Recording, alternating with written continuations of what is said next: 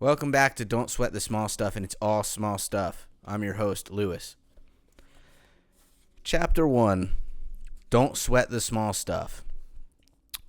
Often, we allow ourselves to get all worked up about things that, upon closer examination, aren't really that big a deal. We focus on little problems and concerns and how to blow them way out of proportion. A stranger, for example, might cut in front of us in traffic. Rather than let it go and go on with our day, we convince ourselves that we are justified in our anger. We play out an imaginary confrontation in our mind. Many of us might even tell someone else about the incident later on rather than simply let it go. Why not instead simply allow the driver to have his accident somewhere else?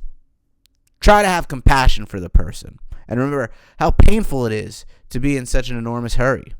This way, we can maintain our own sense of well-being and avoid taking other people's problems personally. There are similar small stuff examples that occur every day in our lives. Whether we had to wait in line, listen to unfair criticism, or do the lion's share of the work. It pays enormous dividends if we learn not to worry about the little things. So many people spend so much of their life energy sweating the small stuff that they completely lose touch with the magic and the beauty of life. When you commit to working toward this goal, you will find that you will have far more energy to be kinder and gentler.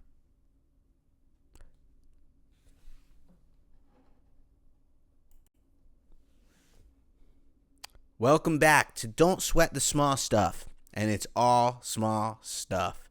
I'm your host, Lewis. Chapter 2, Make Peace with Imperfection. I've yet to meet an absolute perfectionist whose life was filled with inner peace. The need for perfection and the desire for inner tranquility conflict with each other. Whenever we are attached to having something a certain way, better than it already is, we are almost by definition engaged in a losing battle. Rather than being content and grateful for what we have, we are focused on what's wrong with something and our need to fix it. When we are zeroed in on what's wrong, it implies we are dissatisfied, discontent. Whether it's related to ourselves, a disorganized closet, a scratch on the car, an imperfect accomplishment, a few pounds we would like to lose, or someone else's imperfections. The way someone looks, behaves, or lives their life, the very act of focusing on imperfection pulls us away from our goal of being kind and gentle. This strategy has nothing to do with ceasing to do your very best, but with being overly attached and focused on what's wrong with life. It's about realizing that while there's always a better way to do something, this doesn't mean that you can't enjoy and appreciate the way things already are. The solution here is to catch yourself when you fall into your habit of insisting that things should be other than they are. Gently remind yourself that life is okay the way that it is right now. In the absence of your judgment, everything would be fine. As you begin to eliminate your need for perfection in all areas of your life, you'll begin to discover the perfection in life itself.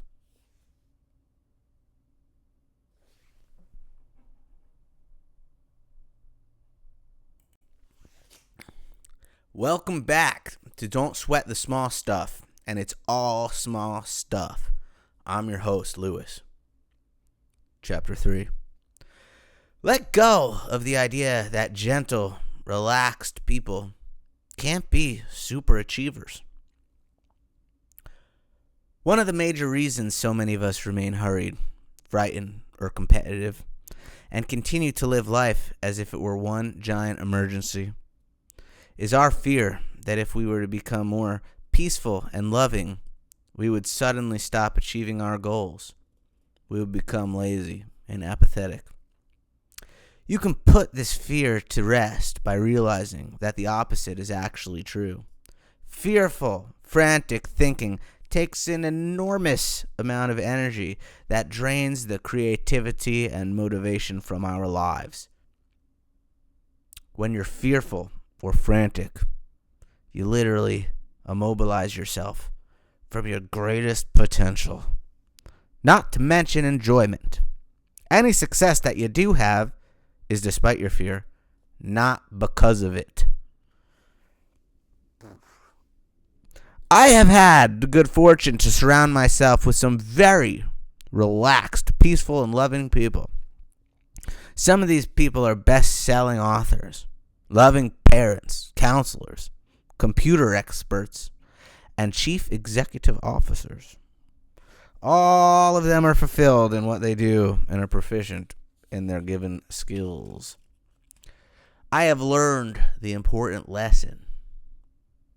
When you have what you want, inner peace, you are less distracted by your wants, needs, desires, and concerns. It's thus easier to concentrate, focus, achieve your goals, and to give back to others.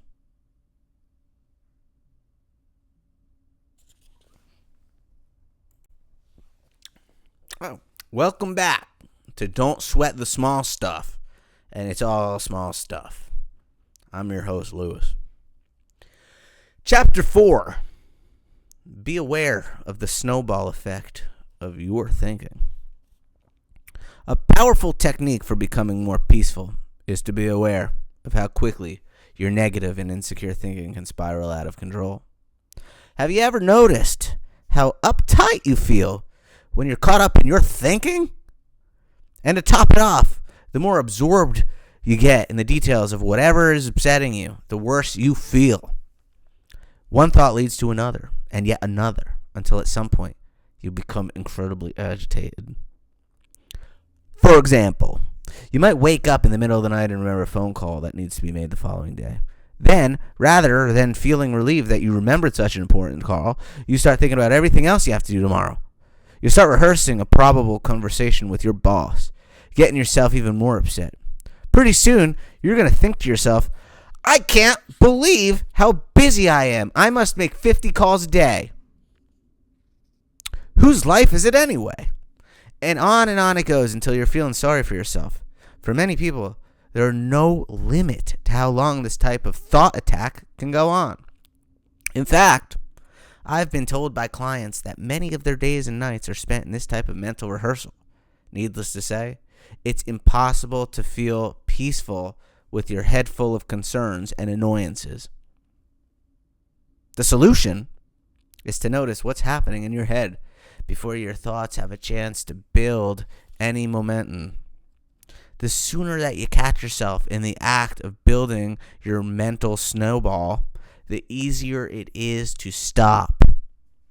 In our example here, you might notice your snowball thinking right when you start running through the list of whatever you have to do the next day.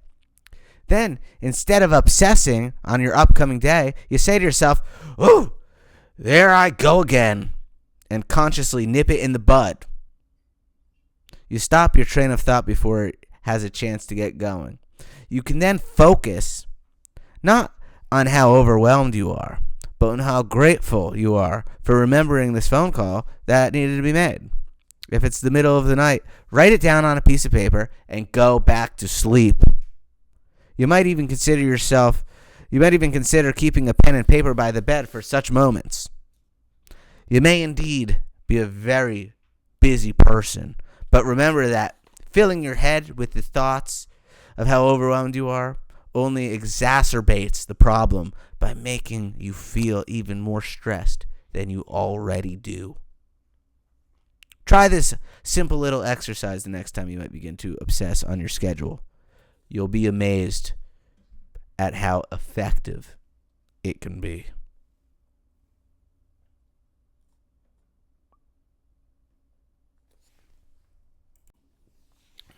Welcome back to Don't Sweat the Small Stuff, and it's all small stuff.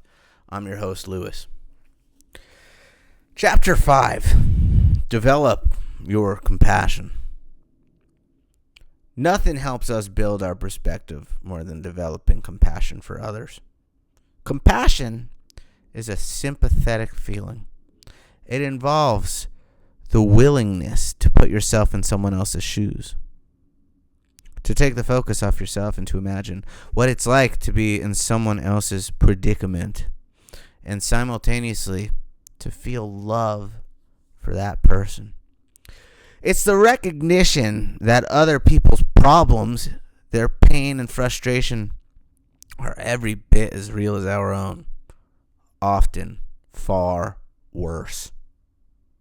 In recognizing this fact and trying to offer some assistance, we open our hearts and greatly enhance our sense of gratitude.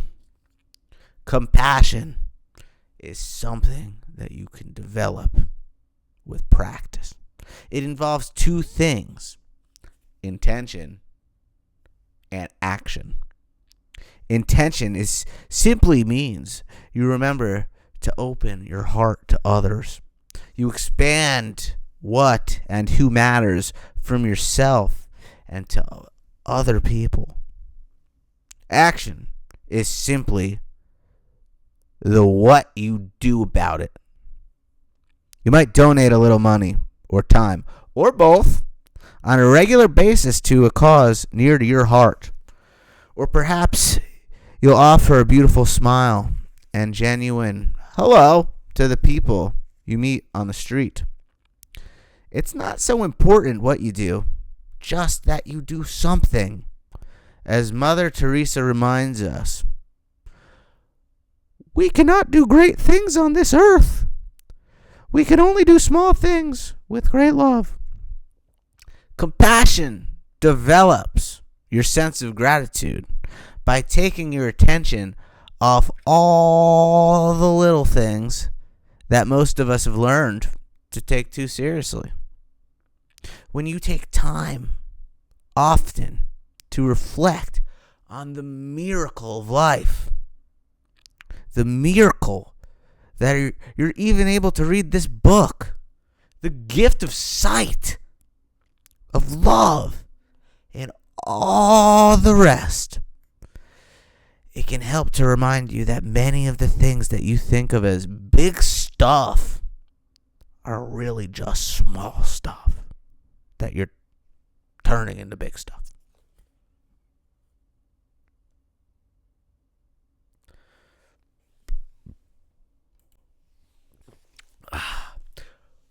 Welcome back to Don't Sweat the Small Stuff.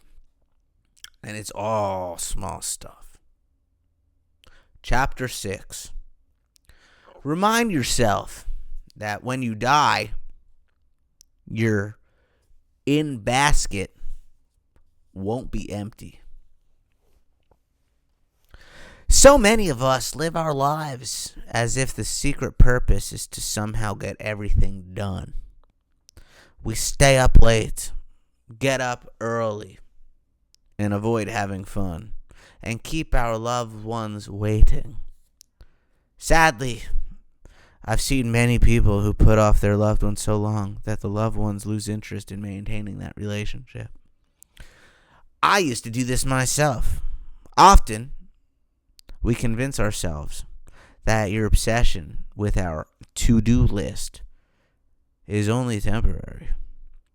That once we get through the list, we'll be calm, relaxed, and happy. But in reality, this rarely happens. As items are checked off, new ones simply replace them. The nature of your in basket is that it's meant to have items to be completed in it. It's not meant to be empty. There will always be phone calls that need to be made, projects to complete, and work to be done. In fact, it can be argued that a full in basket is essential for success. It means your time is in demand. Regardless of who you are or what you do, however, remember that nothing is more important than your own sense of happiness and inner peace, that of your loved ones. If you're obsessed with getting everything done, you will never have a sense of well-being. In reality, almost everything can wait. Very little in our work lives truly falls into the emergency category. If you stay focused on your work, it will all get done in due time.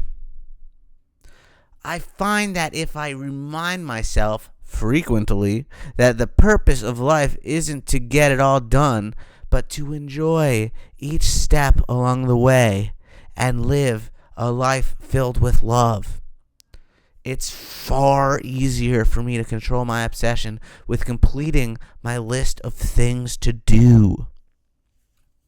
Remember, when you die, there will still be unfinished business to take care of. And you know what? Someone else will do it for you.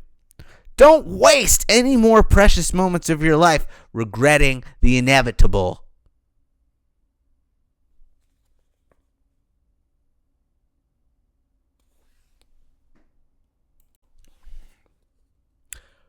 Welcome back to Don't Sweat the Small Stuff. I'm your host, Lewis. Chapter 7. Don't interrupt others or finish their sentences. It wasn't until a few years ago that I realized how often I interrupted others and or finished their sentences. Shortly thereafter, I also realized how destructive that this habit was. Not only to respect and love I received from others, but also the tremendous amount of energy it takes to try to be in two heads at once. Think about it for a moment. When you hurry someone else along, interrupt someone, or finish his or her sentence, you have to keep track not only of your own thoughts, but of the other person's thoughts that you're interrupting as well. This tendency, which, by the way, is extremely common in busy people, encourages both parties to speed up their speech and their thinking. This, in turn, makes both people nervous, irritable, and annoyed. It's downright exhausting. It's also the cause of many arguments. Because if there's one thing almost everyone resents, it's someone who doesn't listen to what they are saying. And how can you really listen to what someone is saying when you're speaking for that person? Once you begin noticing yourself interrupting others, you'll see that this insidious tendency is nothing more than an innocent habit that has become invisible to you. This is good news because it means that all you really have to do is begin catching yourself when you forget. Remind yourself, before a conversation begins if possible, to be patient and to wait. Tell yourself to allow the other person to finish speaking before you take your turn. You'll notice right away how much the interactions with the people in your life will improve as a direct result of this simple act. The good people, the people you communicate with, will feel much more relaxed around you when they feel heard and listened to. You'll also notice how much more relaxed you'll feel when you stop interrupting others.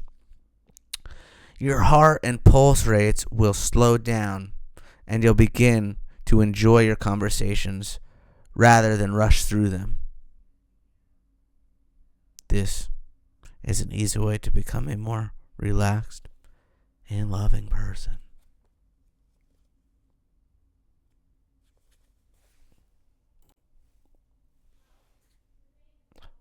Welcome back to Don't Sweat the Small Stuff. And it's all small stuff. I'm your host, Lewis. Chapter 8. Do something nice for someone else and don't tell anyone about it. While many of us frequently do nice things for others, we are almost certain to mention our acts of kindness to someone else, secretly seeking their approval. When we share our own niceness or generosity with someone else, it makes us feel like we are thoughtful people.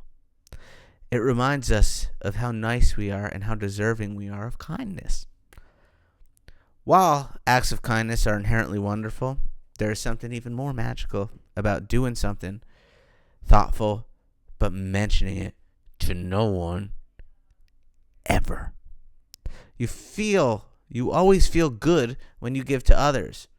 Rather than diluting the positive feelings by telling others about your own kindness, by keeping it to yourself, you get to retain all the positive feelings. It's really true that one should give for the sake of giving, not to receive something in return. This is precisely what you're doing when you don't mention your kindness to others. Your rewards are the warm feeling that comes from the act of giving. The next time you do something really nice for someone else, keep it to yourself and revel in the abundant joy of your giving.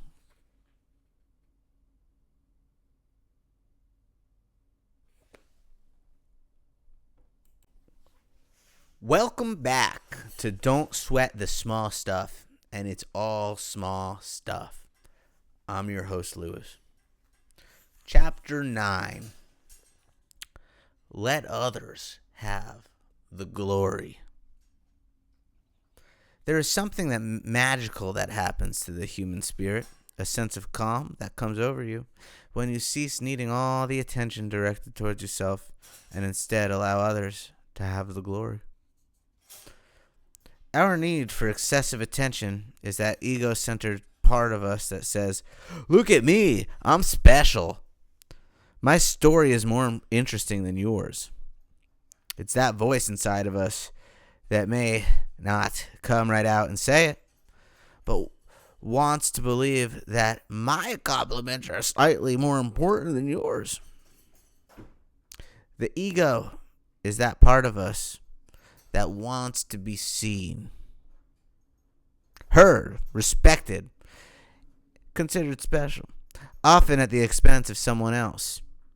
It's the part of us that interrupts someone else's story or impatiently wants to turn to speak so that he can bring the conversation and attention back to himself. To varying degrees, most of us engage in this habit, much to our own detriment.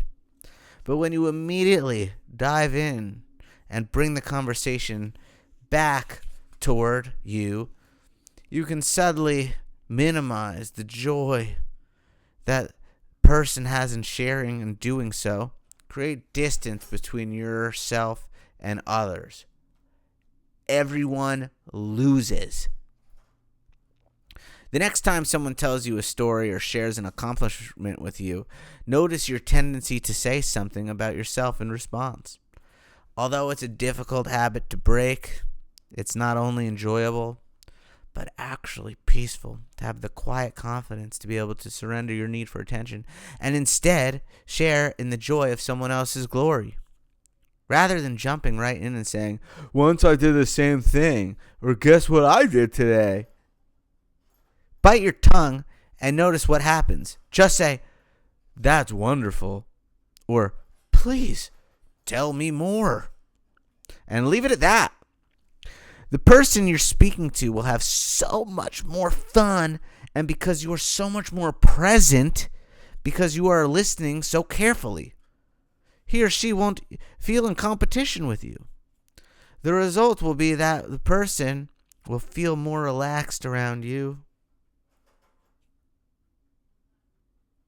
making him or her more confident as well as is more interesting. You too will feel more relaxed because you won't be on the edge of your seat waiting your turn. Obviously, there are many times when it's absolutely appropriate to exchange experience back and forth and to share in the glory and attention rather than giving it all away. I'm referring here to the compulsion need to grab it from others.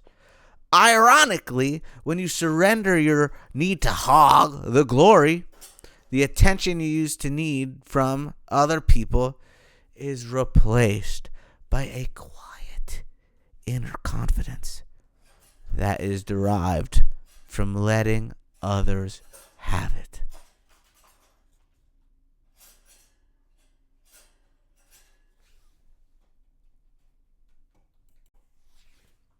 Welcome back to Don't Sweat the Small Stuff, and it's all small stuff. I'm your host, Lewis. Chapter 10. Learn to live in the present moment. To a large degree, the measure of our peace of mind is determined by how much we are able to live in the present moment, irrespective of what happened yesterday or last year, and that may or may not happen tomorrow. The present moment is where you are always. Without question, many of us have mastered the neurotic art of spending much of our lives worrying about a variety of things all at once. We allow our past problems and future concerns to dominate our present moments. So much so that we end up anxious, frustrated, depressed, and hopeless. On the flip side, we also postpone our gratification, our stated priorities, our happiness, and often convincing ourselves that someday will be better than today. Unfortunately, the same mental dynamics that tell us to look toward the future will only repeat themselves so that someday never actually arrives. John Lennon once said, "Life's about happening while you were busy making other plans." When we were busy making other plans, our children are busy growing up. The people we love are always moving away and dying. Our bodies are getting out of shape, and our dreams are slipping away. In short, we miss out on life.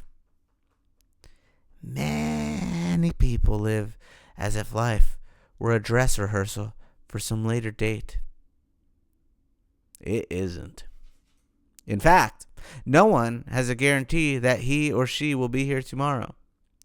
Now is the only time we have, and the only time that we have any control over. When our attention is in the present moment, we push fear from our minds. Fear is the concern,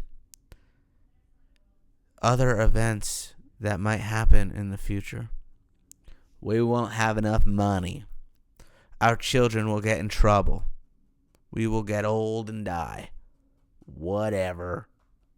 To combat fear, the best strategy is to learn to bring your attention back to the present.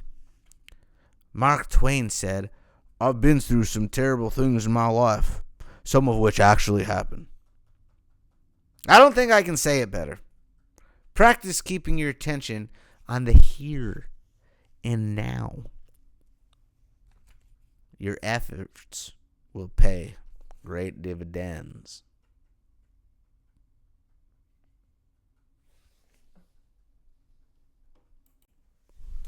Hi, and welcome back to Don't Sweat the Small Stuff, and it's all small stuff. I'm your host, Lewis. Chapter 11. Imagine that everyone is enlightened except you. This strategy gives you a chance to practice something that is probably completely unacceptable to you.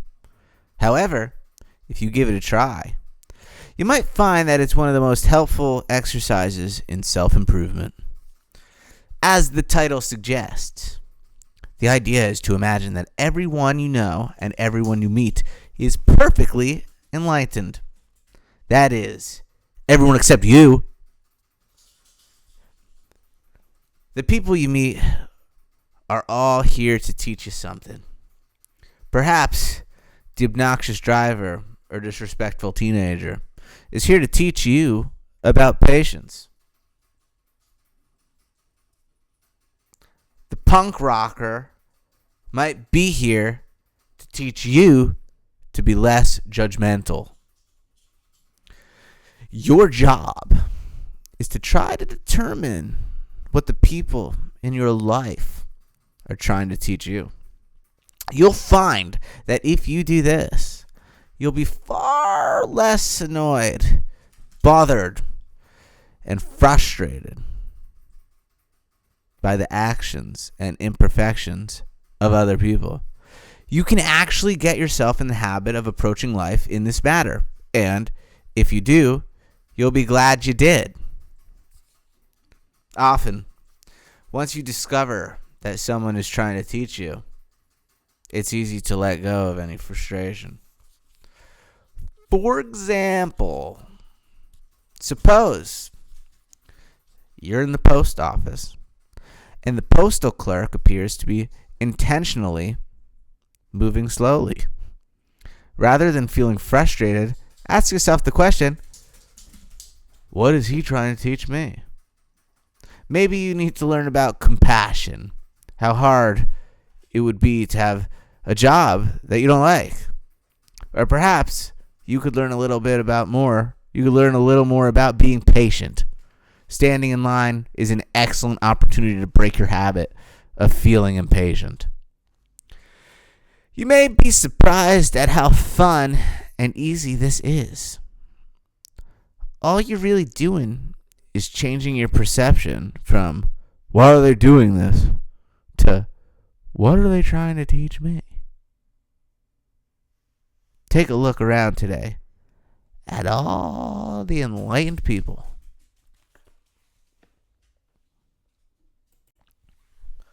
Hi, welcome back to Don't Sweat the Small Stuff, and it's all small stuff. I'm your host, Lewis. Chapter 12. Let others be right most of the time. One of the most important questions you can ever ask yourself is, do I want to be right or do I want to be happy? Many times, the two are mutually exclusive. Being right, defending our positions, takes an enormous amount of mental energy and often alienates us from the people in our lives. Needing to be right or needing someone else to be wrong encourages others to become defensive and puts pressure on us to keep defending. Yet, many of us, me too at times, spend a great deal of time and energy attempting to prove or point out that we are right and or others are wrong. Many people, consciously and unconsciously, believe that it's somehow their job to show others how their positions, statements, and points of view are incorrect. And that in doing so, the person they are correcting is going to somehow appreciate it, or at least learn something. Wrong. Think about it. Have you ever been corrected by someone and said to the person who was trying to be right, thank you so much for showing me that I'm wrong and you're right. Now I see it. Boy, you're great. Or has anyone ever thanked you or even agreed with you when you corrected them or made yourself right at their expense? Of course not. The truth is, all of us hate to be corrected. We all want our positions to be respected and understood by others. Being listened to and heard is one of the greatest desires of the human heart. And those who learn to listen are the most loved and respected. Those who are in the habit of correcting others are often resented and avoided. It's not that it's never appropriate to be right. Sometimes you genuinely need to be or want to be. Perhaps there's a certain philosophical position that you don't want to be, that you don't want to budge on, such as when you hear a racist comment. Here, it's important to speak your mind. Usually, however, it's just your ego creeping in and ruining an otherwise peaceful encounter. A habit of wanting or needing to be right. A wonderful heartfelt strategy for becoming more peaceful and loving is to practice allowing others the joy of being right. Give them the glory. Stop correcting. As hard as it may be to change this habit, it's worth any effort and practice it takes. When someone says, "I feel it's important to," rather than jumping in and saying, "No, it's more important to," or adding any hundreds of other forms of conversational editing, simply let go and allow their statement to stand. The people in your life will become less defensive and more loving. They will appreciate you more than you could ever have dreamed possible, even if they don't exactly know why. You'll discover the joy of participating in and witnessing other people's happiness, which is far more rewarding than a battle of egos. You don't have to sacrifice your deepest philosophical truths or most heartfelt opinions. But starting today, let others be right most of the time.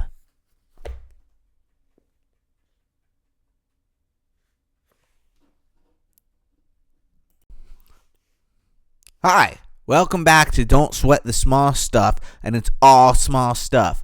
I'm your host, Lewis. Chapter 13, Become More Patient. The quality of patience goes a long way towards your goal of creating a more peaceful and loving self. The more patient you are, the more accepting you will be of what is, rather than insisting that life be exactly as you would like it to be. Without patience, life is extremely frustrating. You are easily annoyed, bothered, and irritated. Patience adds a dimension of ease and acceptance to your life. It's essential for inner peace. Becoming more patient involves opening your heart to the present moment, even if you don't like it. If you're stuck in a traffic jam, late for an appointment, opening to the moment would mean catching yourself building a mental snowball before your thinking got out of hand, and gently reminding yourself to relax. It might also be a good time to breathe.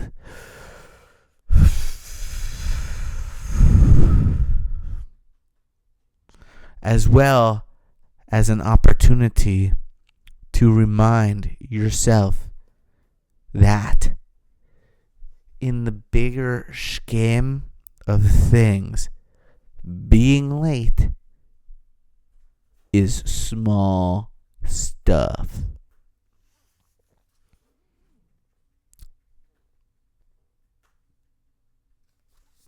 Patience also involves seeing the innocence in others. My wife, Chris, and I have 2 young children, ages 4 and 7. On many occasions while writing this book, our 4-year-old daughter has walked into my office and interrupted my work, which can be disruptive to a writer. What I have learned to do most of the time is to see the innocence in her behavior rather than to focus on the potential implications of her interruption. I won't get my work done. I'll lose my train of thought. This is my only opportunity to write today, and so forth.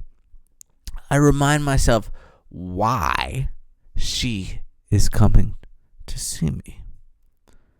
Because she loves me. Not because she is conspiring to ruin my work. When I remember to see the innocence, I immediately bring forth a feeling of patience, and my attention is brought back to the moment. Any irritation that may have been building is eliminated, and I'm reminded once again how fortunate I am to have such beautiful children. I have found that if you look deeply enough, you can almost always see the innocence in other people, as well as in potentially frustrating situations. When you do, you will become a more patient and peaceful person, and in some strange way, you begin to enjoy many of the moments that used to frustrate you.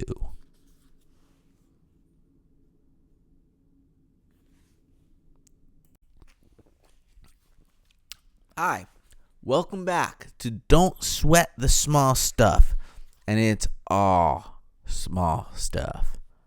I'm your host, Lewis. Chapter 14. Create patience practice periods. Patience is a quality of heart that can be greatly enhanced with deliberate practice. An effective way that I have found to deepen my own patience is to create actual practice periods. Periods of time that I set up in my mind to practice the art of patience. Life itself becomes a classroom, and the curriculum is patience. You can start with as little as 5 minutes and build up your capacity for patience over time. Start by saying to yourself, okay, for the next 5 minutes, I won't allow myself to be bothered by anything. I'll be patient. What you'll discover is truly amazing. Your intention to be patient, especially if you know it's only for a short while, immediately strengthens your capacity for patience. Patience is one of those special qualities where success feeds on itself. Once you reach the little milestones, 5 minutes of successful patience, you'll begin to see that you do indeed have the capacity to be patient, even for longer periods of time. Over time, you may even become a more patient person. Since I have young children at home, I have many possibilities to practice the art of patience. For example, on a day when both girls are firing questions at me as I'm trying to make important phone calls, I'll say to myself, now is a great time to be patient. For the next half hour, I'm going to be as patient as possible. See, I've worked hard. I'm up to 30 minutes. All kidding aside, it really works. And it has worked in our family. As I keep my cool and don't allow myself to be annoyed and upset, I can calmly yet firmly direct my children's behavior far more effectively than when I get crazy. The simple act of gearing my mind toward patience allows me to remain in the present moment far more than if I were upset, thinking about all the times this has happened before, and feeling like a martyr. What's more, my patient feelings are often contagious. They rub off on the kids, who then decide on their own that it's not fun to bother Dad. Being patient allows me to keep my perspective. I can remember, even in the midst of a difficult situation, that what's before me, my present challenge, is not life or death, but simply a minor obstacle that must be dealt with. Without patience, the same scenario can become a major emergency, complete with yelling, frustration, hurt feelings, and high blood pressure. It's really not worth all that. Whether you're needing to deal with children, your boss, or a difficult person or situation, if you don't want to sweat the small stuff, improving your patience level is a great way to start.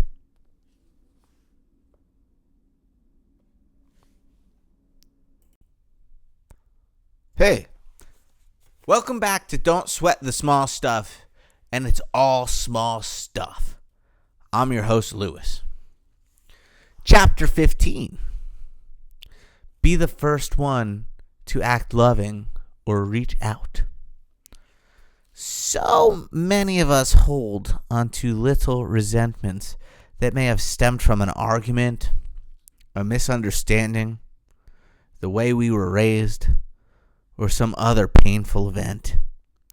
Stubbornly, we wait for someone else to reach out to us, believing this is the only way we can forgive or rekindle a friendship or family relationship. An acquaintance of mine, whose health isn't very good, recently told me that she hasn't spoken to her son in almost 3 years. Why not? I asked.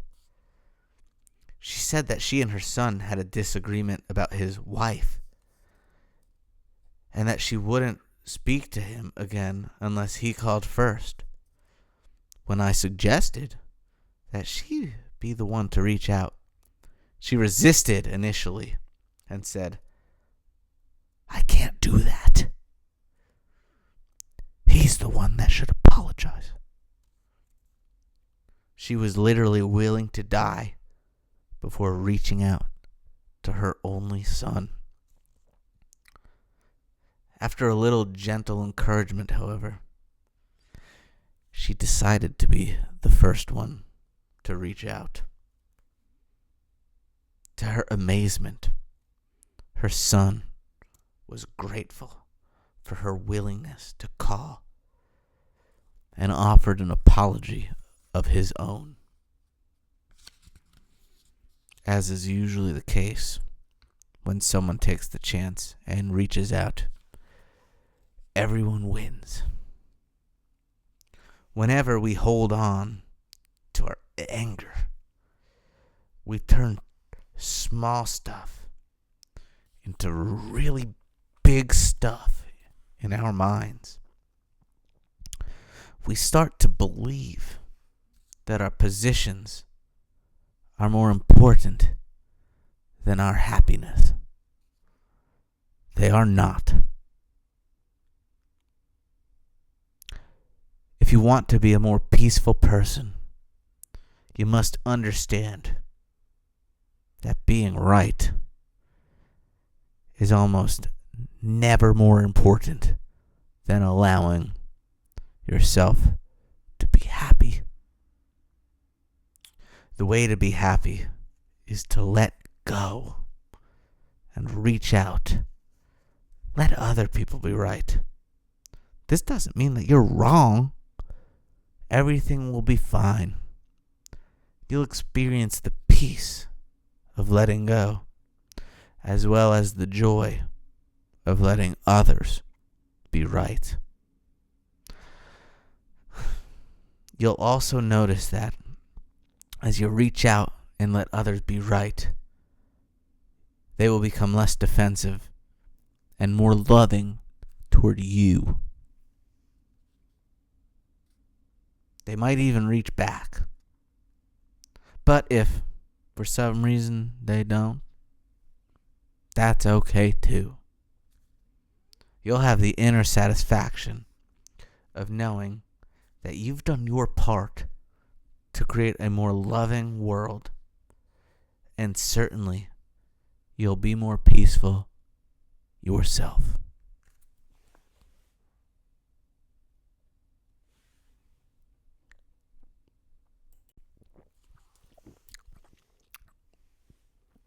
Welcome back to Don't Sweat the Small Stuff, and it's all small stuff. I'm your host, Lewis. Chapter 16. Ask yourself the question, will this matter a year from now? Almost every day I play a game with myself that I call Time Warp. I made it up in response to my consistent erroneous belief that what I was all worked up about was really important. Time to play Time Warp. All you have to do is imagine that whatever circumstance you're dealing with isn't happening right now, but a year from now. And then simply ask yourself, is this situation really as important as I'm making it out to be? Once in a great while it might be. But a vast majority of the time, it simply isn't. Whether it be an argument with your spouse, child, or boss, a mistake, a lost opportunity, a lost wallet, a work rejection, or a sprained ankle, chances are a year from now that you aren't going to care. It will be one of the most irrelevant details in your life. While this simple game won't solve all your problems, it can give you an enormous amount of needed perspective. I find myself laughing at things that I used to take far too seriously. Now, rather than using up my energy feeling angry and overwhelmed, I can use it instead on spending time with my wife and children or engaging in creative thinking.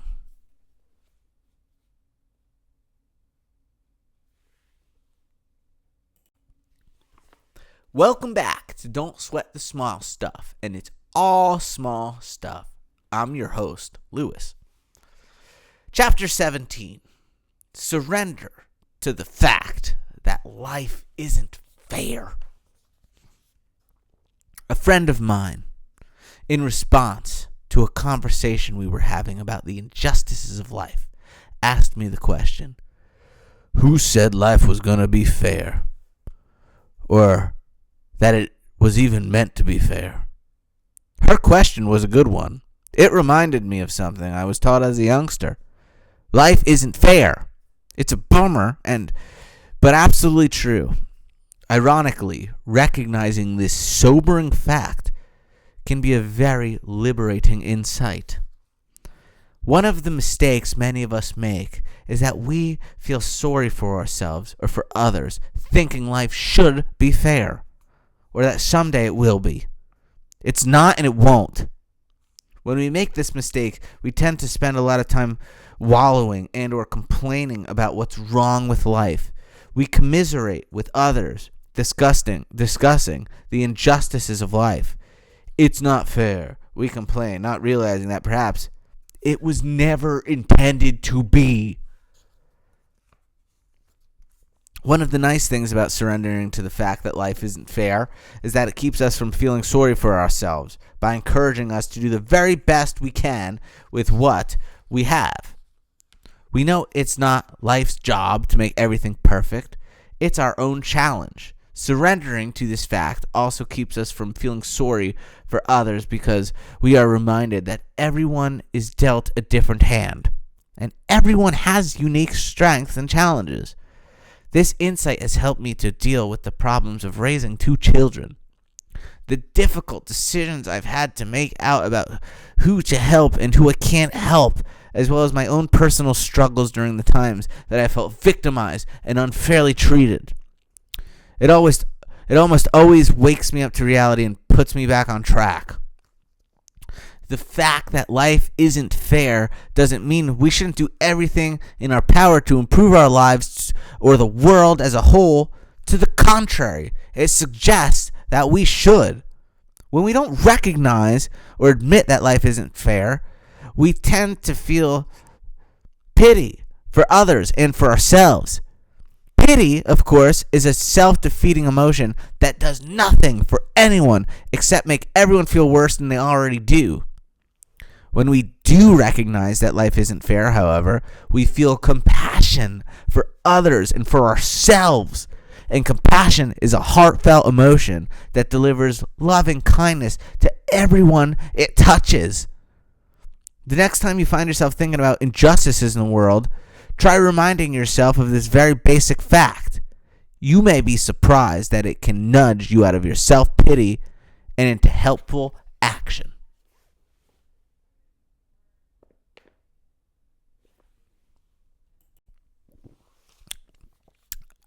Hi, welcome back to Don't Sweat the Small Stuff, and it's all small stuff. I'm your host, Lewis. Chapter 18. Allow yourself to be bored. For many of us, our lives are so filled with stimuli, not to mention responsibilities, that it's almost impossible for us to sit still and do nothing, much less relax, even for a few minutes. A friend of mine said to me, people are no longer human beings. We should be called human doings. I was first exposed to the idea that occasional boredom can actually be good for a while. Be good for me while studying with a therapist in Lackawanna, Washington, a tiny little town with very little to do.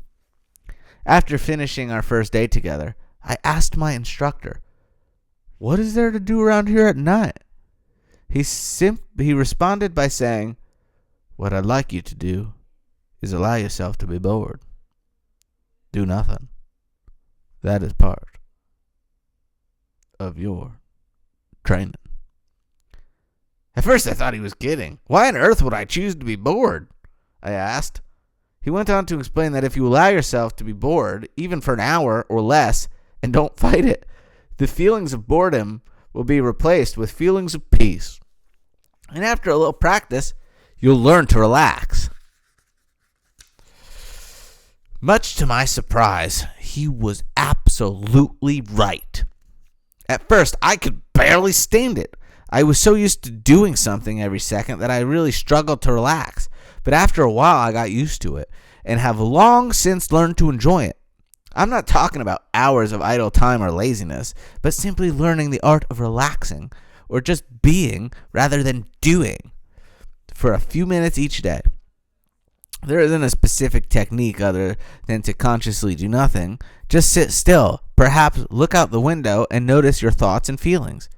At first you might get a little anxious, but each day it will get a little easier. The payback is tremendous. Much of our anxiety and inner struggle stems from our busy, overactive minds always needing something to entertain them, something to focus on, and always wondering, what's next? While we're eating dinner, we wonder, what's for dessert? While eating dessert, we ponder what we should do afterwards. After that evening, it's, what should we do this weekend? After we've been out, we walk into the house and immediately turn on the television, pick up the phone, open a book, or start cleaning. It's almost as though we're frightened at the thought of not having something to do, even for a minute. The beauty of doing nothing is that it teaches you to clear your mind and relax. It allows your mind the freedom to not know for a brief period of time, just like your body.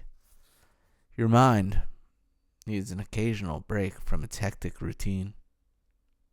When you allow yourself to take a break, it comes back stronger, sharper, more focused, and creative. When you allow yourself to be bored, it takes an enormous amount of pressure off you to be performing and doing something every second of every day. Now, when either of my two children say to me, "Daddy, I'm bored," I respond by saying, "Great! Be bored for a while. It's good for you." Once I say this, they always give up on the idea of me solving their problem. You probably never thought someone would actually suggest that you allow yourself to be bored. I guess there's a first for everything.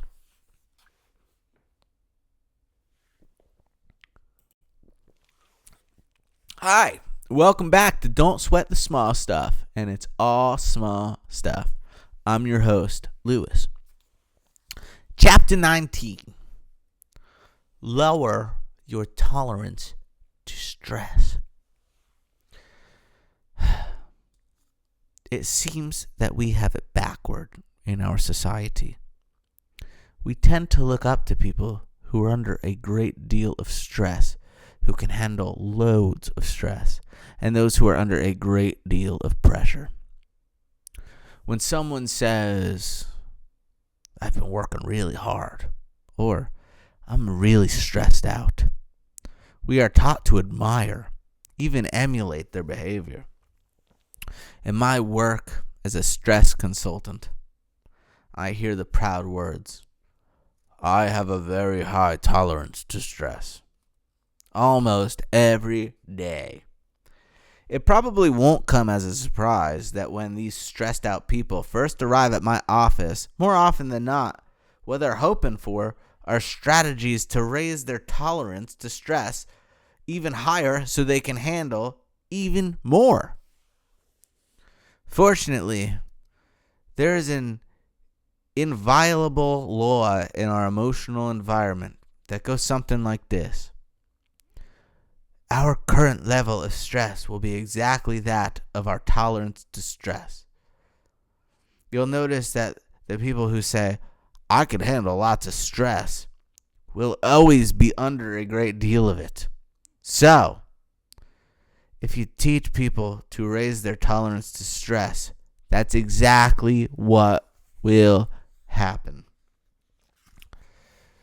They will accept even more confusion and responsibility until, again, their external level of stress matches that of their tolerance. Usually it takes a crisis of some kind to wake up a stressed out person to their own craziness. A spouse leaves. A health issue emerges. A serious addiction takes over their life. Something that happens that jolts them into a search for a new kind of strategy. It may seem strange, but if you were to enroll in the average stress management workshop, what you would probably learn is to raise your tolerance to stress.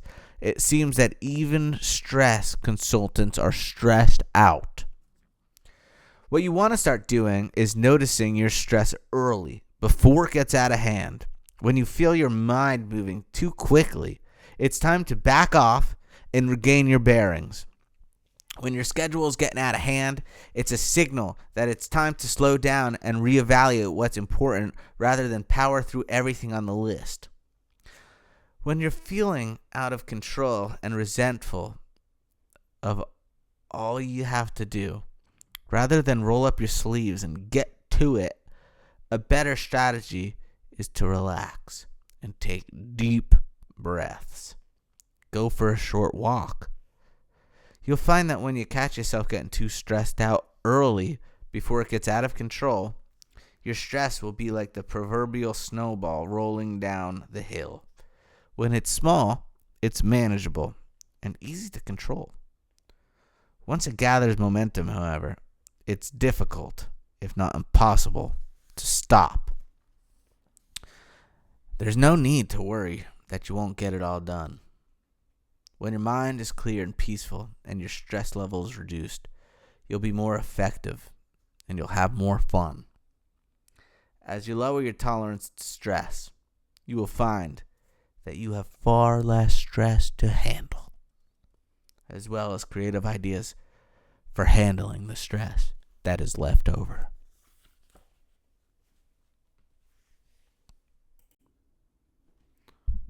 Hi, welcome back to Don't Sweat the Small Stuff, and it's all small stuff. I'm your host, Lewis. Chapter 20. Once a week, write a heartfelt letter.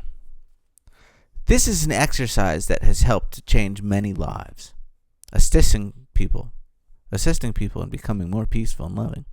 Taking a few minutes each week to write a heartfelt letter does many things for you. Picking up a pen or typing on a keyboard slows you down long enough to remember the beautiful people in your life. The act of sitting down to write helps to fill your life with gratitude. Once you decide to try this, you'll probably be amazed at how many people appear on your list. I had one client who said, "I probably don't have enough weeks left in my life to write everyone on my list." This may or not be true for you, but chances are there are a number of people in your life or from your past who are quite deserving of a friendly, heartfelt letter. Even if you don't have people in your life to whom you feel you can write to, go ahead and write a letter to someone you don't know instead. Perhaps to an author who may or not be living, whose works you admire, or to a great inventor or thinker from the past or present. Part of the value of this letter is to gear your thinking towards gratitude. Writing the letter, even if it isn't sent, would do just that. The purpose of your letter is very simple: to express love and gratitude. Don't worry if you're awkward at writing letters. This isn't a contest from the head, but a gift from the heart. If you can't think of much to say, start with short little notes like, "Dear Jasmine, I woke up this morning thinking of how lucky I am to have people like you in my life. Thank you so much for being my friend. I'm truly blessed, and I wish for you all the happiness and joy that life can bring. Love, Richard." Not only does writing and sending a note like this focus your attention on what's right in your life, but the person receiving it will, in all likelihood, be extremely touched and grateful. Often, this simple action starts a spiral of loving actions whereby the person receiving your letter may decide to do the same thing to someone else, or perhaps will act and feel more loving towards others. Write your first letter this week. I'll bet you'd be glad that you did.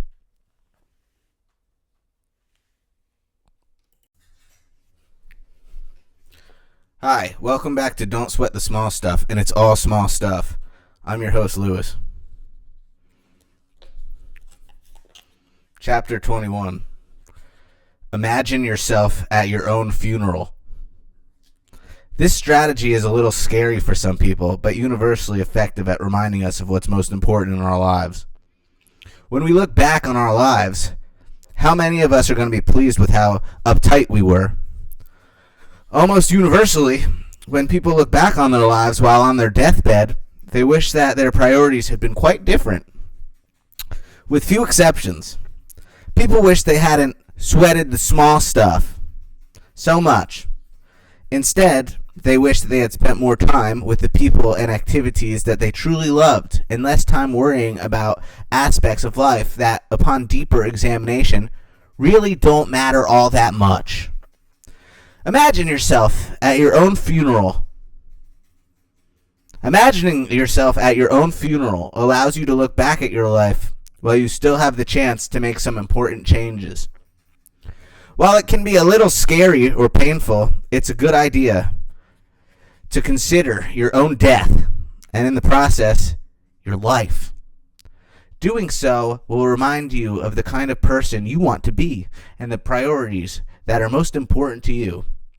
If you're at all like me, you'll probably get a wake-up call that can be an excellent source of change.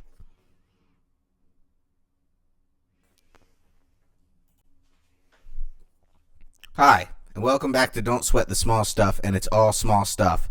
I'm your host, Lewis. Chapter 22. Repeat to yourself. Life isn't an emergency. In some ways, this strategy epitomizes the essential message of this book. Although most people believe otherwise, the truth is, life isn't an emergency. I've had hundreds of clients over the years who have all but neglected their families as well as their own dreams because of their propensity to believe that life isn't an emergency.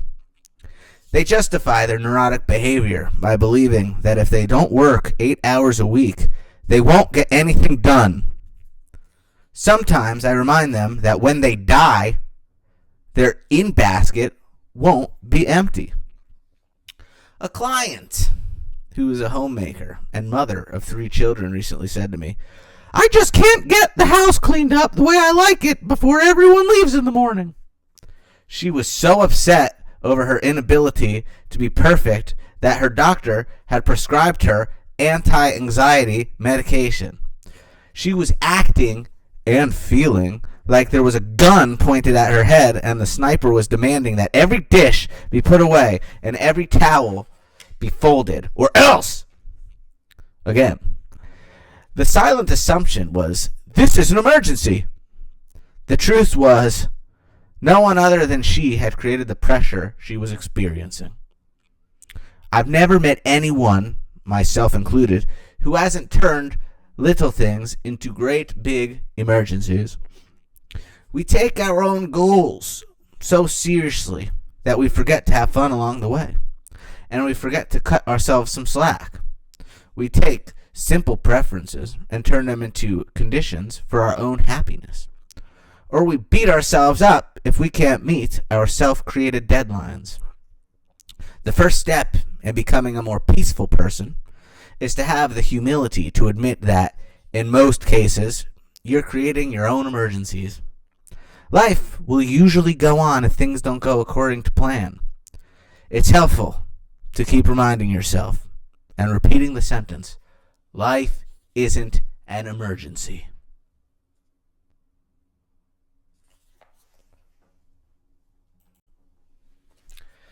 Welcome back to Don't Sweat the Small Stuff, and it's all small stuff. I'm your host, Lewis. Chapter 23. Experiment with your back burner. Your back burner is an excellent tool for remembering a fact or bringing forth an insight. It's an almost effortless yet effective way of using your mind when you might otherwise start feeling stressed out. Using your back burner means allowing your mind to solve a problem while you're busy doing something else, here in the present moment.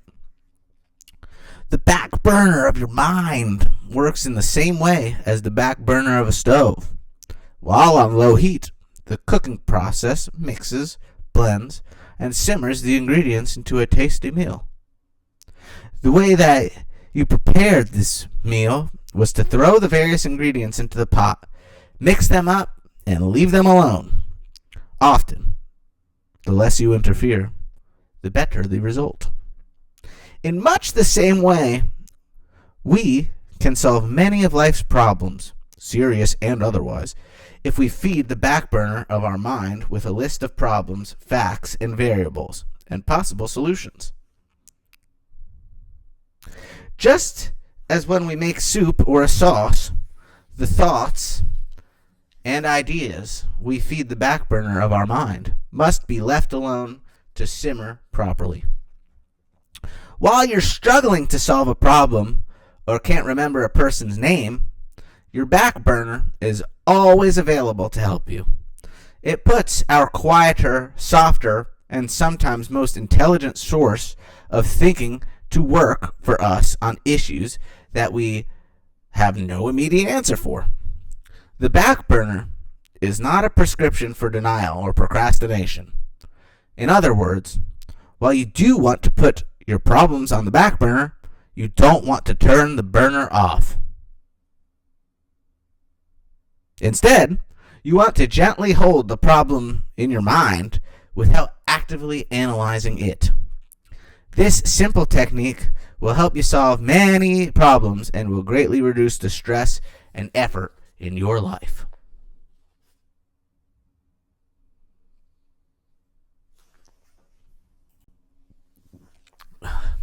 Welcome back to Don't Sweat the Small Stuff, and it's all small stuff.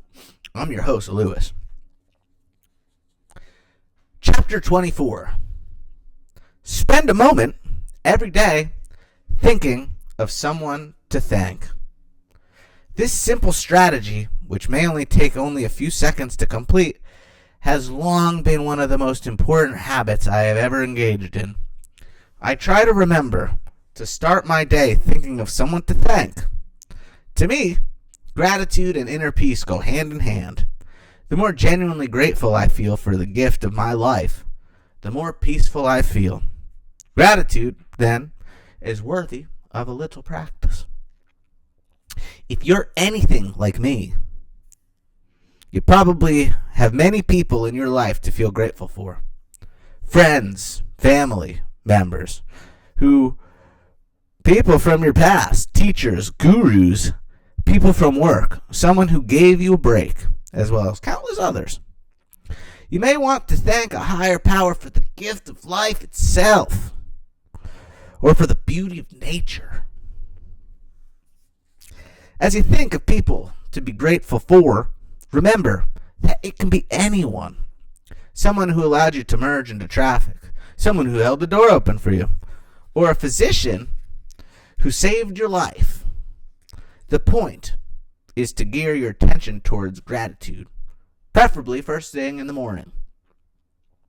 I learned a long time ago that it's easy to allow my mind to slip into various forms of negativity.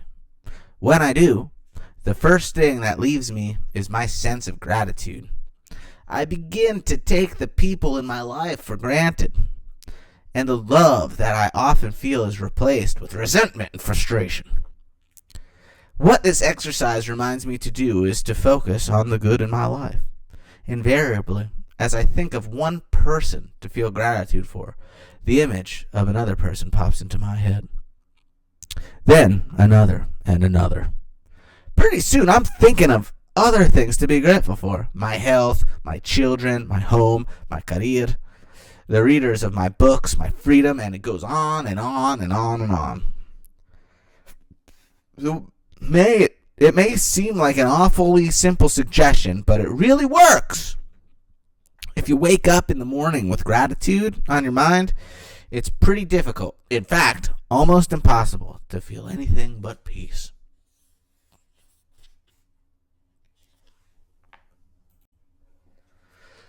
Welcome back to Don't Sweat the Small Stuff, and it's all small stuff. I'm your host, Lewis. Chapter 25. Smile at strangers. Look into their eyes and say, hello. Have you ever noticed or thought about how little eye contact most of us have with strangers? Why? Are we afraid of them? What keeps us from opening our hearts to people we don't know? I don't really know the answer to these questions, but I do know that there is virtually always a parallel between our attitude towards strangers and our overall level of happiness. In other words, it's unusual to find a person who walks around with her head down, frowning, and looking away from people, who is secretly a peaceful, joyful person. Now, I'm not suggesting it's better to be outgoing than introverted. That you need to expend tons of extra energy trying to brighten others' days, or that you should pretend to be friendly. I am suggesting, however, that if you think of strangers as being a little more like you and treat them not only with kindness and respect, but with smiles and eye contact, you'll probably notice that some pretty nice changes in yourself. You'll begin to see that most people are just like you. Most of them have families, people they love, troubles, concerns, likes, dislikes, fears, and so forth. You'll also notice how nice and grateful people can be when you're the first one to reach out. When you see how similar we all are, you begin to see the innocence in all of us. In other words, even though we often mess up, most of us are doing the best that we know how to do with the circumstances that surround us. Along with seeing the innocence in people comes a profound feeling of inner happiness.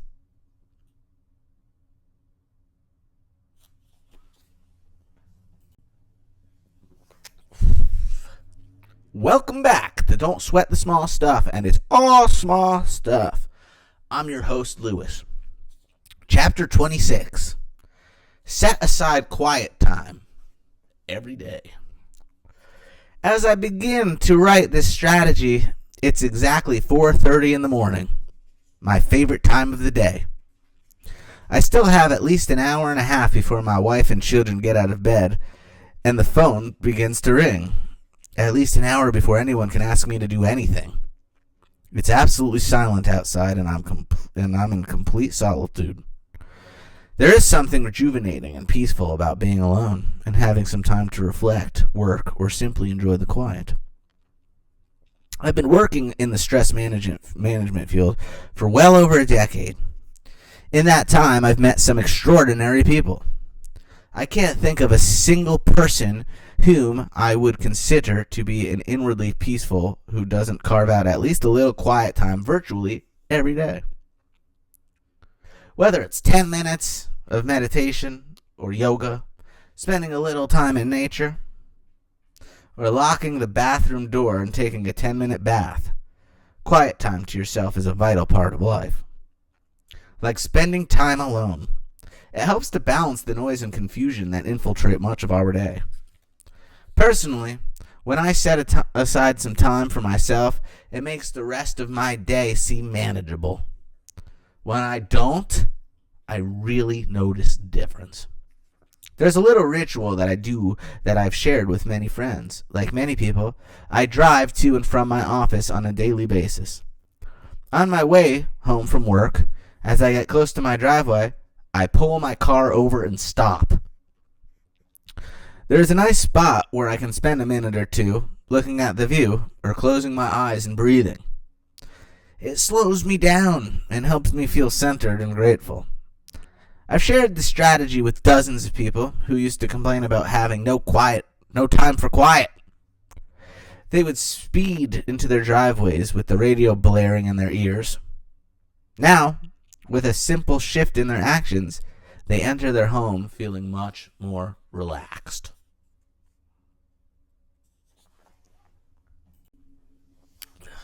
Welcome back to Don't Sweat the Small Stuff, and it's all small stuff. I'm your host, Lewis. Chapter 27. Imagine the people in your life as tiny infants and as 100-year-old adults. I learned this technique almost 20 years ago. It has proven to be an extremely successful for releasing feelings of irritation towards other people. Think of someone who truly irritates you, who makes you feel angry. Now, close your eyes and try to imagine this person as a tiny little infant. See their tiny little features and their innocent little eyes. Know that babies can't help but make mistakes, and each of us was, at one time, a little infant. Now, Roll forward the clock 100 years. See that same person as a very old person who is about to die. Look at their worn out eyes and their soft smile, which suggests a bit of wisdom and the admission of mistakes made. Know that each of us will be 100 years old, alive or dead, before too many decades go by. You can play with this technique and alter it in many ways. It almost always provides the user with some needed perspective and compassion. If our goal is to become more peaceful and loving, we certainly don't want to harbor any negativity towards others.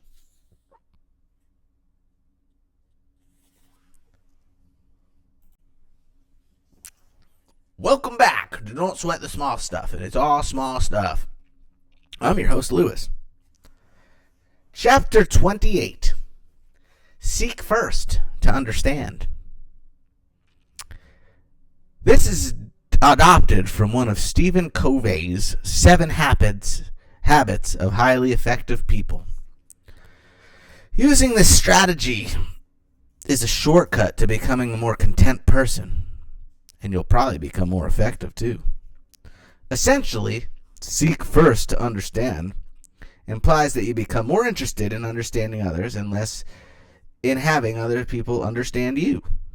It means mastering the idea that if you want quality, fulfilling communication, and that's nourishing to you and others, understanding that must come first. When you understand where people are coming from, what they're trying to say, what's important to them, and so forth, being understood flows naturally. It falls into place with virtually no effort. When you reverse this process, however, which is what most of us do most of the time, you're putting the cart before the horse. When you try to be understood before you understand, the effort you will exert will be felt by you and the person or people you are trying to reach. Communication will break down, and you may end up with a battle of 2 egos. I was working with a couple who had spent their first 10 years of marriage frustrated, arguing about their finances. He couldn't understand why she wanted to save every penny they earned. She couldn't understand why he was spending Why he was a spendthrift. Any rationale on either position had been lost in their joint frustration. While many problems are more complex than this couple's, their solutions were relatively simple. Neither person felt understood. They needed to learn to stop interrupting each other and listen carefully. Rather than defending their own positions, they needed to seek first to understand. This is precisely what I got them to do. He learned that she was saving to avoid her parents' financial disasters. Essentially, she was frightened of being broke. She learned that he felt embarrassed that he wasn't able to take care of her as well as his father did his mother. Essentially, he wanted her to be proud of him. As each other learned to understand the other, their frustration with each other was replaced by compassion. Today, they have a nice balance between spending and saving. Seeking first to understand isn't about who's right or wrong. It's a philosophy of effective communication. When you practice this method, you'll notice that the people you communicate with will feel listened to, heard, and understood. And this will translate into better, more loving relationships.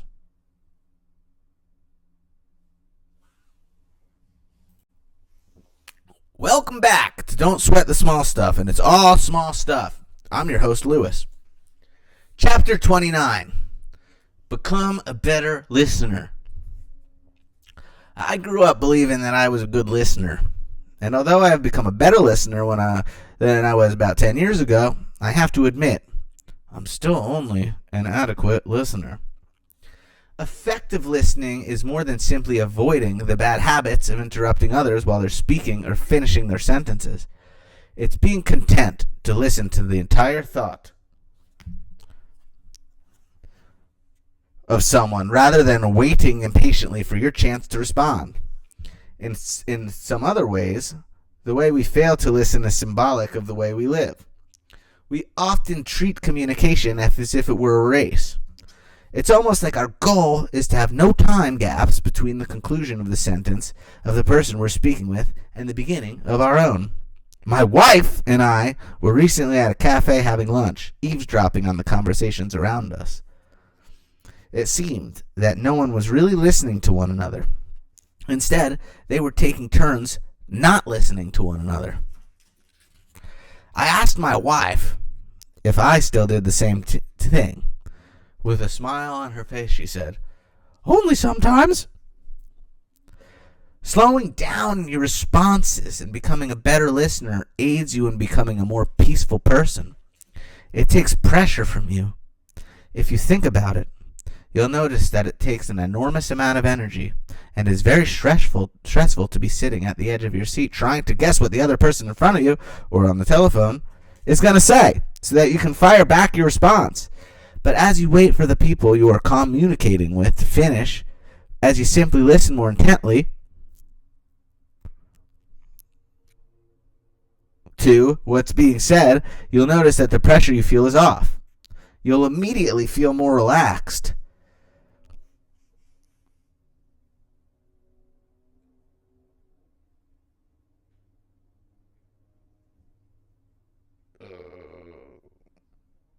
And so will the people you're talking to. They will feel safe in slowing down their own responses because they won't feel in competition with you for airtime. Not only will becoming a better listener make you a more patient person, it will also enhance the quality of your relationships. Everyone loves to talk to someone who truly listens to what they're saying.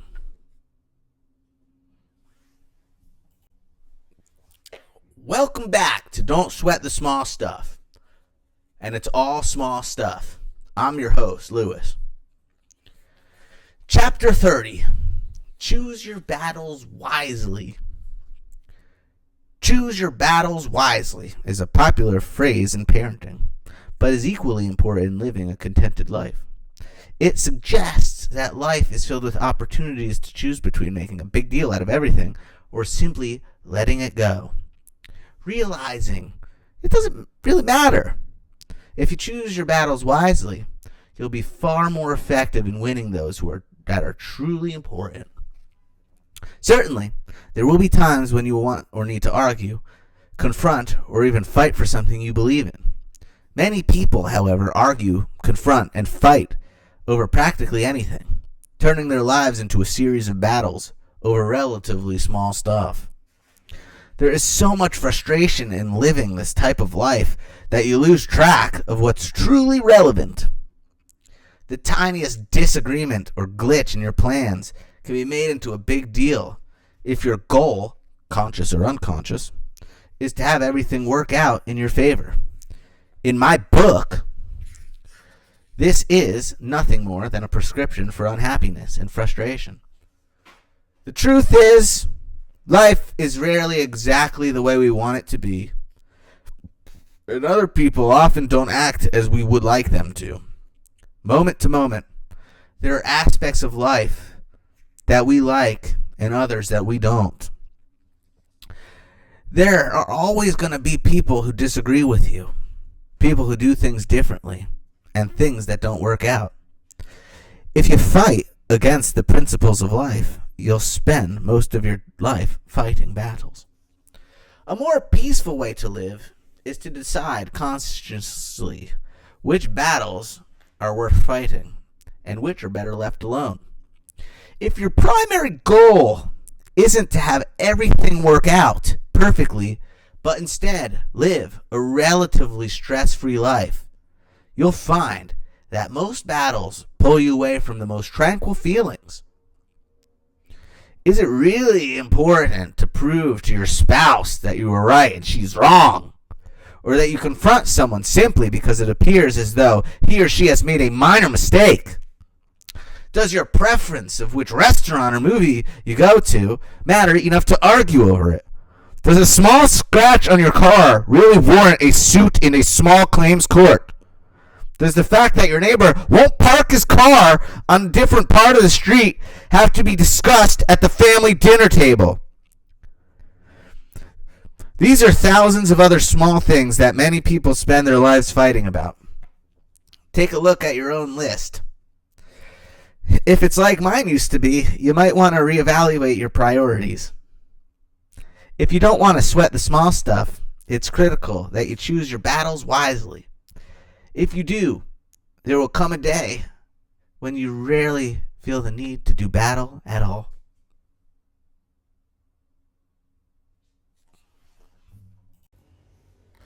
Hi, and welcome back to Don't Sweat the Small Stuff, and it's all small stuff.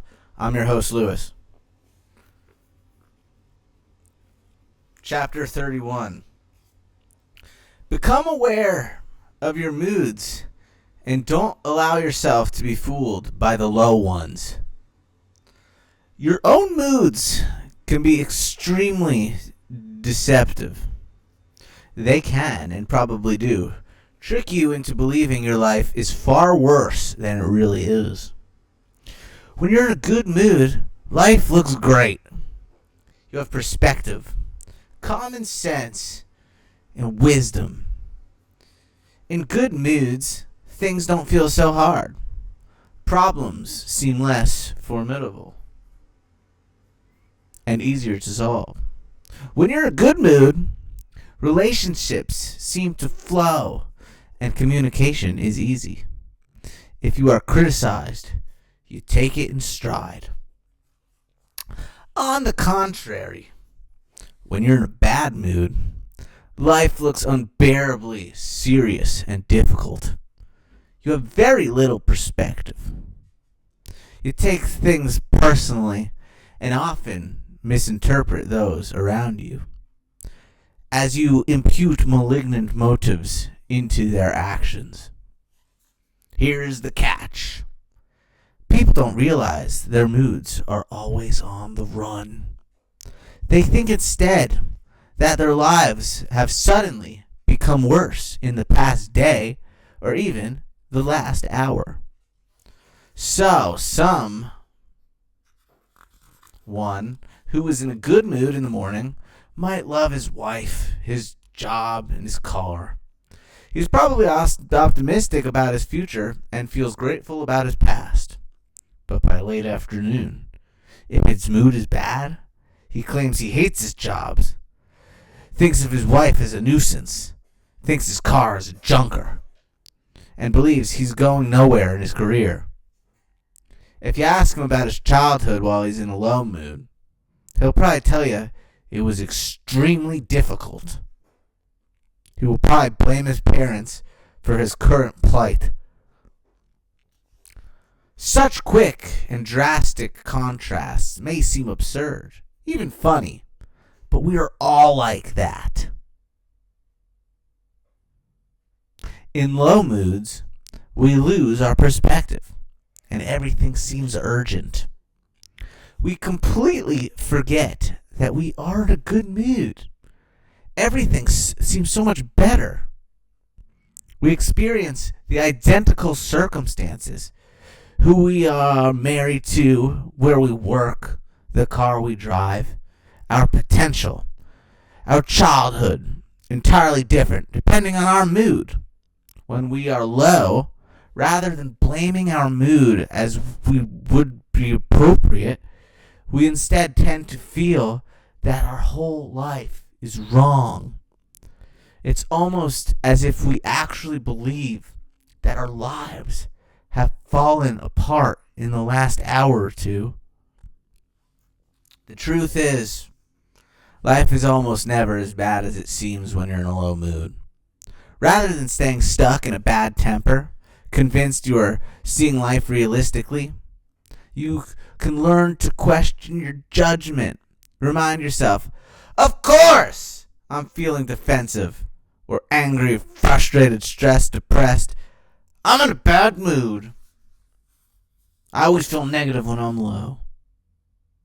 When you're in an ill mood, learn to pass it off as simply that, an unavoidable human condition that will pass with time.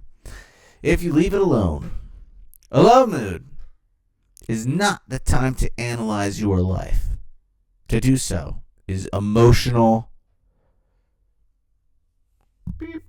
If you have a legitimate problem, it will still be there when your state of mind improves. The trick is to be grateful for our good moods and graceful in our low moods, not taking them too seriously.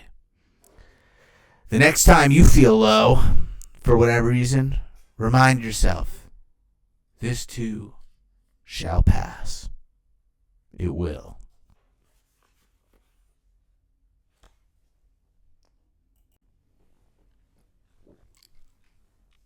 Welcome back to Don't Sweat the Small Stuff, and it's all small stuff. I'm your host, Lewis. Chapter 32. Life is a test. It is only a test. One of my favorite posters says, life is a test. It is only a test. Had this been real life, you would have been instructed where to go and what to do. Whenever I think of this humorous bit of wisdom, it reminds me to not take my life so seriously. When you look at life and its many challenges as a test, or series of tests, you begin to see each issue you face as an opportunity to grow, a chance to roll with the punches. Whether you're being bombarded with problems, responsibilities, even insurmountable hurdles, when looked at as a test, you always have a chance to succeed. In the sense of rising above that which is challenging you. If, on the other hand, you see each new issue you face as a serious battle that must be won in order to survive, you're probably in for a very rocky journey. The only time you're likely to be happy is when everything is working out just right. And we all know how often that happens. As an experiment, see if you can apply this idea to something you are forced to deal with. Perhaps you have a difficult teenager or a demanding boss. See if you can redefine the issue you face from being a problem to being a test. Rather than struggling with your issue, see if there's something you can learn from it. Ask yourself, why is this issue in my life? What would it mean? And what would be involved to rise above it? Could I possibly look at the issue any differently? Can I see it as a test of some kind? If you give this strategy a try, you may be surprised at your changed responses. For example, I used to struggle a great deal over the issue of my perception of not having enough time. I would rush around trying to get everything done. I blamed my schedule, my family, my circumstances, and anything else I could think of for my plight. Then it dawned on me. If I wanted to be happy, my goal didn't necessarily have to be to organize my life perfectly so that I had more time, but rather to see whether I could get to the point where I felt it was okay that I couldn't get everything done, that I felt I must. In other words, my real challenge was to see my struggle as a test. Seeing this issue as a test ultimately helped me to cope with one of my biggest personal frustrations. I still struggle now and then about my perceived lack of time, but less than I used to. It's become far more acceptable to me to accept things as they are.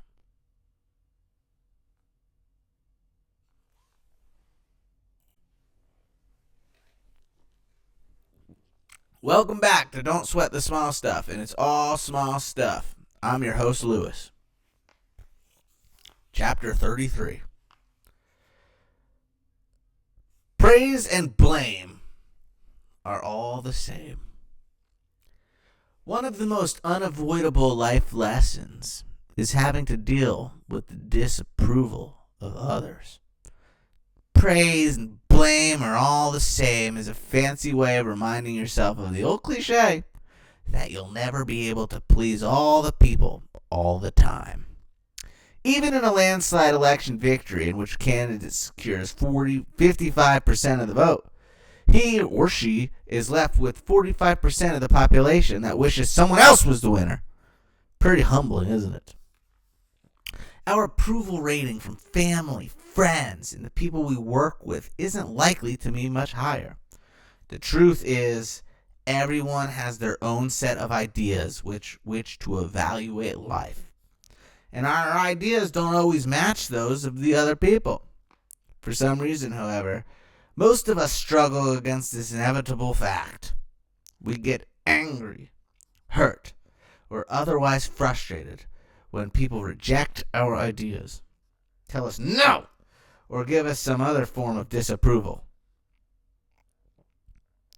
The sooner we accept the inevitable dilemma of not being able to win the approval of everyone we meet, the easier our lives will become.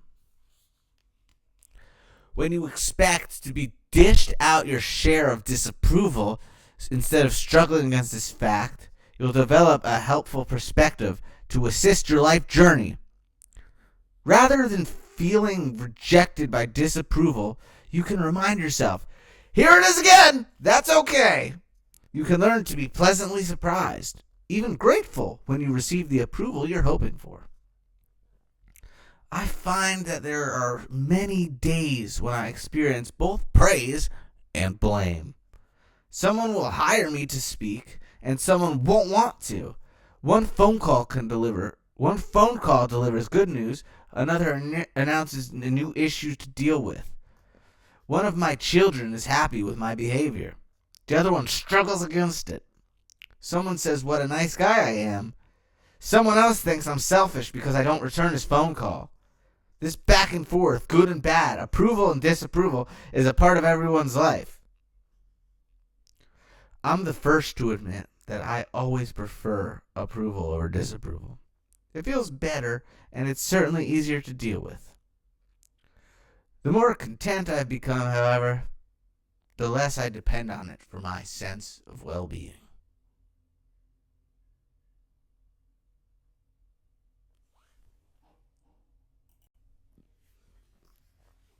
Welcome back to Don't Sweat the Small Stuff, and it's all small stuff. I'm your host, Lewis. Chapter 34. Practice random acts of kindness. There's a bumper sticker that has been out for some time now. You see it on all cars all across the nation. In fact, I have one on my own car. And it says, practice random acts of kindness and senseless acts of beauty. I have no idea who thought of this idea, but I've never seen a more important message on a car in front of me. Practicing random kindness is an effective way to get in touch with the joy of giving without expecting anything in return. It's best practice without letting anyone know what you're doing. There are 5 toll bridges in the San Francisco Bay Area. A while back, some people began paying the tolls of the cars immediately behind them. The drivers would drive to the toll window and pull out their dollar bill, only to be informed, your toll has been paid by the car ahead of you. This is an example of a spontaneous random gift. Something given without expectation of or demand for anything in return. You can imagine the impact that tiny gift had on the driver of the car. Perhaps it encouraged him to be a nicer person that day. Often, a single act of kindness sets a series of kind acts in motion. There is no prescription for how to practice random kindness. It comes from the heart. Your gift might be to pick up litter in your neighborhood. Make an anonymous contribution to a charity. Send some cash in an unmarked envelope to make someone experience financial stress breathe a little easier. Save an animal by bringing it to an animal rescue agency, or get a volunteer position feeding hungry people at a church or shelter. You may want to do all these things or even more. The point is, giving is fun, and it doesn't have to be expensive. Perhaps the greatest reason to practice random kindness is that it brings great contentment into your life. Each act of kindness rewards you with positive feelings and reminds you of the important aspects of life: service, kindness, and love. If we all do our own part, pretty soon we will live in a nicer world.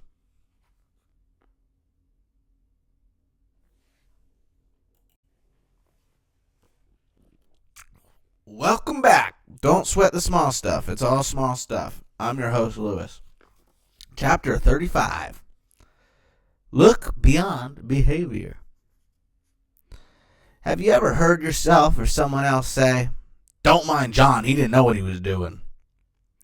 If so, you've been exposed to the wisdom of looking beyond behavior. If you have children, you know very well the importance of this simple act of forgiveness. If we all based our love on our children's behavior, it would often be difficult to love them at all. If love were purely based on behavior, then perhaps none of us would ever have been loved as a teenager. Wouldn't it be nice if we could try to extend this same loving kindness towards everyone that we meet? Wouldn't we live in a more loving world if when someone acted in a way that we didn't approve of, we could see their actions in a similar light as our teenagers' offbeat behavior? This doesn't mean that we walk around with our heads in the sand, pretend that everything is always wonderful, allow others to walk all over us, or that we excuse or approve of negative behavior. Instead, it simply means having the perspective to give others the benefit of the doubt. Know that when the postal clerk is moving slowly, he's probably having a bad day. Or perhaps all of his days are bad. When your spouse or your close friend snaps at you, try to understand, beneath this isolated act, your loved one really wants to love you and to feel loved by you. Looking beyond behavior is easier than you might think. Try it today, and you'll see and feel some nice results.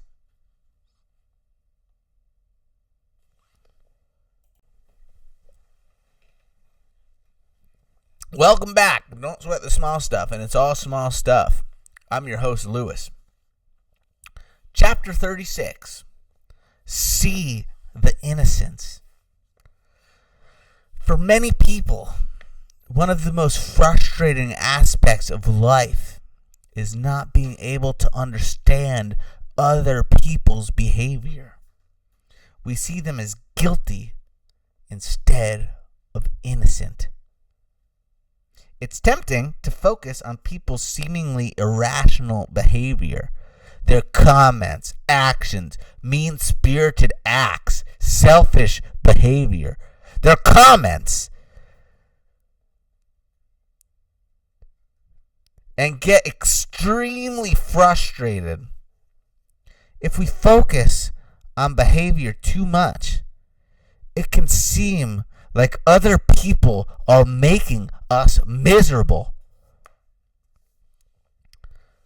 But as I once heard Wayne Dyer sarcastically suggest in a lecture, round up all the people who are making you miserable and bring them to me. I'll treat them as a counselor and you'll get better. Obviously, this is absurd. It's true that other people do weird things. Who doesn't? But we are the ones getting upset. So we are the ones who need to change. I'm not talking about accepting, ignoring, or advocating violence or any deviant behavior. I'm merely talking about learning to be less bothered by the actions of other people. Seeing the innocence is a powerful tool for transformation. That means when someone is acting in a way that we don't like, the best strategy for dealing with that person is to distance ourselves from the behavior, to look beyond it.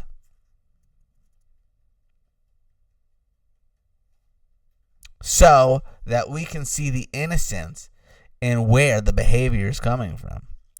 Very often, this slight shift in our thinking immediately puts us into a state of compassion. Occasionally, I work with people who are pressuring me to hurry up. Often, their technique for getting me to hurry along is obnoxious. It's even insulting. If I focus on the words they use, the tone of their voices, and the urgency of their messages, I can get annoyed, even angry in my responses. I see them as guilty. However, if I remember the urgency I feel when I'm in a hurry to do something, it allows me to see the innocence in their behavior. Underneath even the most annoying behavior is a frustrated person who is crying out for compassion. The next time, and hopefully from now on, when someone acts in a strange way, look for the innocence in his behavior.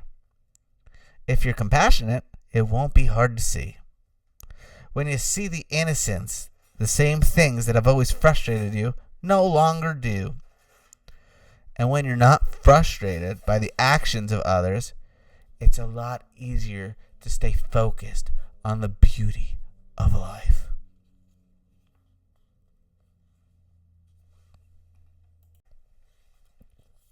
Welcome back to Don't Sweat the Small Stuff, and it's all small stuff. I'm your host, Lewis. Chapter 37. Choose being kind over being right. As I first introduced in strategy number 12, you are given many opportunities to choose between being kind and being right. You have a chances to point out to someone their mistakes, things they could or should have done differently, ways they can improve. You have chances to correct people privately as well as in front of others. What all these opportunities amount to are chances to make someone else feel bad and yourself feel bad in the process. Without getting too psychoanalytical about it, the reason we are tempted to put others down, correct them, or show them how we're right and they're wrong is that our ego mistakenly believes that if we point out how someone else is wrong, we must be right, and therefore we will feel better. In actuality, however, if you pay attention to the way you feel after you put someone down, you'll notice that you feel worse than before the put down. Your heart, the compassionate part of you, knows that it's impossible to feel better at the expense of someone else. Luckily, the opposite is true.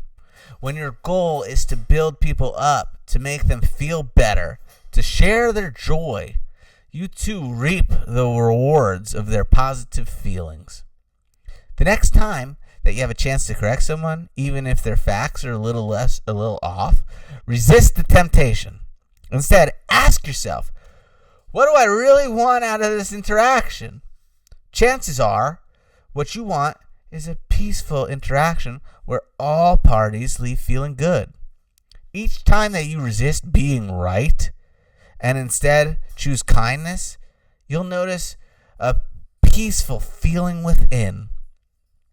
Recently, my wife and I were discussing a business idea that had turned out really well. I was talking about my idea, clearly taking credit for our success. Chris, in her usual loving manner, allowed me to have the glory. Later that day, I remembered the idea was actually her idea, not mine. Whoops! When I called her to apologize, it was obvious to me that she cared more for my joy than she did her own need to take credit. She said that she enjoys seeing me happy, and that it doesn't really matter whose idea that it was. Do you see why she's so easy to love? Don't confuse this strategy with being a wimp or not standing up for what you believe in. I'm not suggesting that it's not okay for you to be right. Only that if you insist on being right, there is often a price to pay. Your inner peace. In order to be a person filled with equanimity, you must choose kindness over being right most of the time. The best place to start is with the person you speak to.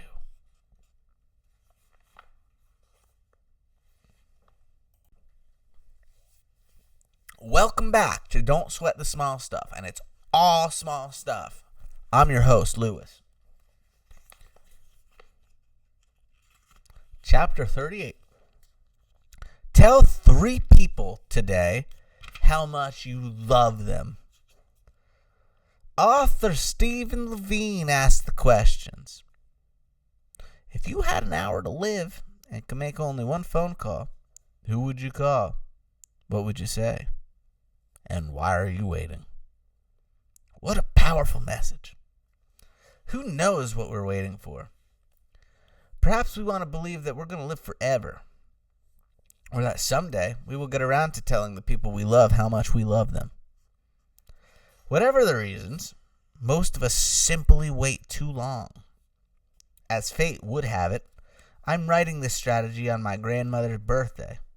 Later today, my father and I are driving out to visit her gravesite. She died about 2 years ago. But before she passed away, it became obvious how important it was to her to let her family know how much she loved us all. It was a good reminder that there is no good reason to wait. Now is the time to let people know how much you care. Ideally, you can tell someone in person or over the phone. I wonder, how many people have been on the receiving end of a phone call where the caller says, I just called to tell you how much I love you. You may be surprised that almost nothing in the world means so much to a person. How would you like to receive the same message? If you're too shy to make such a phone call, write a heartfelt letter instead. Either way, you may find that as you get used to it, letting people know how much you love them will become a regular part of your life. It probably won't shock you to know that if it does, you'll probably begin receiving more love as a result.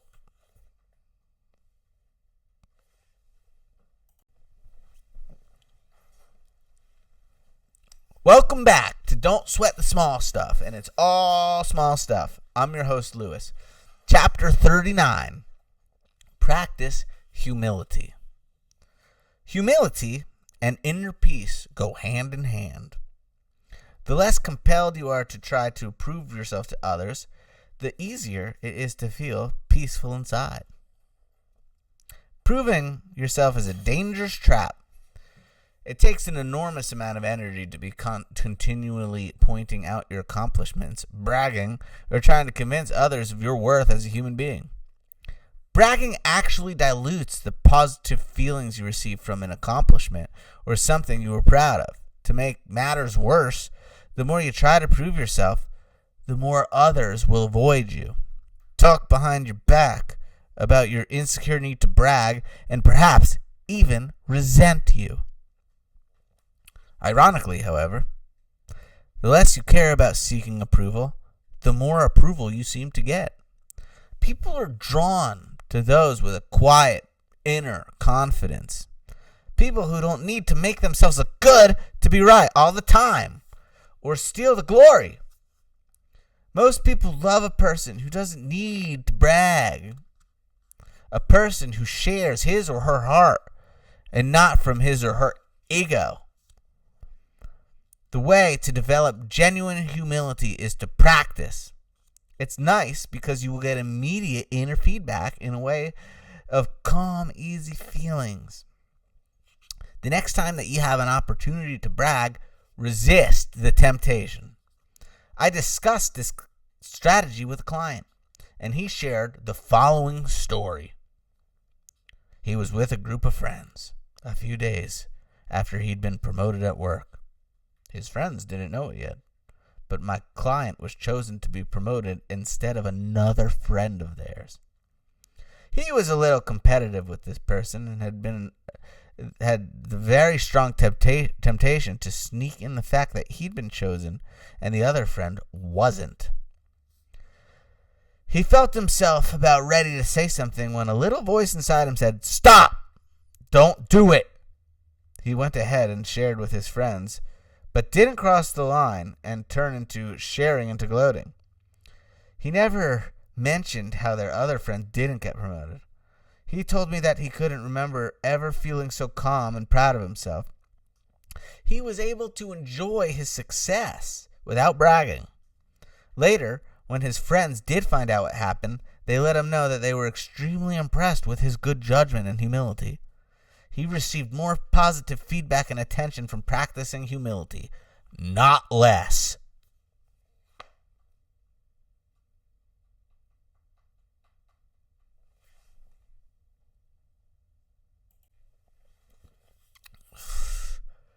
Welcome back to Don't Sweat the Small Stuff, and it's all small stuff. I'm your host, Lewis. Chapter 40.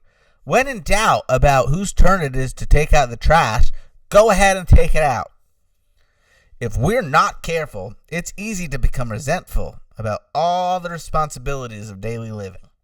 Once, in a very low mood, I figured out that on an average day, I do over 1,000 different things. Of course, when I'm in a better mood, that number is significantly lower. As I think about it, it's astounding to me how easy it is for me to remember all the chores that I do, as well as all the other responsibilities that I take care of. But at the same time, it's easy for me to forget about all the things that my wife does on a daily basis. How convenient! It's really difficult to become a contented person if you're keeping score of all that you do. Keeping track only discourages you by cluttering your mind with who's doing what, who's doing more, and so forth. If you want to know the truth about it, this is the epitome of small stuff. It will bring you a far more joy in your life to know that you've done your part and someone else in your family has one less thing to do than it will be to worry and fret over whose turn it is to take out the trash. The strongest argument against this strategy is the concern that you'll be taken advantage of. This mistake is similar to believing it's important that you're right. Most of the time, it's not important that you're right, and neither is it important to take out the trash out a few more times than your spouse or your housemate. Making things like garbage less relevant in your life will undoubtedly free up more time and energy for truly important things.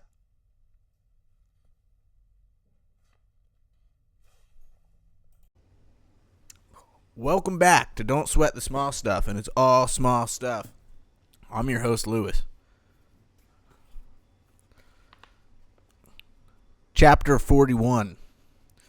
Avoid weatherproofing. The idea of weatherproofing as it pertains to peaceful living is a metaphor to explain one of our most neurotic, ungrateful tendencies. It comes from a friend of mine, Dr. George Pransky. Just as we can weatherproof a home for the winter by looking for cracks, leaks, and imperfections, we can also weatherproof our relationships, even our lives, by doing the very same thing. Essentially, weatherproofing means that you are on the careful lookout for what needs to be fixed or repaired.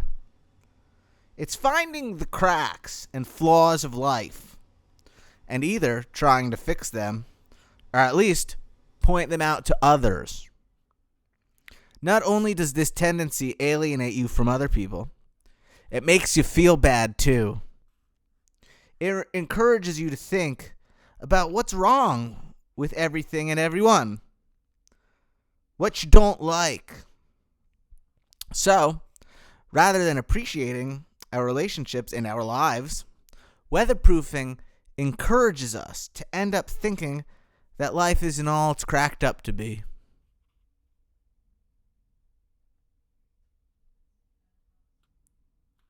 Nothing is ever good enough the way that it is. In our relationships, weatherproofing typically plays itself out like this. You meet someone, and all is well. You're attracted to his or her appearance, personality, intellect, sense of humor, or some combination of these traits. Initially, you not only approve of your differences with this person, you actually appreciate them. You might even be attracted to this person in part because of how different you are. You have different opinions, preferences, tastes, and priorities. After a while, however, you begin to notice little quirks about your new partner or friend, teacher, whatever, that you feel could be improved upon. You bring it to their attention. You might say, You sure have a tendency to be late. Or, I've noticed you don't read very much. The point is, you begin what inevitably turns into a way of life, looking for and thinking about what you don't like about someone or something that isn't quite right. Obviously, an occasional comment, constructive criticism, or helpful guidance isn't going to cause alarm. I have to say, however, that in the course of working with hundreds of couples over the years, I've met very few people who didn't feel that they were weatherproofed at times by their partner. Occasional harmless comments have an insidious tendency to become a way of looking at life. When you are weatherproofing another human being, it says nothing about them, but it does define you as someone who needs to be critical. Whether you have a tendency to weatherproof your relationships, certain aspects of your life, or both, what you need to do is write off weatherproofing as a bad idea. As the habit creeps into your thinking, catch yourself and seal your lips. The less often you weatherproof your partner or your friends, the more you'll notice how super your life really is.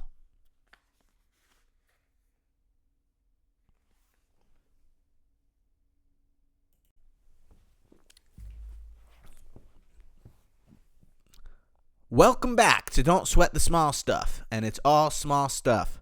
I'm your host, Lewis. Chapter 42. Spend a moment every day thinking of someone to love. Earlier in this book, I introduced the idea of spending a moment each day thinking of someone to thank. Another excellent source of gratitude and inner peace is to spend a moment every day thinking of someone to love. Remember the old saying, an apple a day keeps the doctor away. The love equivalent might read, thinking of someone to love each day keeps your resentment away. I started consciously choosing to think of people to love when I realized how often I could get caught up in thinking about the opposite. People who irritate me. My mind would focus on negative or strange behavior, and within seconds, I was filled with negativity. Once, I made the conscious decision, however, to spend a moment each morning thinking of someone to love. My attention was redirected toward the positive. Not only toward that one person, but in general throughout the day. I don't mean to suggest that I never get irritated anymore, but without question, it happens much less frequently than it used to. I credit this exercise with much of my improvement. Every morning when I wake up, I close my eyes and take a few deep breaths. Then I ask myself the question, who shall I send love to today? Instantly, a picture of someone will pop into my mind. A family member, a friend, someone I work with, a neighbor, someone from my past, even a stranger I might have seen on the street. To me, it doesn't really matter who it is, because the idea is to gear my mind toward love. Once the person to whom I'm directing the love is clear, I simply wish them a day filled with love. I might say to myself something like, I hope you're having a wonderful day filled with love and kindness. When I'm finished, which is within seconds, I usually feel that my heart is ready to begin my day in some mystical way that I can't explain. Those few seconds stick with me for many hours. If you can give this little exercise a try, I think that you'll find that your day is a little more peaceful.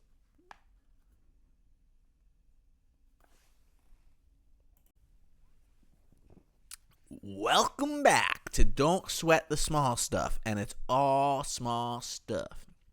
I'm your host, Lewis. Chapter 43. Become an anthropologist. Anthropology is a science dealing with man and his origins. In this strategy, however, I'll conveniently redefine anthropology as being interested without judgment in a way that other people choose to live and behave. This strategy is geared toward developing your compassion, as well as a way of becoming more patient. Beyond that, however, being interested in the way other people act is a way of replacing judgments with loving kindness. When you are genuinely curious about the way someone reacts or the way they feel about something, it's unlikely that you will also be annoyed. In this way, becoming an anthropologist is a way of becoming less frustrated by the actions of others. When someone acts in a way that seems strange to you, rather than reacting to your usual way, such as, I can't believe they would do that, instead, say something to yourself like, oh, I see. That must have been the way that she sees things in the world. Very interesting. In order for the strategy to help you, you have to be genuine. There's a fine line between being interested and being arrogant, as if secretly you believe that you're better, that your way is better. Recently, I was at a local shopping mall with my 6-year-old daughter. A group of punk rockers walked by with orange spiked hair and tattoos covering much of their bodies. My daughter immediately asked me, Daddy, why are they dressed up like that? Are they in costumes? Years ago, I would have felt very judgmental and frustrated about these young people, as if their way was wrong, and my more conservative way was right. I would have blurted out some judgmental explanation to my daughter and passed along to her judgmental views. Pretending to be an anthropologist, however, has changed my perspective of a great deal. It's made me softer. I said to my daughter, I'm not really sure, but it's interesting how different we all are, isn't it? She said, Yeah, but I like my own hair. Rather than focusing on the behavior and continuing to give it energy, we both dropped it and continued to enjoy our time together. When you are interested in other perspectives, it doesn't imply even slightly that you're advocating it. I certainly wouldn't choose a punk rock lifestyle or suggest it to anyone else.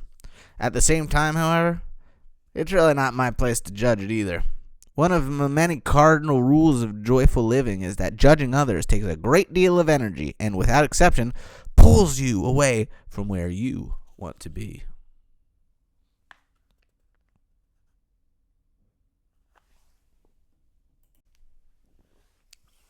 Welcome back to Don't Sweat the Small Stuff, and it's all small stuff. I'm your host, Lewis. Chapter 44. Understand separate realities. While we're on the subject of being interested in the way other people do things, let's take a moment to discuss separate realities. If you have traveled to foreign countries or seen depictions of them in movies, you are aware of the vast differences among cultures. The principles of separate realities says that the differences among individuals is every bit as vast. Just as we wouldn't expect people of different cultures to see or do things as we would. In fact, We'd be disappointed if they did. This principle tells us that the individual differences in our ways of seeing the world prohibit this as well. It's not a matter of merely tolerating differences, but of truly understanding and honoring the fact that it literally can't be any other way. I've seen an understanding of this principle changes lives. It can virtually eliminate quarrels. When we expect to see things differently, when we take it as a given that other people will do things differently and react differently to that same stimuli, the compassion we have for ourselves and for others rises dramatically. The moment we expect otherwise, the potential for conflict arises, exists. I encourage you to consider deeply and respect the fact that we are all different. When you do, the love you feel for others, as well as the appreciation you have for your own uniqueness, will increase.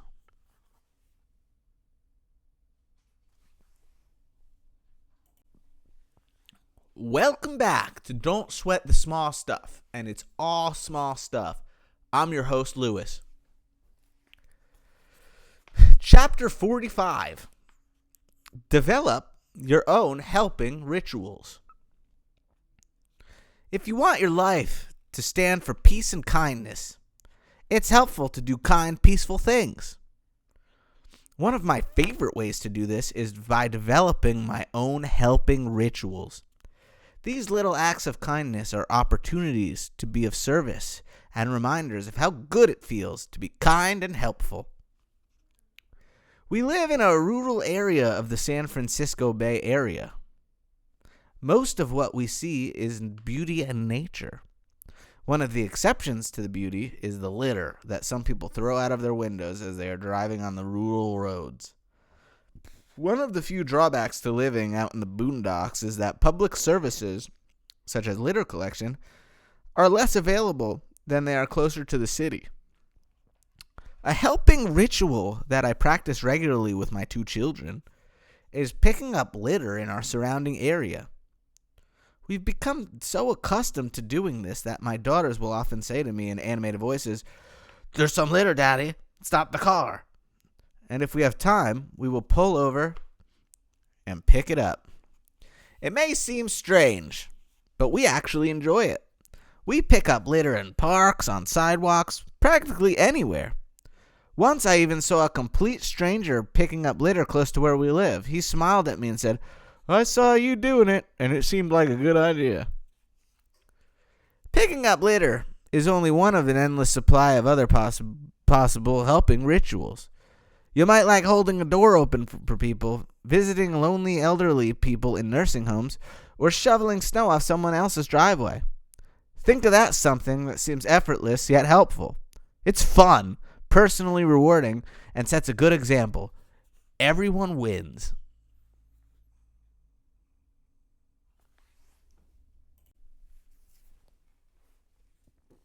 Welcome back to Don't Sweat the Small Stuff, and it's all small stuff. I'm your host, Lewis. Chapter 46. Every day, tell at least one person something you like, admire, or appreciate about them. How often do you remember or take the time to tell people how much you like, admire, or appreciate them? For many people, it's not often enough. In fact, when I ask people how often they receive heartfelt compliments from others, I hear answers like, "I can't remember the last time I received a compliment. Hardly ever. And sadly, I never receive them." Now, there are several reasons why we don't vocally let others know about our positive feelings towards them. I've heard excuses like, "They don't need to hear me say that. They already know." And "I do admire her, but I'm too embarrassed to say anything." But when you ask the would-be recipient If he or she enjoys being given genuine compliments and positive feedback, the answer 9 times out of 10 is, I love it. Whether your reason for not giving compliments on a regular basis is not knowing what to say, embarrassment, feeling that other people already know their strengths and don't need to be told, or simply not being in the habit of doing it, it's time for a change. Telling someone something that you like, admire, or appreciate about them is a random act of kindness. It takes almost no effort once you get used to it, yet it pays enormous dividends. Many people spend their entire lifetimes wishing that other people would acknowledge them. They feel this especially about their parents, spouses, children, and friends. But even compliments from strangers feel good if they are genuine. Letting someone know how you feel about them also feels good to the person offering the compliment. It's a gesture of loving kindness. It means that your thoughts are geared toward what's right with someone. And when your thoughts are geared in a positive directions, your feelings are peaceful. The other day, I was in the grocery store, and I witnessed an incredible display of patience. The checkout clerk had just been chewed out by an angry customer, clearly without good cause. Rather than being reactive, the clerk diffused the anger by remaining calm. When it was my turn to pay for my groceries, I said to her, "I'm so impressed by the way that you handled the customer." She looked me right in the eye and said, "Thank you, sir. Do you know you're the first person ever to give me a compliment in this store?" It took less than 2 seconds to let her know, yet it was the highlight of her day and of mine.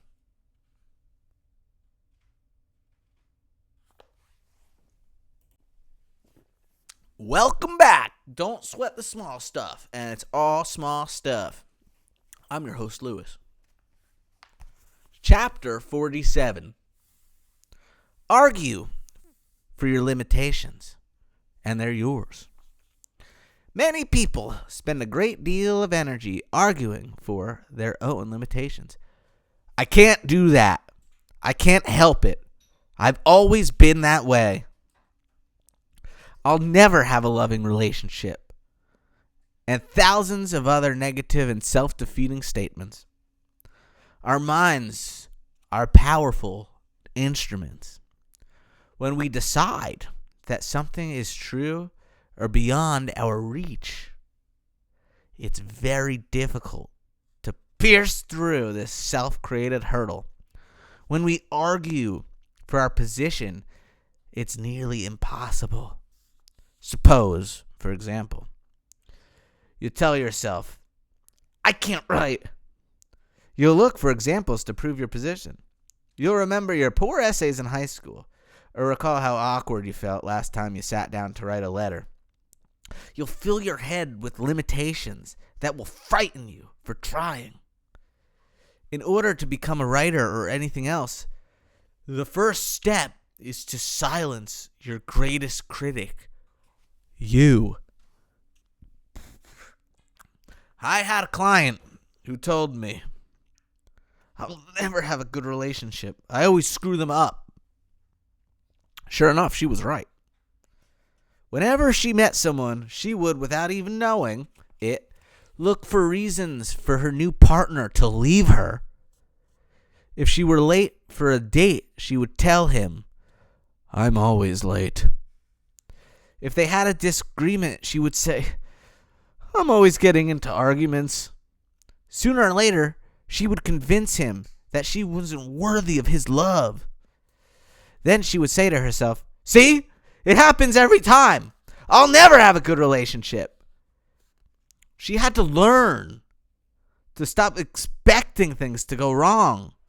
She needed to catch herself in the act of arguing for her own limitations.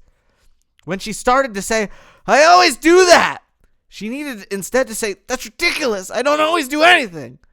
She had to see that arguing for her limitations was just a negative habit and that she could easily be replaced with a more positive habit.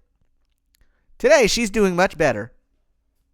When she reverts to her old habit, she usually laughs at herself. I have learned that when I argue for my own limitations, Very seldom do I disappoint myself. I suspect the same is true for you.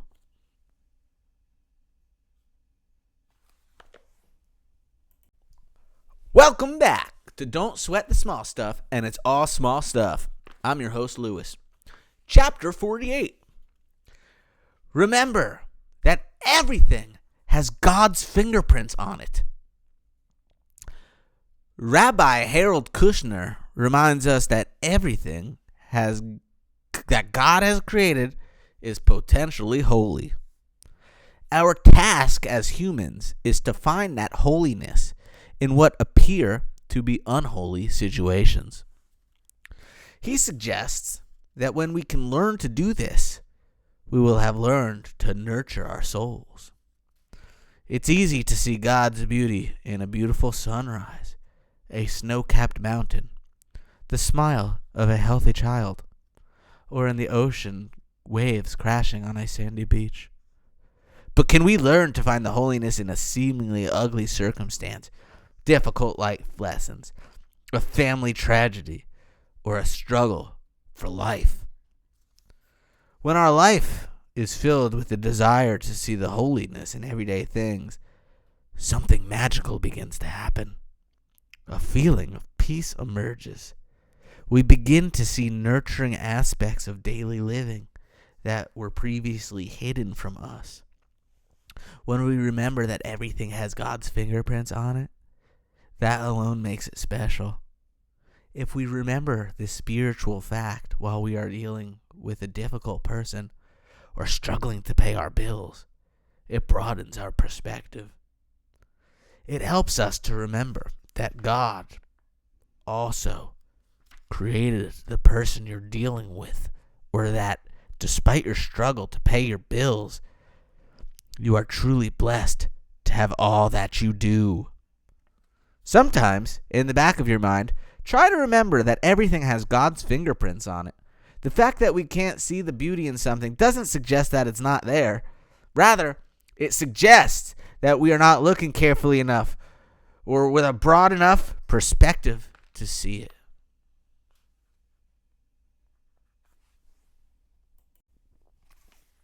Welcome back to Don't Sweat the Small Stuff, and it's all small stuff. I'm your host, Lewis. Chapter 49. Resist the urge to criticize. When we judge or criticize another person, it says nothing about that person. It merely says something about our own need to be critical. If you attend a gathering and listen to all the criticism that is typically levied against others, and then go home and consider how much good all that criticism actually does to make our world a better place, you'll probably come up with the same answer that I do. 0. It does no good. But that's not all. Being critical does not only solves nothing, it contributes to the anger and distrust in our world. After all, none of us likes to be criticized. Our reaction to criticism is usually to become defensive and or withdrawn. A person who feels attacked is likely to do one of two things. He will either retreat in fear or shame, or he will attack or lash out in anger. How many times have you been criticized? How many times have you criticized someone and had them respond by saying, "Thank you very much for pointing out my flaws. I really appreciate it." Criticism, like swearing, is actually nothing more than a bad habit. It's something that we get used to doing. We're familiar with how it feels. It keeps us busy and gives us something to talk about. If, however, you take a moment to observe how you actually feel, immediately after you criticize someone, you'll notice you will feel a little deflated and ashamed. Almost like you're the one who's been attacked. The reason that this is true is that when we criticize, it's a statement to the world and to ourselves. I have a need to be critical. This isn't something we're usually proud to admit. The solution is to catch yourself in the act of being critical. Notice how often you do it and how bad it makes you feel. What I like to do is turn it into a game. I still catch myself being critical, but as my need to criticize arises, I try to remember to say to myself, there I go again.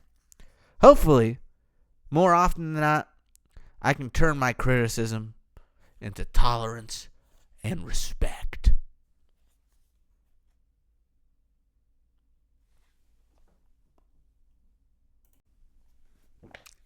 Welcome back to Don't Sweat the Small Stuff, and it's all small stuff. I'm your host, Lewis. Chapter 50. Write down your 5 most stubborn positions and see if you can soften them. The first time I tried this strategy, I was so stubborn that I insisted that I wasn't stubborn. Over time, as I've worked toward becoming a gentler person, I have found it far easier to see where I am being stubborn. Here are a few examples from my clients. People who aren't stressed and lazy. People who aren't stressed are lazy. My way is the only way. Men aren't good listeners. Women spend too much money. Children are too much work. People in business don't care about anything except money. You can see that this list itself is potentially endless. The point here isn't the specifics of what you're stubborn about, rather than the fact that you hold on so tightly to any given idea that you might have. It doesn't make you weak to soften your positions. In fact, it makes you stronger. I have a male client who was adamant to the point of being obnoxious about it, that his wife spent too much money. As he relaxed a little and noticed his own rigidity, he discovered something that he's now a little embarrassed about, but laughs at. He found out that, in reality, he spent more discretionary money on himself than his wife ever spent on herself. The objectivity has become muddled by his own rigid belief. As he becomes wiser and gentler, his marriage has improved immensely. Rather than resenting his wife for something she wasn't even doing, he now appreciates her restraint. She, in turn, feels his new acceptance and appreciation and loves him more than before.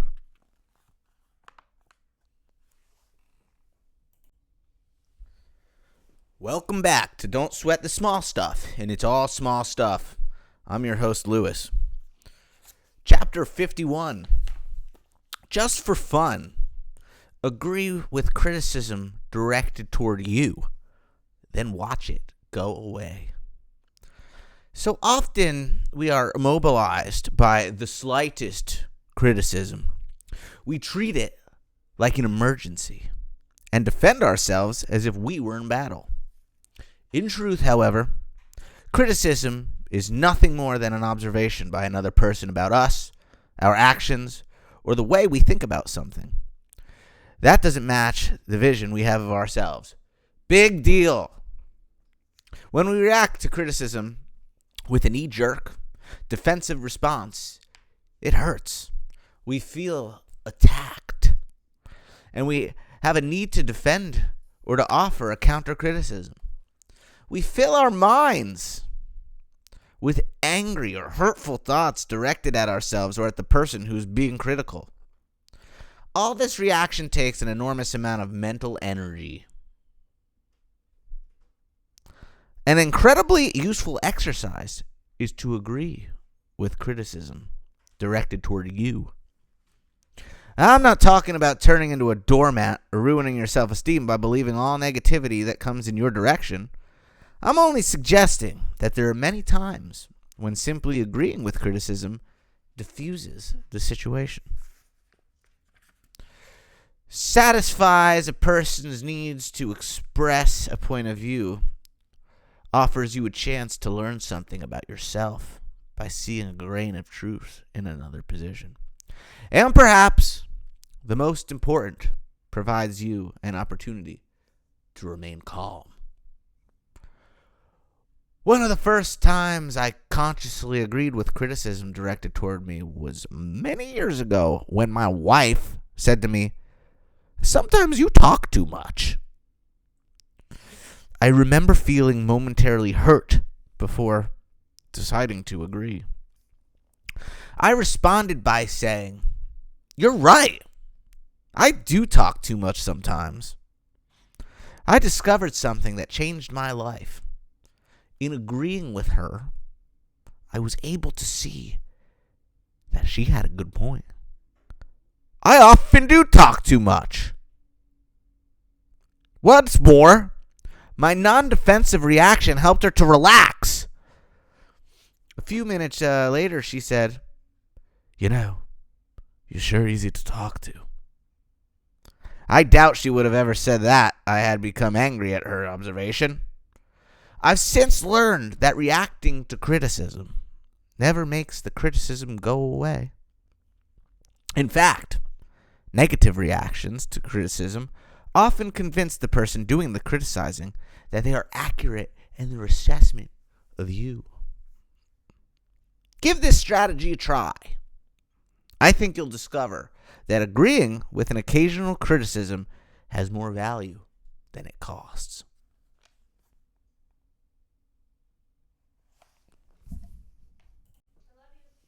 Welcome back to Don't Sweat the Small Stuff, and it's all small stuff.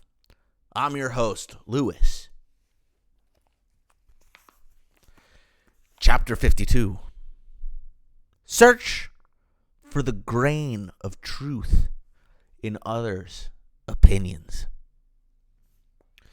If you enjoy learning as well as making other people happy, you're going to love this idea. Almost everyone feels that their own opinions are good ones. Otherwise, they wouldn't be sharing them with you. One of the destructive things that many of us do, however, is compare someone else's opinion to our own. And when it doesn't fall in line with our belief, we either dismiss it or find fault with it.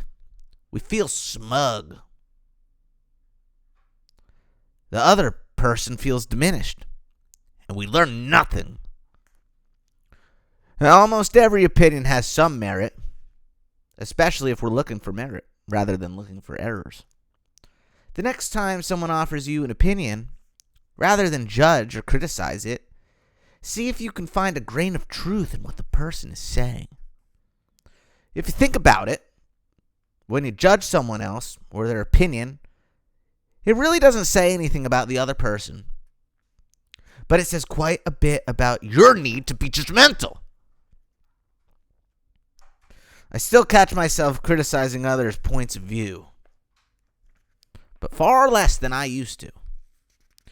All that changed was my intention to find the grain of truth in others' positions. If you practice this simple strategy, some wonderful things will begin to happen. You'll begin to understand those you interact with. Others will be drawn to your accepting and loving energy. Your learning curve will be enhanced, and perhaps most important, you'll feel much better about yourself.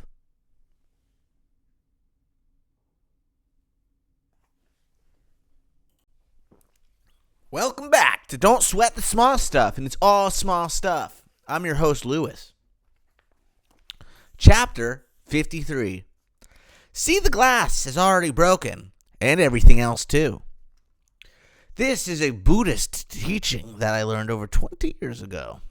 It has provided me, again and again, with greatly needed perspective to guide me toward my goal of a more accepting self.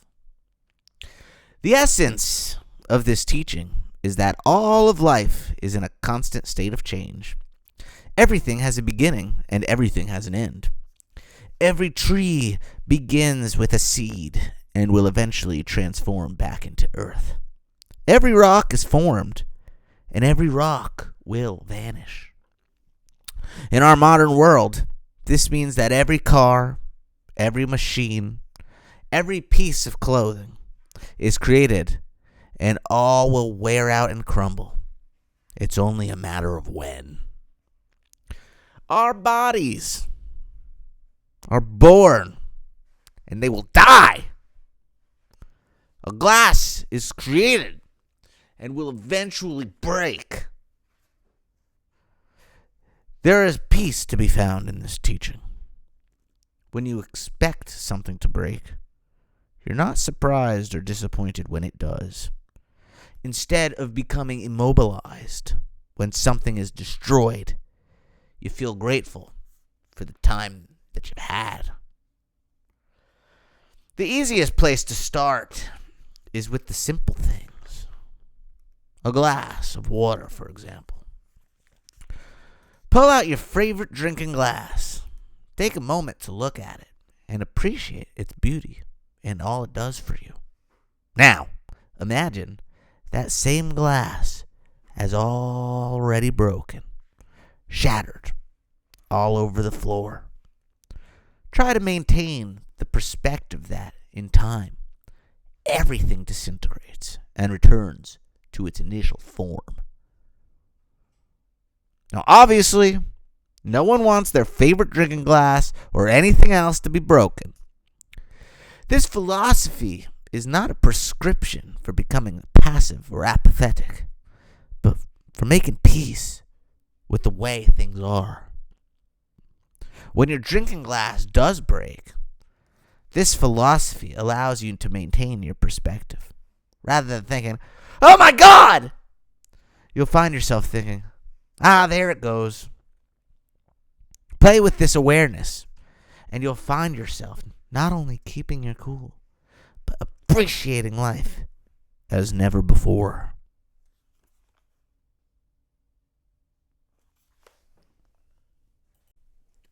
Welcome back to Don't Sweat the Small Stuff, and it's all small stuff. I'm your host, Lewis. Chapter 54. Understand the statement, wherever you go, there you are. This is the title of a super book by Jon Kabat-Zinn. As the title suggests, wherever you go, you take yourself with you. The significance of this statement is that it can teach you to stop constantly wishing you were somewhere else.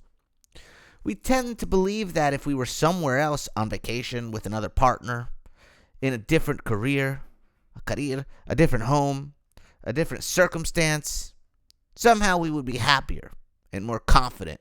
We wouldn't.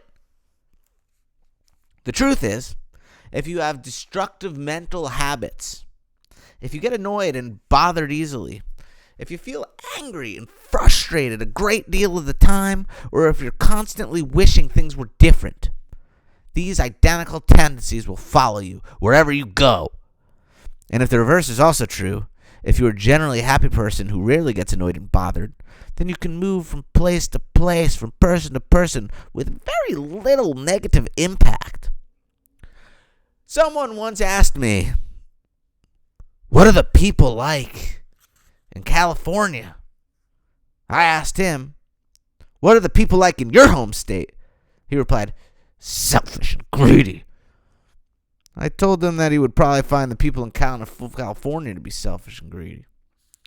Something wonderful begins to happen with the simple realization that life, like an automobile, is driven from the inside out, not the other way around.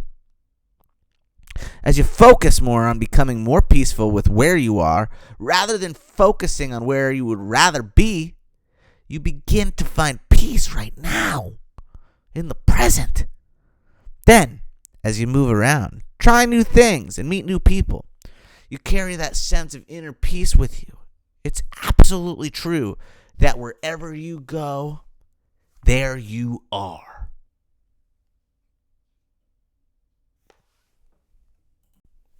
Welcome back to Don't Sweat the Small Stuff, and it's all small stuff. I'm your host, Lewis.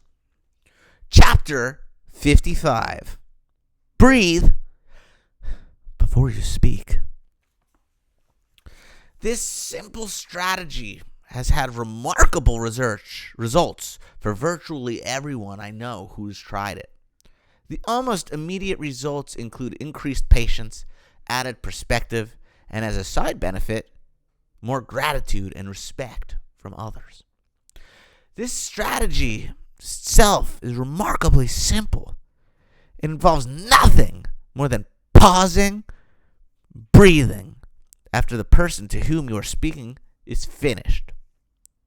At first, the time gap between your voices may seem like an eternity, but in reality, it amounts to only a fraction of a second of actual time.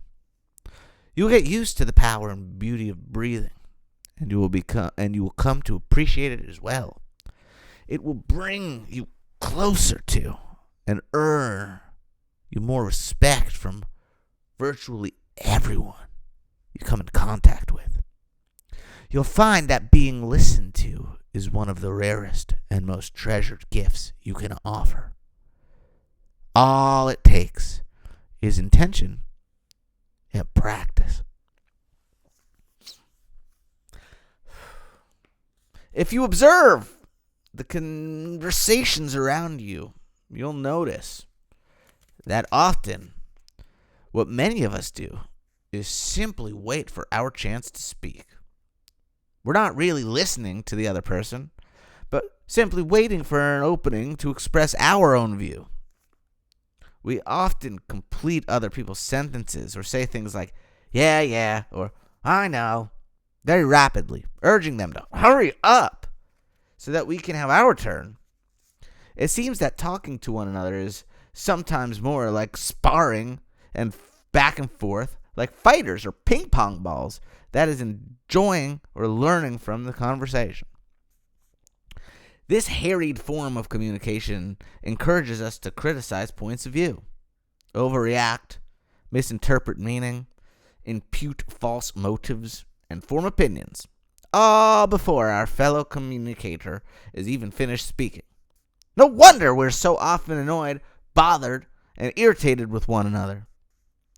Sometimes, with our poor listening skills, it's a miracle that we have any friends at all. I spent most of my life waiting for my turn to speak. If you're all like me, you'll be pleasantly amazed at the softer reactions and looks of surprise as you let others completely finish their thoughts before you begin yours. Often, you will be allowing someone to feel listened to for the very first time. You will sense a feeling of relief coming from the person to whom you are speaking, and a much calmer, less rushed feeling between the two of you.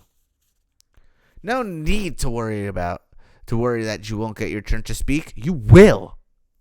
In fact, it will be more rewarding to speak because the person you are speaking to will pick up on your respect and patience and will begin to do the same.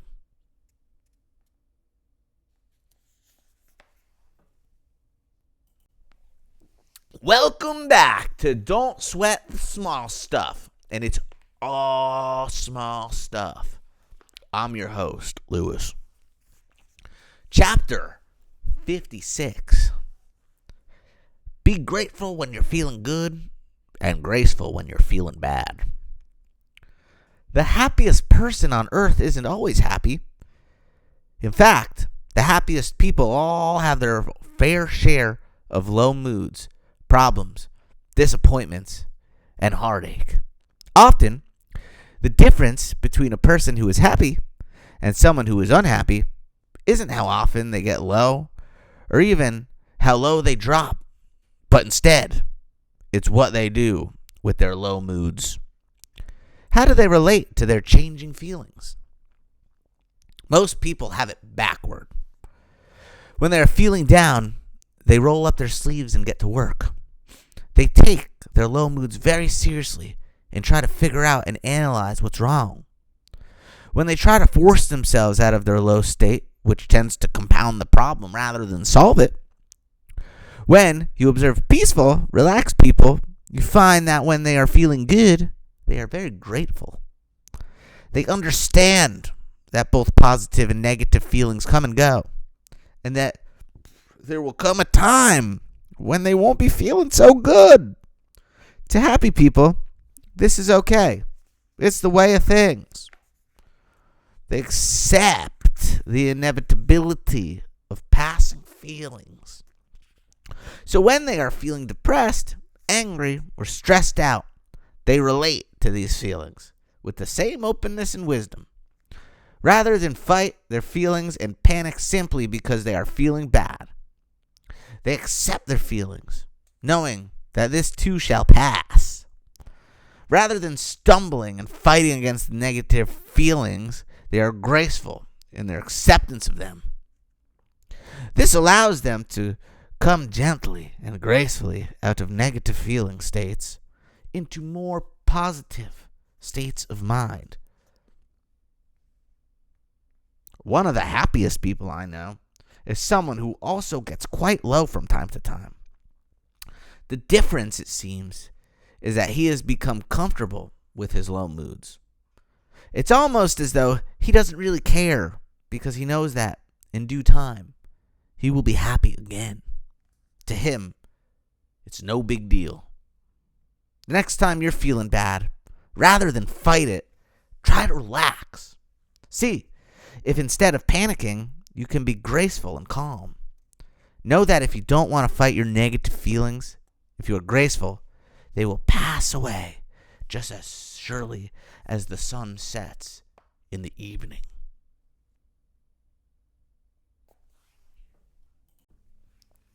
Welcome back to Don't Sweat the Small Stuff, and it's all small stuff.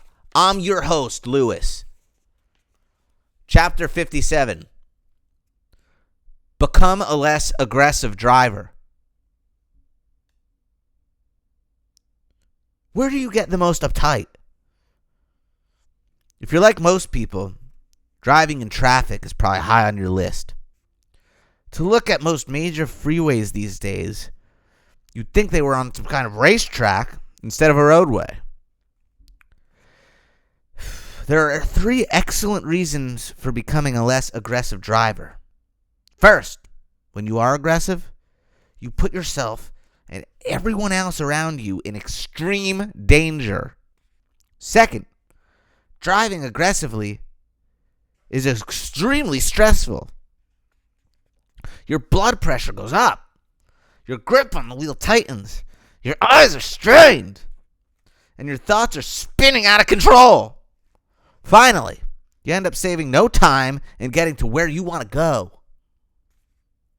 Recently, I was driving south from Oakland to San Jose. Traffic was heavy but moving. I noticed an extremely aggressive and angry driver weaving in and out of lanes, speeding up and slowing down. Clearly, he was in a hurry.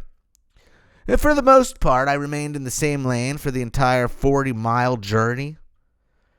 I was listening to an audio tape I had just purchased and daydreaming along the way. I enjoyed the trip because driving gives me a chance to be alone. As I was exiting off the freeway, the aggressive driver came up behind me and raced on by. Without realizing it, I had actually arrived in San Jose ahead of him. All of this weaving and rapid acceleration is putting families at risk had earned him nothing except perhaps some high blood pressure and a great deal of wear and tear on his vehicle. On average, he and I had driven at the same speed. The same principle applies when you see drivers speeding past you so that they can beat you to the next stoplight. It simply doesn't pay to speed. This is especially true if you get a ticket and have to spend 8 hours in traffic school. It will take you years for dangerous speeding to make up this time alone. When you make the conscious decision to become a less aggressive driver, you begin using your time in the car to relax. Try to see your driving not only as a way of getting you somewhere, but as a chance to breathe and to reflect. rather than tensing your muscles. See if you can relax them instead. I even have a few audio tapes that are specifically geared toward muscular relaxation. Sometimes I pop one in and listen. By the time I reach my destination, I feel more relaxed than I did before getting into the car. During the course of your lifetime, you're probably going to spend a great deal of time driving. Now, you could spend those moments frustrated, or you can use them wisely. If you do the latter, you'll be a more relaxed person.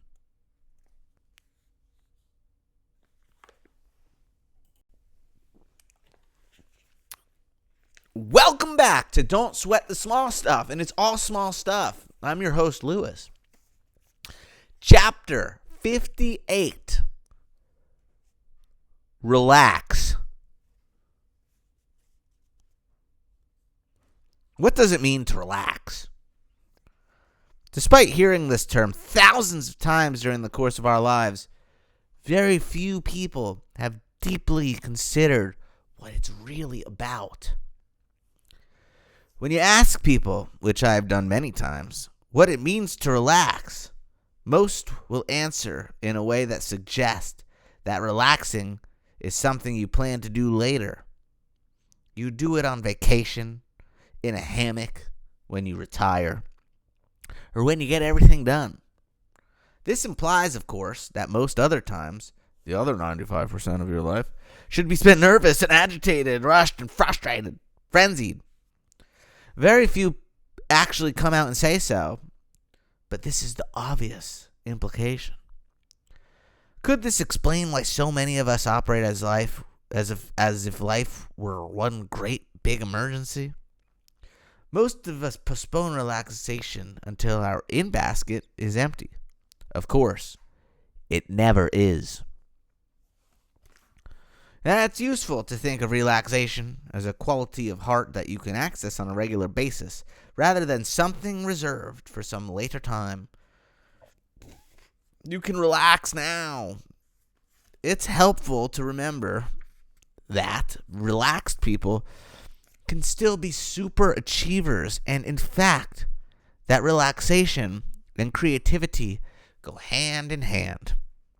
When I'm feeling uptight, for example, I don't even try to write, but when I feel relaxed, my writing flows quickly and easily.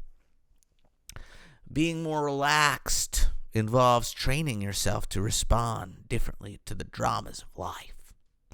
Turning your melodrama into a melodrama, it comes, in part, from reminding yourself that over and over again, with loving kindness and patience, that you have a choice in how to respond to life. You can learn to relate to your thinking as well as your circumstances in new ways. With practice in making these choices will translate into a more relaxed self.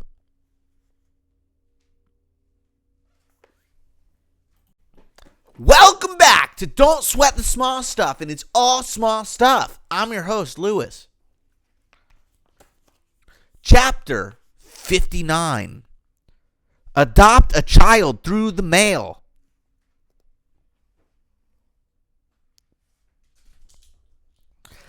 While I don't want to turn this book into an advertisement for service agencies, I do have to say that my experience of adopting children through the mail has been extremely positive.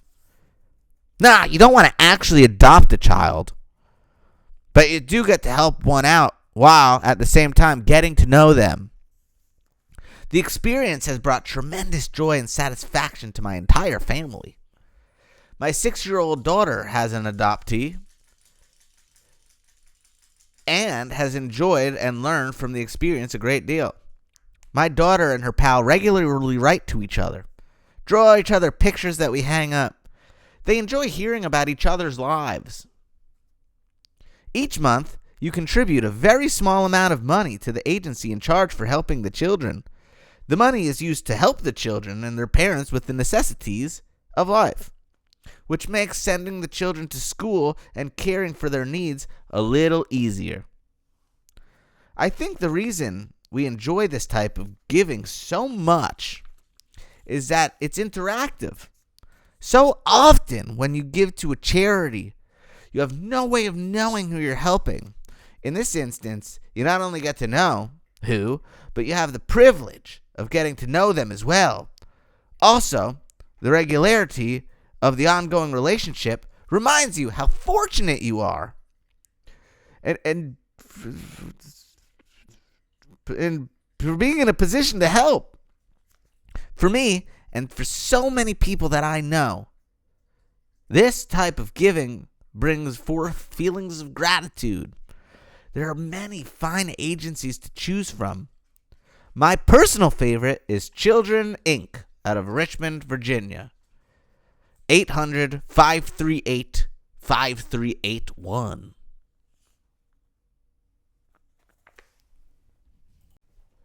Welcome back to Don't Sweat the Small Stuff, and it's all small stuff. I'm your host, Lewis. Chapter 60. Turn your melodrama into melodrama. In a certain respect, this strategy is just another way of saying, don't sweat the small stuff. Many people live as if life were a melodrama, an extravagantly theatrical play in which action and plot predominate. Sound familiar? In dramatic fashion, we blow things out of proportion and make a big deal out of little things. We forget that life isn't as bad as we're making it out to be. We also forget that when we're blowing things out of proportion, we are the ones doing the blowing. I found that simply reminding myself that life doesn't have to be a soap opera is a powerful method of calming down. When I get too worked up, I start taking myself too seriously, which happens more often than I'd like to admit. I say to myself something like, "Here I go again. My soap opera is starting." Almost always, this takes the edge off of my seriousness and helps me laugh at myself. Often, this simple reminder enables me to change the channel to a more peaceful station. My melodrama is transformed into a melodrama. If you've ever watched a soap opera, you've seen how the characters will take little things so seriously and ruin their lives over them. Someone says something to offend them, looks at them wrong, or flirts with their spouse. The response is usually, "Oh my gosh, how could this happen to me?" When they exacerbate the problem by talking to others about how awful it is, they turn life into an emergency, a melodrama. The next time you feel stressed out, and experiment with this strategy. Remind yourself that life isn't an emergency and turn your melodrama into a melodrama.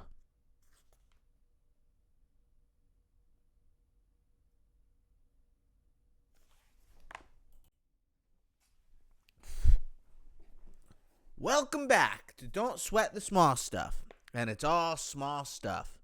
I'm your host, Lewis. Chapter 61. Read articles and books with entirely different points of view from your own, and try to learn something. Have you ever noticed that practically everything you read justifies and reinforces your own opinions and views on life? Well, the same is true with our radio and television listening and viewing choices as well. In fact, on America's most popular radio talk show, callers often identify themselves as ditto heads, meaning, "I already agree with everything you say. Tell me more." Liberals, conservatives, we're all the same. We form opinions and then spend our entire lifetimes validating what we believe to be true. This rigidity is sad because there's so much we can learn from points of view that are different from our own.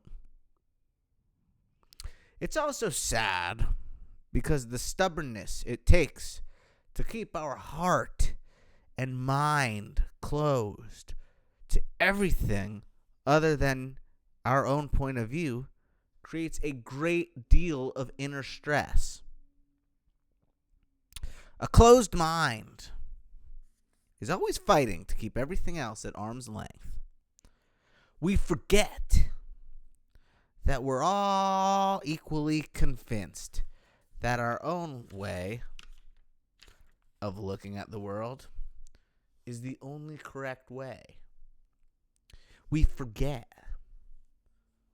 that two people who disagree with one another can often use the identical examples to prove their own point of view.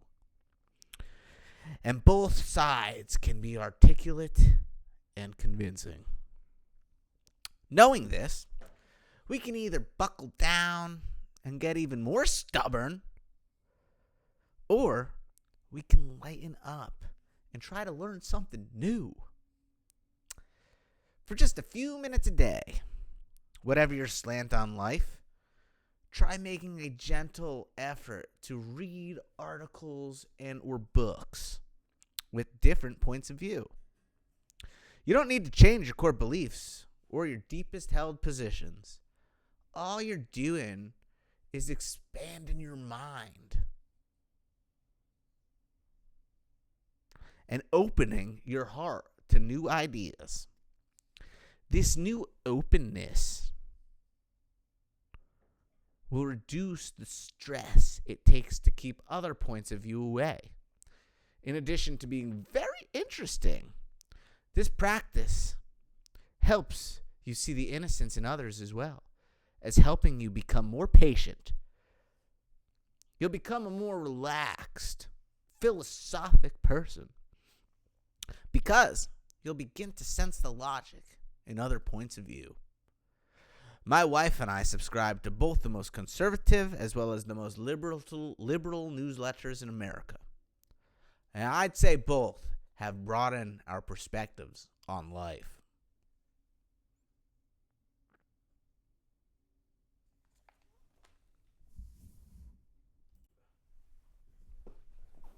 Welcome back to Don't Sweat the Small Stuff. And it's all small stuff. I'm your host, Lewis. Chapter 62.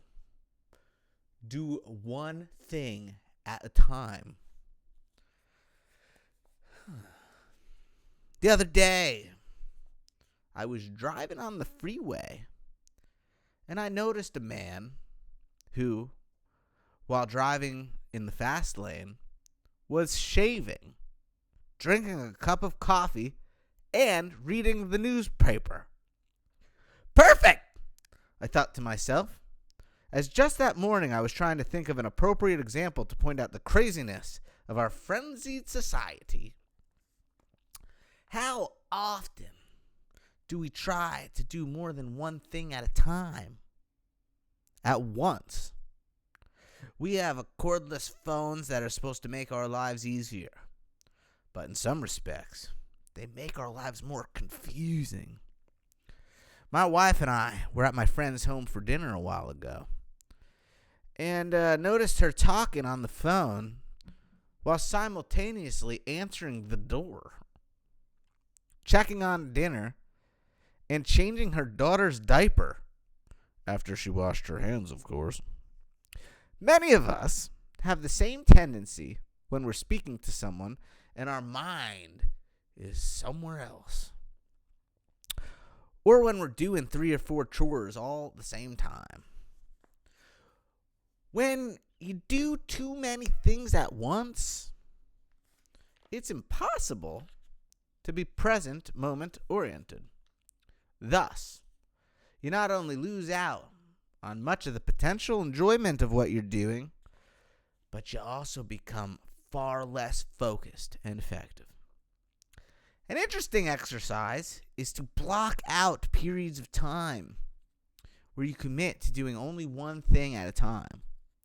Whether you're washing dishes, talking on the phone, driving a car, playing with your child, talking to your spouse, reading a magazine.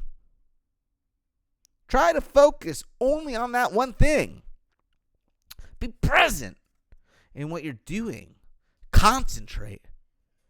You'll notice two things begin to happen. First, you'll actually enjoy what you're doing. Even something mundane like washing dishes or cleaning out a closet. When you're focused rather than distracted, it enables you to become absorbed and interested in your activity, whatever it might be. Second, you'll be amazed at how quickly and efficiently you'll get things done. Since I've become a more present, moment-oriented person, my skills have increased in virtually all areas of my life. Writing, reading, cleaning the house, and speaking on the phone. You can do the same thing. It all starts with your decision to do one thing at a time.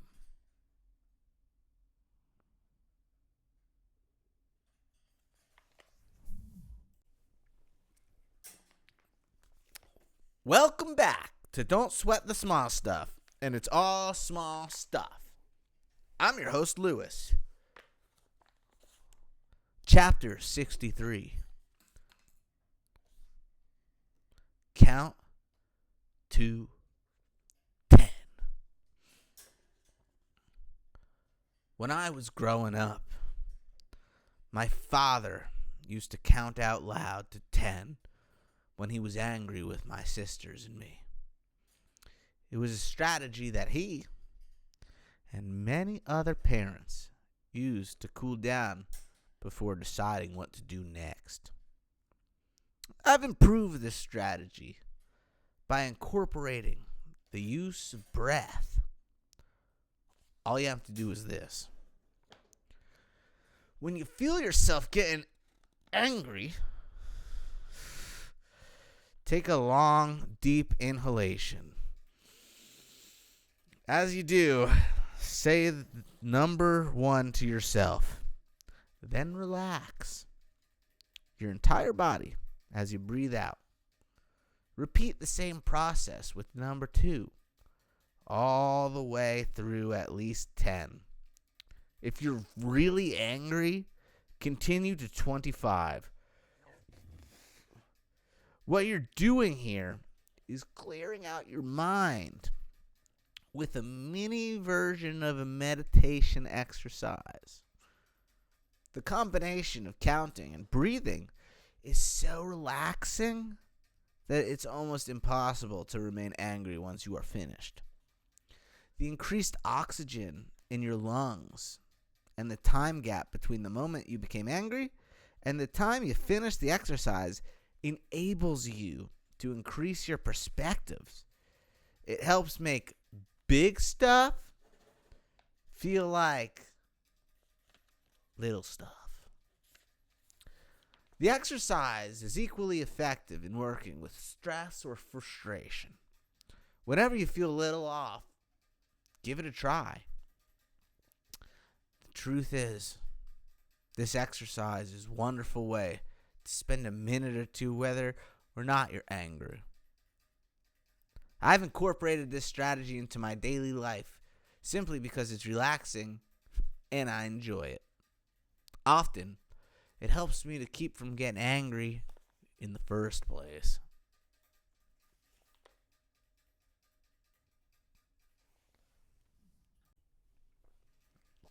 Welcome back to Don't Sweat the Small Stuff, and it's all small stuff. I'm your host, Lewis. Chapter 64. Practice being in the eye of the storm. The eye of the storm is that one specific spot in the center of a twister, hurricane, or tornado that is calm, almost isolated from the frenzy of activity. Everything around the center is violent and turbulent, but the center remains peaceful.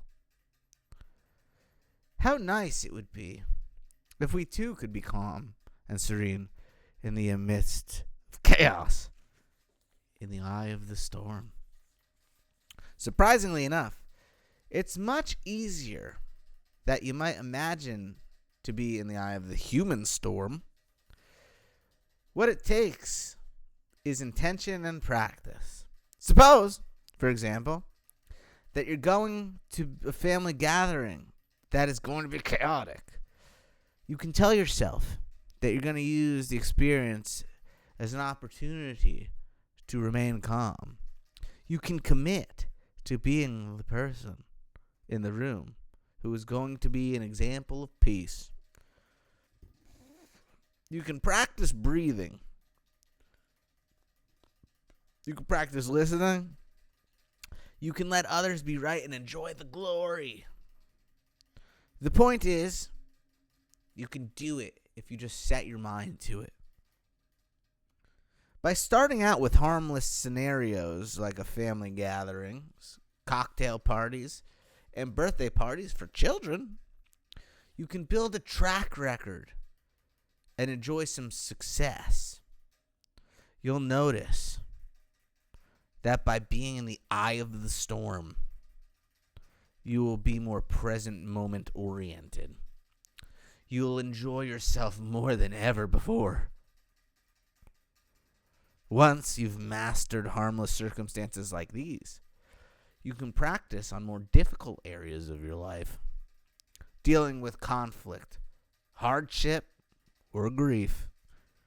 If you start slowly, have some success, and keep practicing, pretty soon you'll know how to live in the eye of the storm.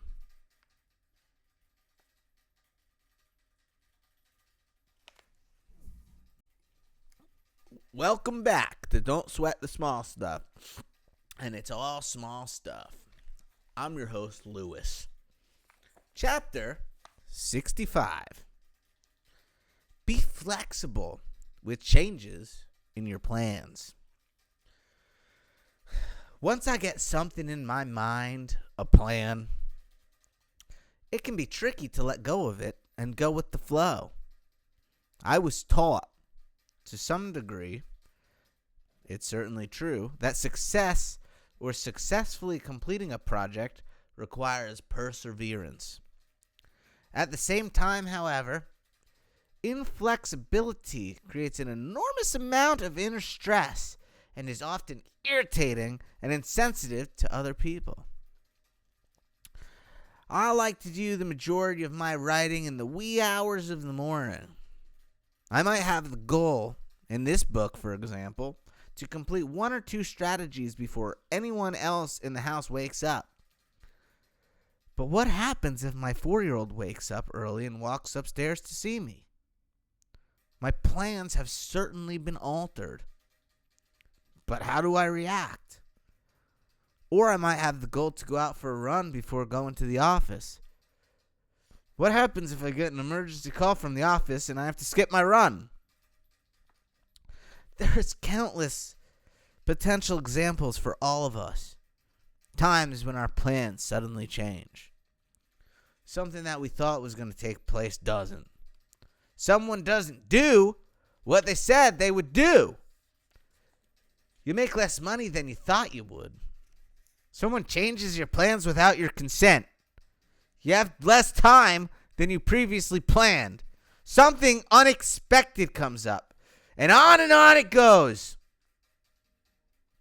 The question that you have to ask yourself is, what's really important? We often use the excuse that it's natural to be frustrated when our plans change. That depends, however, on what your priorities are. Is it more important to stick to some rigid writing schedule or to be available to my 4-year-old? Is missing a 30-minute run worth getting upset over? The more general question is, what's more important? Getting what I want and keeping my plans, or learning to go with the flow? Clearly, to become a more peaceful person, you must prioritize being flexible over rigidity most of the time. Obviously, there's going to be some exceptions.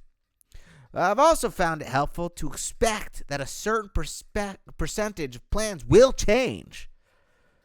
If I make allowances in my mind for this inevitability, then when it happens, I can say, here's one of those inevitabilities. You'll find that if you create the goal to become more flexible, some wonderful things will begin to happen. You'll feel more relaxed, yet you won't sacrifice any productivity. You may even become more productive because you won't need to expend so much energy being upset and worried. I've learned to trust that I will keep my deadlines, achieve most of my goals, and honor my responsibilities, despite the fact that I may have to alter my plans slightly or even completely. Finally, the people around you will be more relaxed too. They won't feel like they have to walk around on eggshells if by some chance your plans have to change.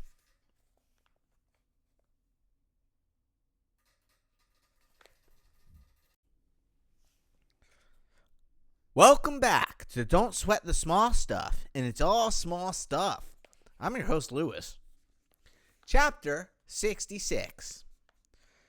Think of what you have instead of what you want. In over a dozen years as a stress consultant, one of the most pervasive and destructive mental tendencies I've seen is that of focusing on what we want instead of what we have. It doesn't seem to make a difference how much we have. We just keep expanding our list of desires, which guarantees we will remain dissatisfied. The mindset that says, I'll be happy when this desire is fulfilled, is the same mindset that will repeat itself once that desire is met. A friend of ours closed escrow on his new home on a Sunday. The very next time we saw him, he was talking about his next house and how it's going to be even bigger. He isn't alone. Most of us do the very same thing. We want this or that. If we don't get what we want, we keep thinking about all that we don't have, and we remain dissatisfied. If we do get what we want, we simply recreate the same thinking in our new circumstances. So, despite getting what we want, we still remain unhappy. Happiness can't be found when we're yearning for new desires. Luckily, there is a way to be happy. And involves changing the emphasis of our thinking from what we want to what we have. Rather than wishing your spouse were different, try thinking about her wonderful qualities. Instead of complaining about your salary, be grateful that you have a job. Rather than wishing you were able to take a vacation to Hawaii, think of how much fun that you've had close to home. The list of possibilities is endless. Each time that you find yourself falling into the I wish life were different trap, back off and start over. Take a breath and remember all that you have to be grateful for. When you focus on what you want, on not what you want, but what you have, you end up getting more of what you want anyway. If you focus on the good qualities of your spouse, she'll be more loving. If you're grateful for your job rather than complaining about it, you'll do a better job, be more productive, and probably end up getting a raise anyway. If you focus on ways to enjoy yourself around home rather than waiting to enjoy yourself in Hawaii, you'll end up having more fun. If you ever do get to Hawaii, you'll be in the habit of enjoying yourself. And if by some chance you don't, you'll have a great life anyway. Make a note to yourself.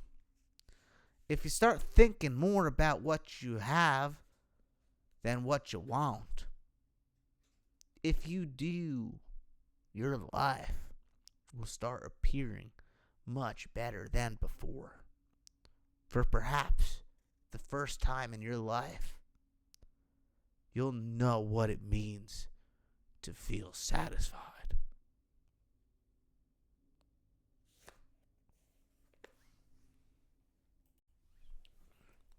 Welcome back to Don't Sweat the Small Stuff, and it's all small stuff.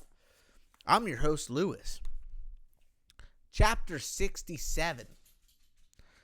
Practice ignoring your negative thoughts.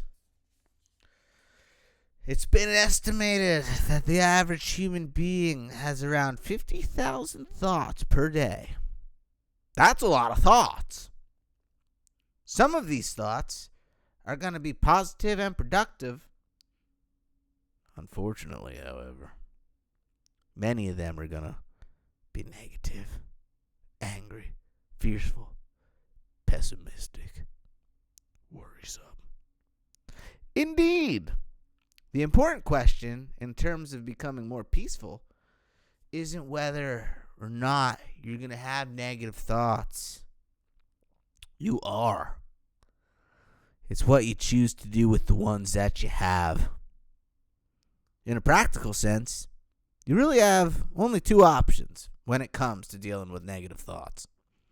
You can analyze your thoughts, ponder, think through, study, think some more, or you can learn to just ignore them, dismiss, pay less attention to, not take too so seriously. This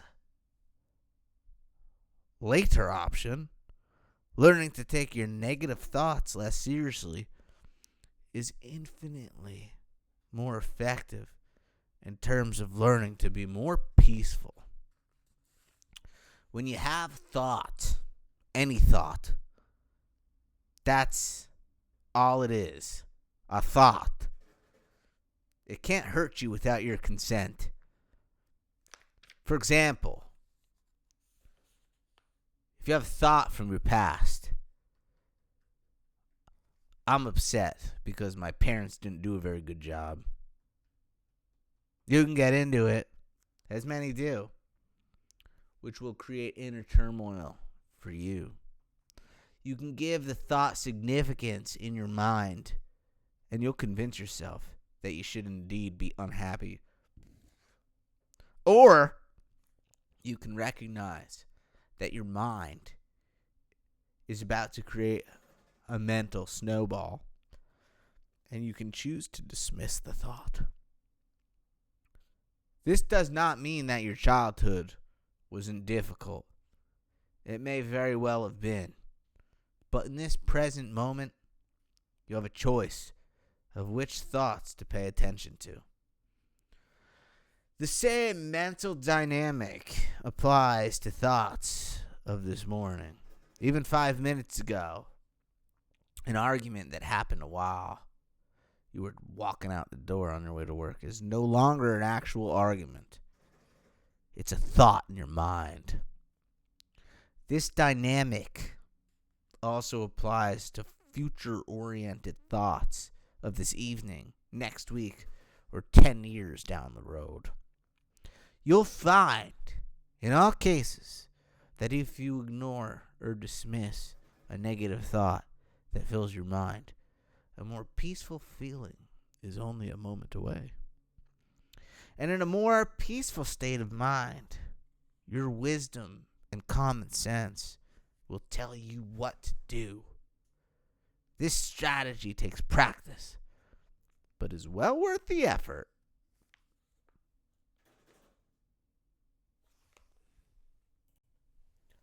Welcome back to Don't Sweat the Small Stuff, and it's all small stuff.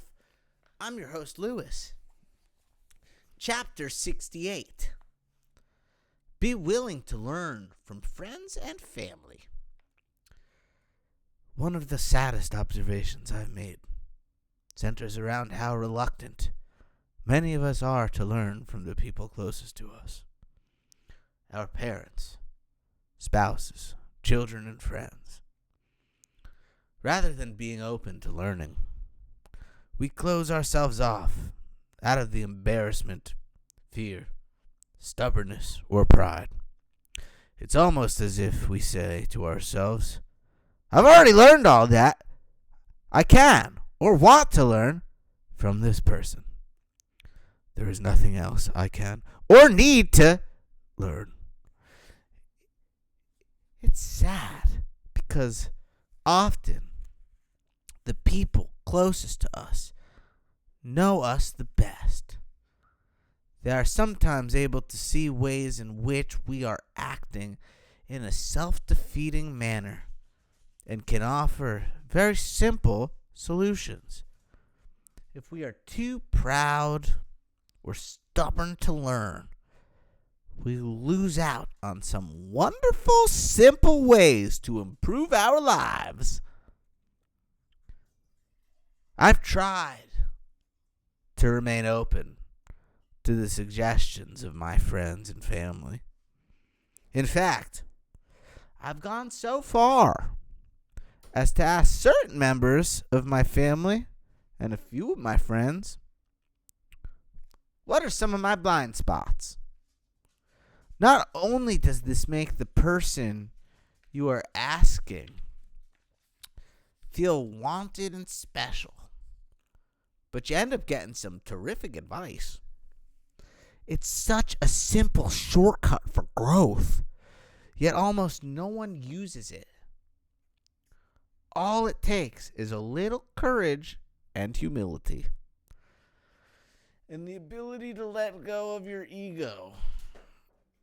This is especially true if you are in the habit of ignoring suggestions, taking them as criticism, or tuning out certain members of your family. Imagine how shocked they will be when you ask them sincerely for their advice. Pick something that you feel the person whom you are asking is qualified to answer. For example, I often ask my father for advice on business. Even if he happens to give me a bit of a lecture, it's well worth it. The advice he gives usually prevents me from having to learn something the hard way.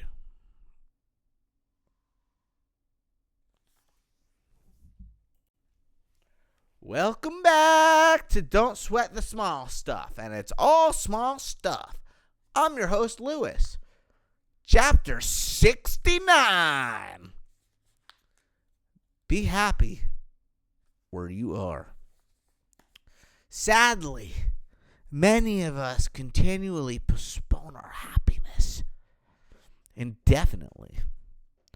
It's not that we consciously set out to do so, but that we keep convincing ourselves, someday I'll be happy. We tell ourselves we'll be happy when our bills are paid, when we get out of school, get our first job, a promotion. We convince ourselves that life will get better after we get married, have a baby, and then another. Then we're frustrated that the kids aren't old enough. We'll be more content when they are. After that, we're frustrated that we have teenagers to deal with. We would certainly be happy when they're out of that stage. We tell ourselves that our new life will be complete when our spouse gets his or her act together, when we get a nicer car, and are able to go on a nice vacation when we retire, and on and on and on and on. Meanwhile, life keeps moving forward. And the truth is, there is no better time to be happy than right now. If not, when? Your life will always be filled with challenges. It's best to admit this to yourself and decide to be happy anyway.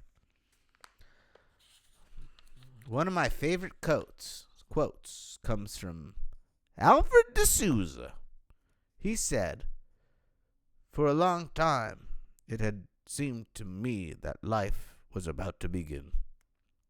Real life. But there was always an obstacle in the way. Something to go through first. Some unfinished business. Time still to be served. A debt to be paid. Then life would begin. At last, it dawned on me that these obstacles were my life. This perspective has helped me to see there's no way to happiness. Happiness is the way."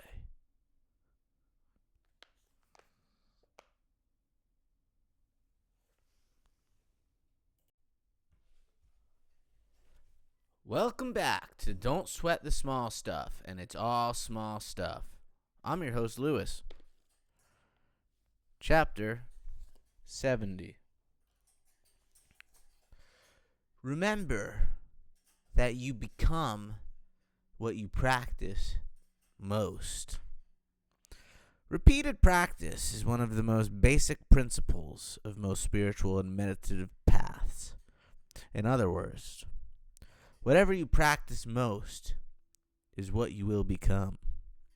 If you are in the habit of being uptight whenever life isn't quite right, repeatedly reacting to criticism by defending yourself, insisting on being right, allowing your thinking to snowball in response to adversity, or acting like life is an emergency, then, unfortunately, your life will be a reflection of this type of practice. You will be frustrated because, in a sense, you have practiced being frustrated. Likewise, however, you can choose to bring forth in yourself qualities of compassion, patience, kindness, humility, and peace again through what you practice. I guess it's safe to say that practice makes perfect. Makes sense, then, to be careful what you practice. This isn't to suggest that you make your entire life into a great big project where the goal is to be constantly improving yourself. Only that's immensely helpful to become conscious of your own habits, both internal and external. Where is your attention? How do you spend your time? Are you cultivating habits that are helpful to your stated goals? Is what you say you want your life to stand for consistent with what your life really stands for? Simply asking yourself these and other important questions and answering them honestly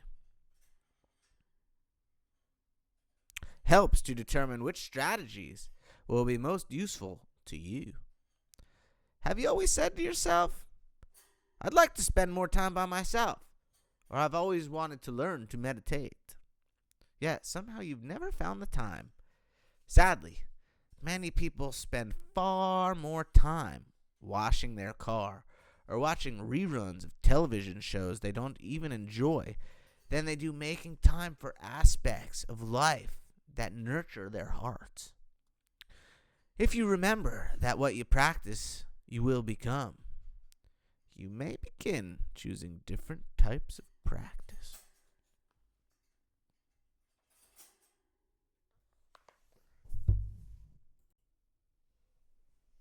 Welcome back to Don't Sweat the Small Stuff, and it's all small stuff. I'm your host, Lewis. Chapter 71. Pascal said, "All the humanity's problems stem from man's inability to sit quietly in a room alone." Now, I'm not sure that I would go quite this far, but I am certain that a quiet mind is the foundation of inner peace. And inner peace translates into outer peace. Although there are many techniques for quieting the mind, such as reflection, deep breathing, contemplation, and visualization. The most universally accepted and regularly used technique is meditation. In as little as 5 to 10 minutes a day, you can train your mind to be still and quiet. This stillness can be incorporated into your daily life, making you less reactive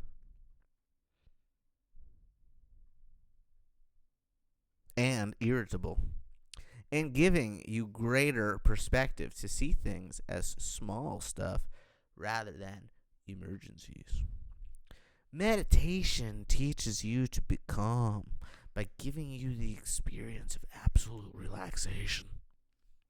It teaches you to be at peace. There are many different forms and variations of meditation. Essentially, however, meditation involves emptying your mind. Usually, meditation is done alone in a quiet environment. You close your eyes and focus your attention on your breath. In and out. In and out. As the thoughts enter your mind, you gently let them go and bring your attention back into your breath. You do this over and over again.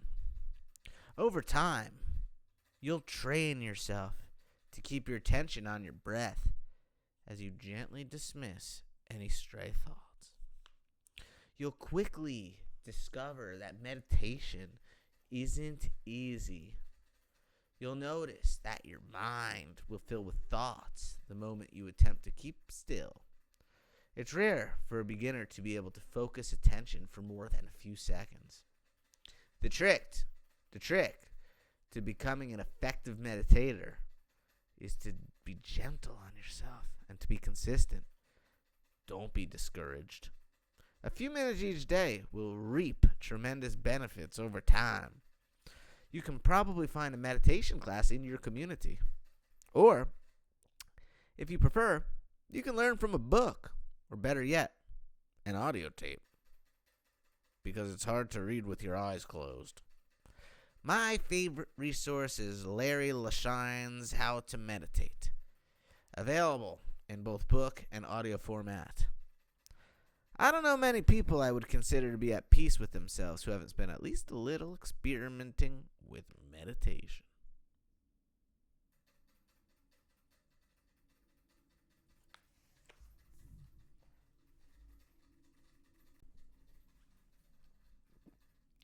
Welcome back to Don't Sweat the Small Stuff, and it's all small stuff. I'm your host, Lewis. Chapter 72. Take up yoga. Like meditation, yoga is an extremely popular and effective method for becoming more relaxed, easygoing person. For centuries, yoga has been used to clear and free the mind, giving people feelings of ease and equanimity. It's easy to do and takes only a few minutes a day. What's more, people of virtually any age and fitness level can participate. I once took a class at the health club that included both a 10-year-old boy and an 87-year-old man. Yoga is a non-competitive in nature. You work and progress at your own speed and comfort level.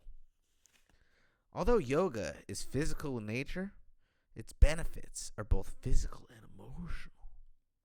On the physical side, yoga strengthens the muscles in the spine, creating flexibility and ease of motion. On the emotional side, yoga is a tremendous stress reducer. It balances the body, mind, spirit connection, giving you feelings of ease and peace. Yoga is practiced by engaging in a series of stretches, both gentle and challenging. The stretches are designed to open the body and lengthen the spine. The stretches focus on very specific, usually tight and constricted places: the neck, back, hips, legs, and spine. While you are stretching, you are also concentrating, focusing your attention on what you are doing. The effects of yoga are truly amazing. After only a few minutes, you feel more alive and open, peaceful and relaxed. Your mind is clear. The rest of your day is easier and more focused. I used to believe that I was too busy to practice yoga. I felt I didn't have time. I'm now certain that the opposite is true. I don't have time not to practice yoga. It's too important not to do. It keeps me feeling young and energized. It's also a wonderful and peaceful way to spend time with family and or friends. Rather than watching television together, my two daughters and I often flip on a yoga video and spend a few minutes stretching together. Like meditation, it's easy to find a local class at the community center, the YMCA, or health club. If you prefer to learn yoga from a book, my favorite is Richard Hittelman's Yoga 28-Day Exercise Plan.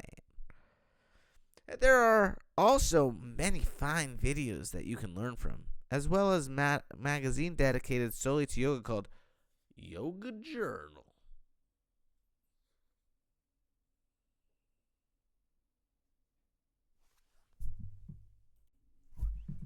Welcome back to Don't Sweat the Small Stuff, and it's all small stuff.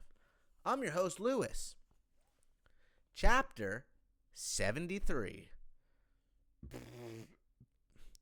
To become a kinder, more loving individual requires action.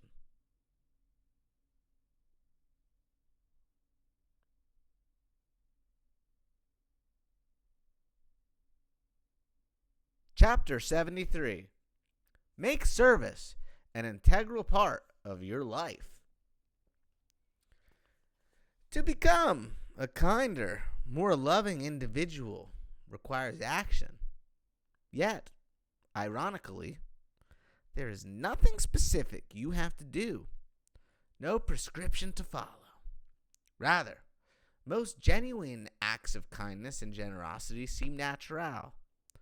They stem from a type of thinking where service and giving have been integrated into the person's thought process. Several teachers and philosophers that I have learned from have suggested that I begin my day by asking myself the question, how can I be of service? I found this to be useful in reminding me of the multitude ways that I can be helpful to others. When I take the time to ask this question, I find answers popping up all day long. If one of your goals is to be help to others, you will find the most appropriate ways. Your chances to be of service are endless. Sometimes the best way that I can be of service is to offer my home to a friend or even a stranger in need. Other times, it's to give my seat to an elderly person on the train, help a youngster across the monkey bars, speak to a group, write a book, help out my daughter's school, write a check to a charity, or pick up litter on the road. The key, I believe, is to remember that being of service isn't a one-time effort. It's not doing something nice for someone and then wondering why others aren't being nice too, or doing things for us. Instead, a life of service is a lifelong process, a way of thinking about life. Does the trash need to be taken out? If so, go ahead and take it out, even if it's not your turn. Is someone you know being difficult? Maybe they need a hug or someone to listen to them. Are you aware of a charity that is in trouble? Could you possibly give a little extra cash this month? I have learned that the best way to be of service is often very simple. It's those little, quiet, often unnoticed acts of kindness that I can choose on a daily basis. Being supportive of a new endeavor by my spouse, or simply taking the time and energy to listen. I know that I have a long way to go toward my goal of becoming a selfless person. However, I also know that I have attempted to integrate service into my life. I've felt better and better about the way I choose to live. There is an ancient saying, giving is its own reward. It's really true. When you give, you also receive. In fact, what you receive is directly proportional to what you give. As you give more freely of yourself in your own unique ways, you will experience more feelings of peace than you ever thought possible. Everyone wins, especially you.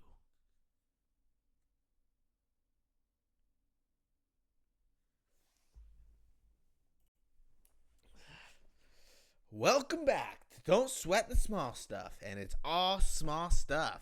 I'm your host, Lewis. Chapter 74. Do a favor and don't ask for or expect one in return. There is a strategy that can help you practice integrating service into your life. It will show you how easy it is and how good it feels to do something nice for someone without expecting anything in return.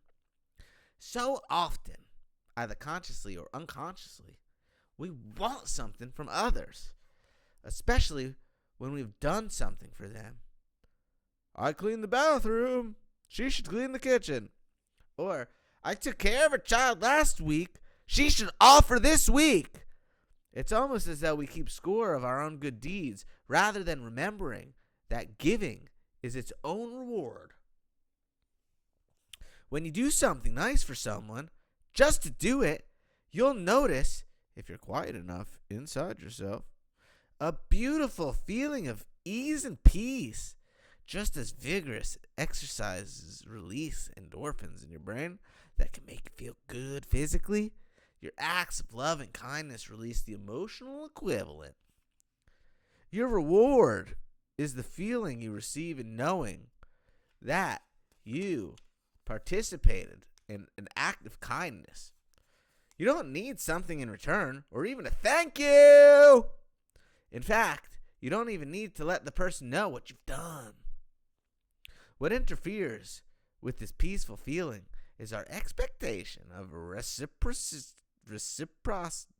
reciprocity. Our own thoughts interfere with our peaceful feelings as they clutter our minds, as we get caught up in what we think of, want, or need. The solution is to notice your I want something in return thoughts and gently dismiss them. In the absence of these thoughts, your positive feelings will return. So, if you think of something really thoughtful to do for someone and don't expect anything in return, whether it's surprising your spouse with a clean garage or organized desk, mowing your neighbor's lawn, or coming home early from work to give your spouse a break from the kids, when you complete your favor, see if you can tap into the warm feelings of knowing you've done something really nice without expecting anything from the person who just helped. If you practice, I think you'll discover that the feelings themselves a reward enough.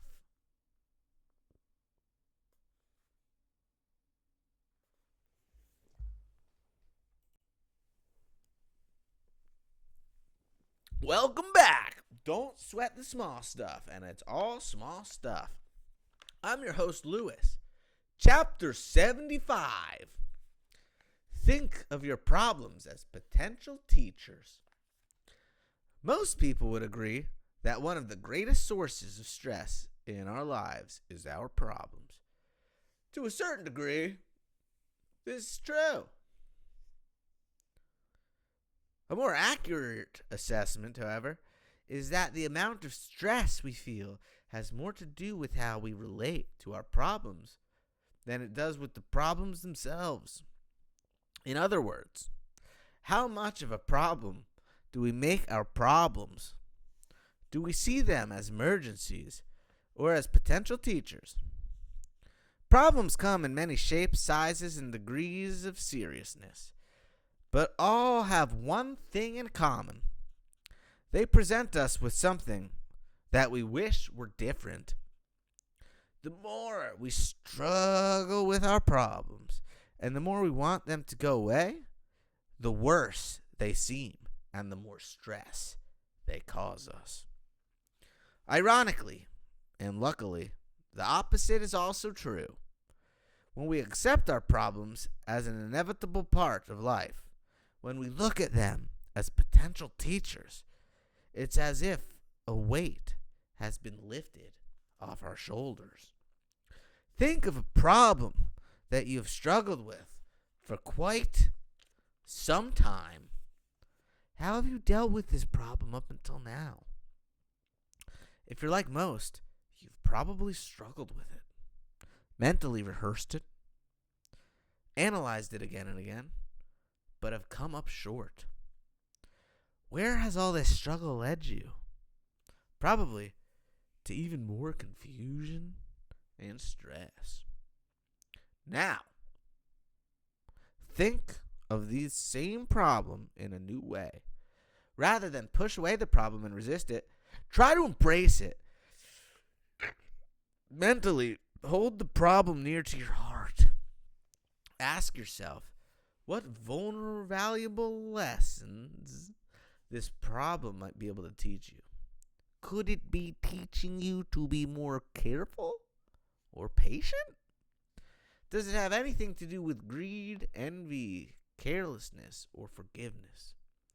Or something is equally powerful? Whatever problems you're dealing with, chances are they could be thought of in a softer way that includes a genuine desire to learn from them. When you hold your problems in this light, they soften like a clenched fist that's opening. Give this strategy a try.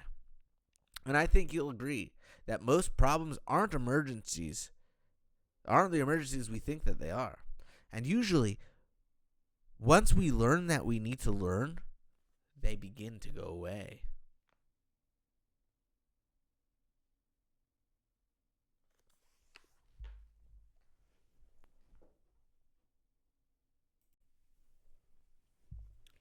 Welcome back to Don't Sweat the Small Stuff, and it's all small stuff. I'm your host, Lewis. Chapter 76. Get comfortable not knowing. There once was a village that had among its people a very wise old man. The villagers trusted this man to provide them answers to their questions and concerns. One day, a farmer from the village went to the wise man and said in a frantic tone, "Wise man, help me! A horrible thing has happened. My ox has died, and I have no animal to help me plow my field. Isn't that the worst thing that could have ever possibly happened?" The wise old man replied, "Maybe so, maybe not." The man hurried back to the village and reported to his neighbors that the wise old man had gone mad. Surely this was the worst thing that ever could have possibly happened. Why couldn't he just see this? The very next day, however, a strong young horse was seen near the man's farm. Because the man had no ox to rely on, he had the idea to catch the horse to replace his ox, and he did. How joyful the farmer was! Plowing the field had never been easier. He went back to the wise old man to apologize.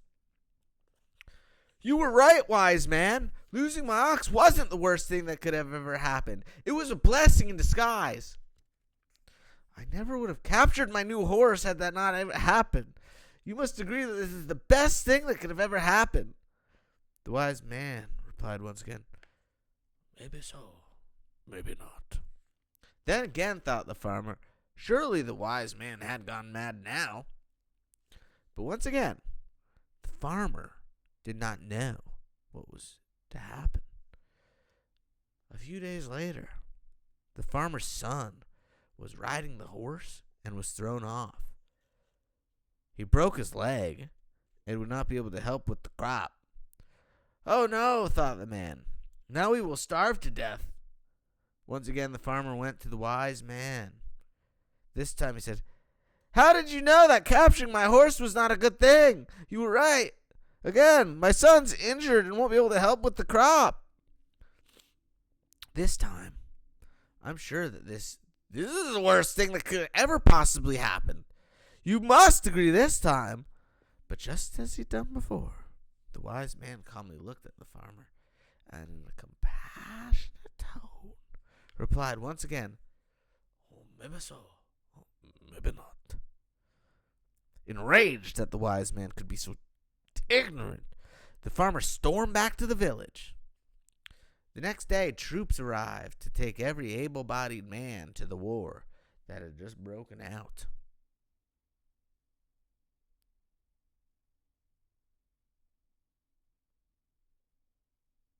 The farmer's son was the only young man in the village who didn't have to go. He would live, while the others would surely die. The moral of the story provides a powerful lesson. The truth is, we don't know what's going to happen. We just think we do. Often, we make a big deal out of something. We blow up scenarios in our minds about all the terrible things that are going to happen. Most of the time, we're wrong. If we keep our cool and stay open to possibilities, we can be reasonably certain that eventually all will be well.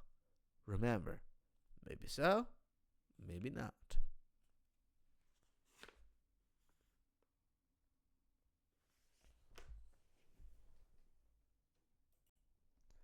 Welcome back to Don't Sweat the Small Stuff, and it's all small stuff.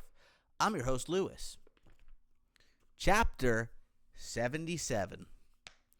Acknowledge the totality of your being. Zorba the Greek was said to have described himself as the whole catastrophe. The truth is, we're all the whole catastrophe. Only we wish that we weren't. We deny the parts of ourselves that we deem unacceptable, rather than accepting the fact that we're all less than perfect. One of the reasons it's important to accept all aspects of yourself is that it allows you to be easier on yourself, more compassionate when you act or feel insecure. Rather than pretending to be together, you can open the truth and say to yourself, I'm feeling frightened, and that's okay. If you're feeling a little jealous, greedy, or angry, rather than deny or bury your feelings, you can open to them, which helps you move through them quickly and grow beyond them. When you no longer think of your negative feelings as a big deal or as something to fear, you will no longer be frightened by them. When you open to the totality of your being, you no longer have to pretend that your life is perfect or even hope that it will be. Instead, you can accept yourself as you are right now. When you acknowledge the less than perfect parts of yourself, something magical begins to happen. Along with the negative, you'll also begin to notice the positive, the wonderful aspects of yourself that you may not have given yourself credit for, or perhaps even been aware of.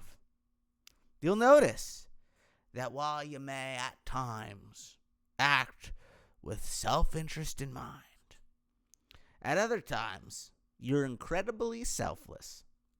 Sometimes you may act insecure or frightened, but most often you are courageous. While you can certainly get uptight, you can also be quite relaxed.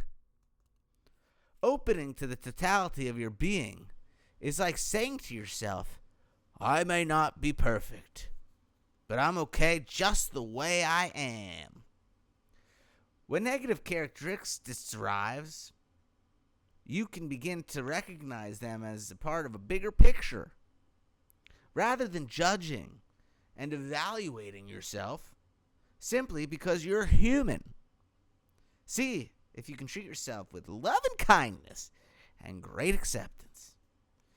You may indeed be the whole catastrophe, but you can relax about it.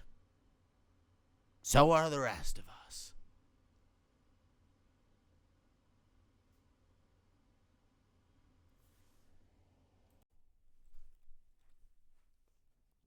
Welcome back to Don't Sweat the Small Stuff, and it's all small stuff.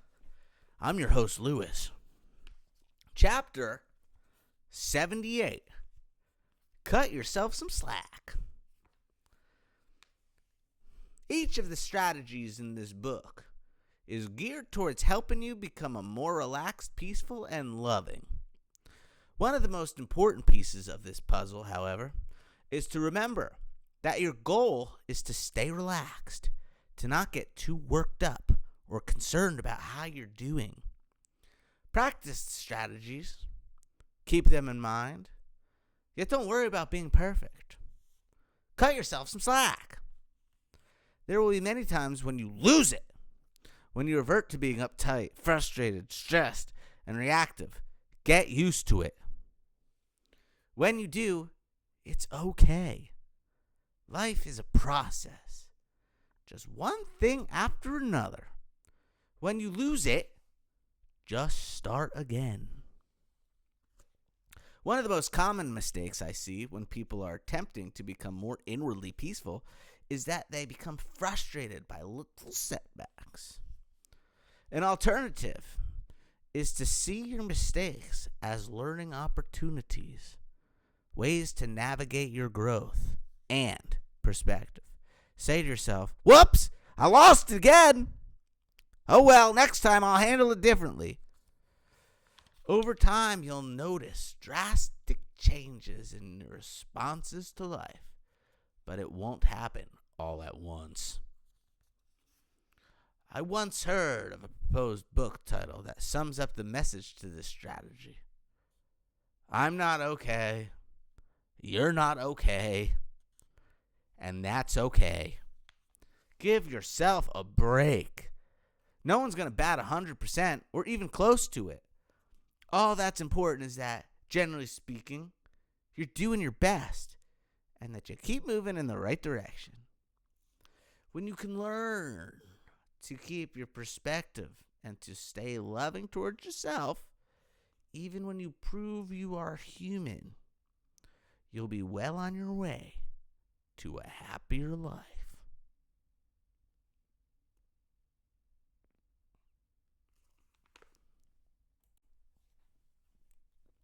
Welcome back to Don't Sweat the Small Stuff, and it's all small stuff. I'm your host, Lewis. Chapter 79. Stop blaming others.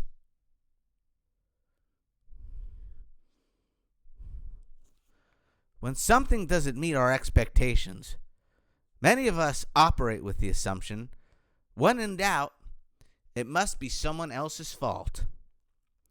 You can see this assumption in action almost everywhere you look. Something is missing, so someone else must have moved it. The car's not working right, so the mechanic must have repaired it incorrectly. Your expenses exceed your income, so your spouse must be spending too much money. The house is a mess, so you must be the only person doing your part. A project is late, so your colleagues at work must not have done their share. And on it goes. This type of blaming thinking has become extremely common in our culture. On a personal level, it's led us to believe that we are never completely responsible for our own actions, problems, or happiness. On a societal level, it has led to the frivolous lawsuits and ridiculous excuses that get criminals off the hook. When we are in the habit of blaming others, we will blame others for our anger, frustration, depression, stress, and unhappiness. And in terms of personal happiness, you cannot be peaceful while at the same time blaming others.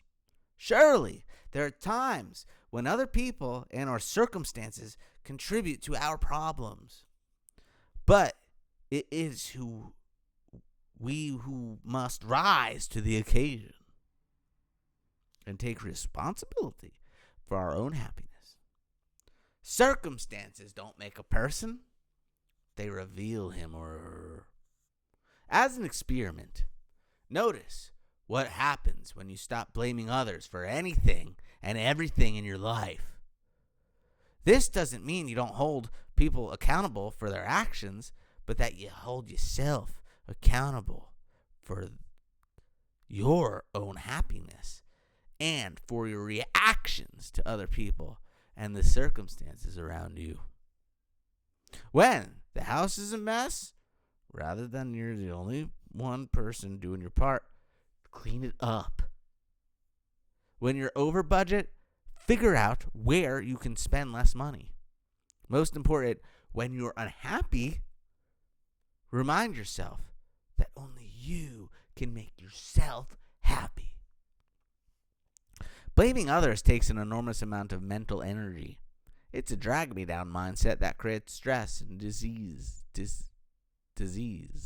Blaming makes you feel powerless over your own life because your happiness is contingent on the actions and behavior of others, which you can't control. When you stop blaming others, you will regain your sense of personal power. You will see yourself as a choice maker. You will know that when you are upset, you are playing a key role in the creation of your own feelings. This means that you can also play a key role in creating new, more positive feelings. Life is a great deal more fun and much easier to manage when you stop blaming others. Give it a try and see what happens.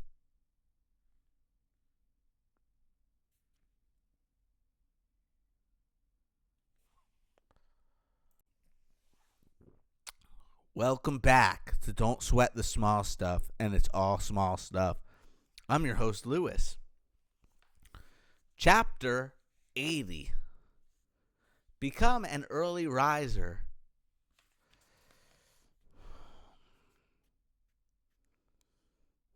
I've seen this simple, practical strategy help many people discover a more peaceful, even more meaningful life. So many people wake up, rush to get ready, grab a cup of coffee, and charge out the door to work. After working all day, they return home, tired. The same is usually true for men and women who stay home with their children. They get up just in time to start doing things for the kids. There is virtually no time for anything else. Whether you work, raise a family, or both, for the most part, you're too tired to enjoy any time left for you. As a solution to the tiredness, the assumption is often made, I'd better get as much sleep as I can, so your free time is spent sleeping. For many people, this creates a deep longing in the heart. Surely there must be more to life than work, children, and sleep. Another way of looking at your fatigue is to consider that a lack of fulfillment and a sense of being overwhelmed both contribute to your tiredness. And contrary to popular logic, little less sleep and a little more time for you might just be what you need to combat your sense of fatigue. An hour or two that is reserved just for you before your day begins is an incredible way to improve your life. I usually get up between 3 and 4 in the morning. After a quiet cup of coffee, I usually spend some time doing yoga and a few minutes of meditation. After that, I will usually go upstairs and write for a while. But I also have time to read a chapter or two in whatever book I am enjoying. Sometimes I'll just sit for a few minutes and do nothing. Virtually every day, I stop whatever I'm doing to enjoy the sunrise as it comes up over the mountain. The phone never rings. No one is asking me to do anything for them. And there is nothing I absolutely have to do. It's by far the most quiet time of the day. By the time my wife and children wake up, I feel as though I've had a full day of enjoyment. No matter how busy I am that day or whatever demands that are on my time, I know I've had my time. I never feel ripped off, as so many people unfortunately do, as if my life isn't my own. I believe this makes me more available to my wife and children, as well as my clients at work and other people who depend on me. Many people have told me that this one shift in their routine was the single most important change they have ever made in their lives. For the first time ever, they are able to participate in those quiet activities they never found the time to do. All of a sudden, the books are getting read, the meditation gets done, the sunrise is appreciated, the fulfillment you experience more than makes up for any sleep you miss out on. If you must, turn off the television at night and get to sleep an hour or two earlier.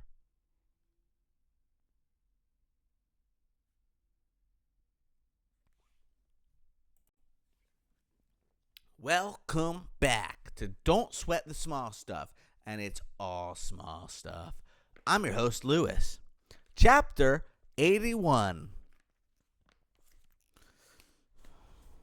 When trying to be helpful, focus on little things. Mother Teresa once said, "We cannot do great things on this earth. We can only do little things with great love."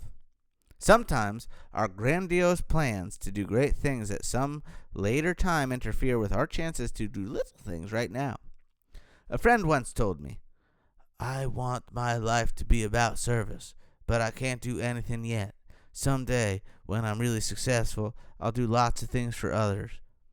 Meanwhile, there are hungry people in the streets, elderly people who could use some company, mothers who need help with their children, people who can't read, neighbors whose homes need paint, streets with litter, people who need to be listened to, and thousands of other little things that need to be done. Mother Teresa was right. We can't change the world, but to make the world a brighter place, we don't need to. All we really have to do is focus on those little acts of kindness, things we can do right now. My favorite ways to be of service are to develop my own helping rituals and to practice random acts of kindness. Almost always, little things that give me enormous satisfaction and peace of mind, often the most appreciated acts of kindness aren't the $1 million grants from giant corporations, but the 1 hour of volunteer work in a home for the elderly, or the $5 gift from someone who can't afford anything at all. If we focus on how little difference our acts of kindness really make in the scheme of things, surely we will end up frustrated and will probably use our hopelessness as an excuse to do nothing. If, however, we take great care in doing something, anything, we feel the joy of giving and will help to make our world just a little bit brighter.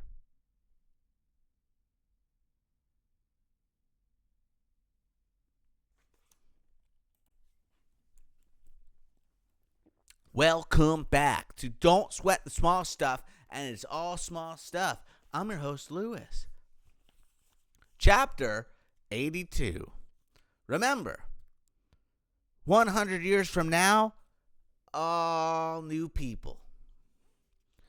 My good friend Patty recently shared this bit of wisdom with me that she learned from one of our favorite authors who has added a great deal of perspective to my life. In the scheme of things, 100 years isn't all that long a time.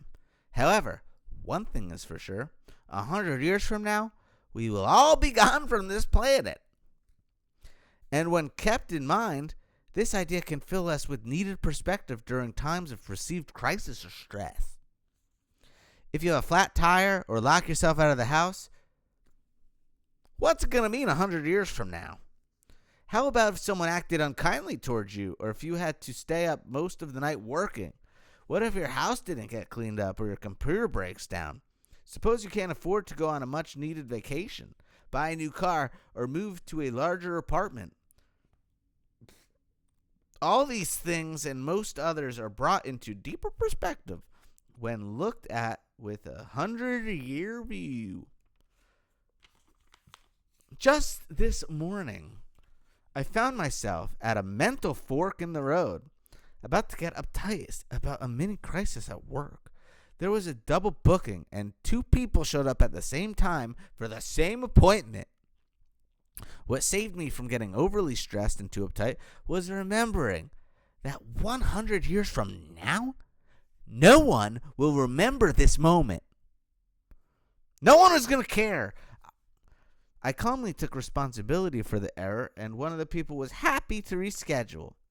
As usual, this was small stuff that could have easily be turned into big stuff.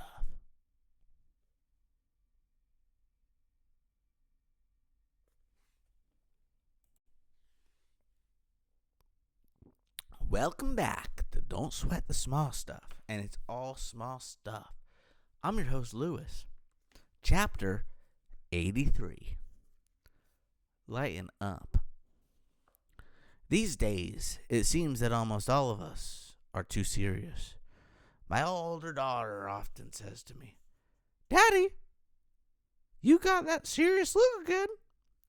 Even those of us who are committed to non-seriousness are probably too serious.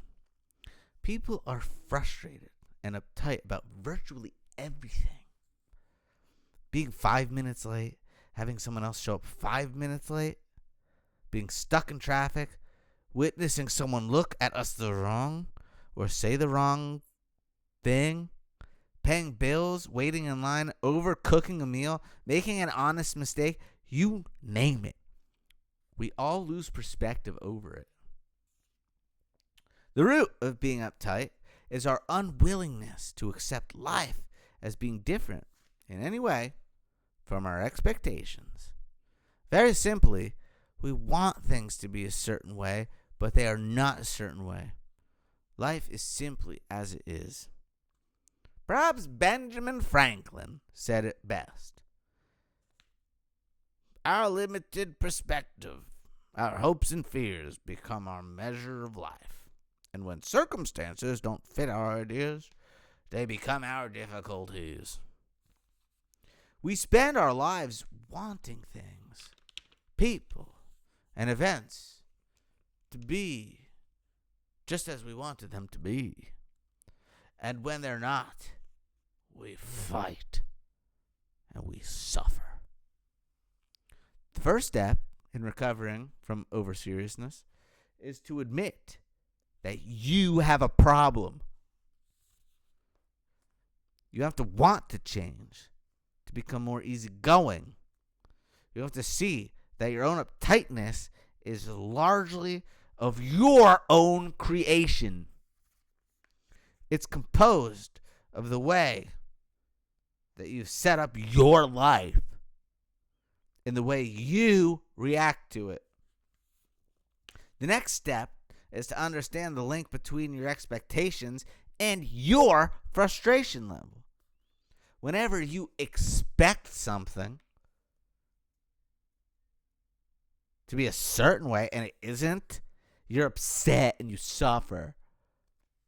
On the other hand, when you let go of your expectations, when you accept life as it is, you are free. To hold on to this. To hold on is to be serious and uptight. To let go is to lighten up. A good exercise is to try to approach a single day without expectations. Don't expect people to be friendly. When they're not, you won't be surprised or bothered. If they are, you will be delighted. Don't expect your day to be problem-free. Instead, as problems come up, say to yourself, another hurdle to overcome. As you approach your day in this manner, you'll notice how graceful life can be. Rather than fighting against life, you'll be dancing with it. Pretty soon, with practice, you'll lighten up your entire life. And when you lighten up, life is a lot more fun.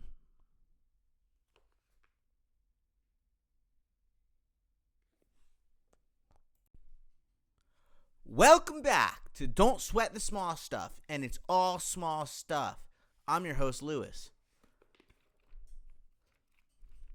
Chapter 84.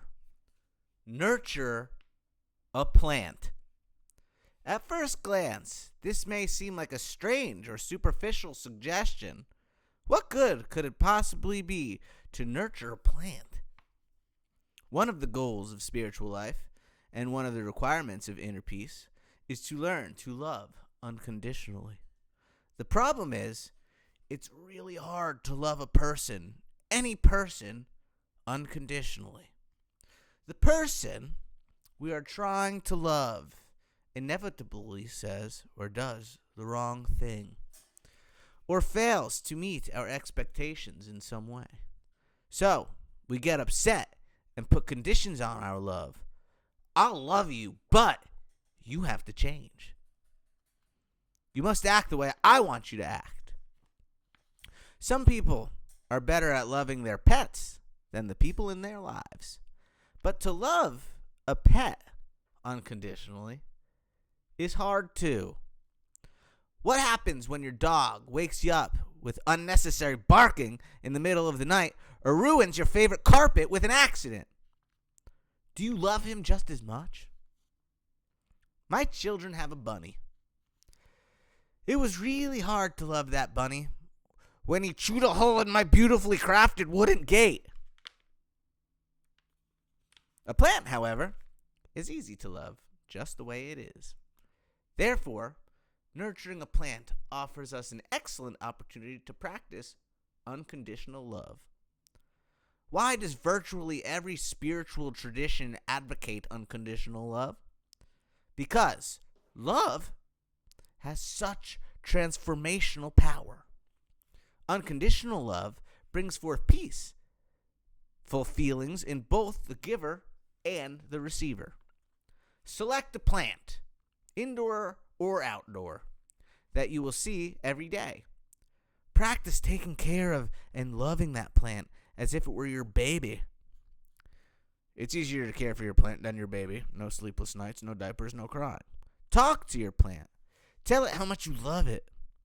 Love your plant, whether it blooms or not, whether it lives or dies. Just love it. Notice how you feel as you offer this plant your unconditional love. When you offer this type of love, you're never agitated, irritated, or hurried. You're simply in a loving space. Practice this type of love each time you see your plant, at least once a day. After a short while, you'll be able to extend your loving kindness beyond your plant as well, as you notice how good it feels to love. See if you can offer a similar love to the people in your life. Practice not needing them to change or to be different to receive your love. Love them just the way they are. Your plant can be a wonderful teacher, showing you the power of love.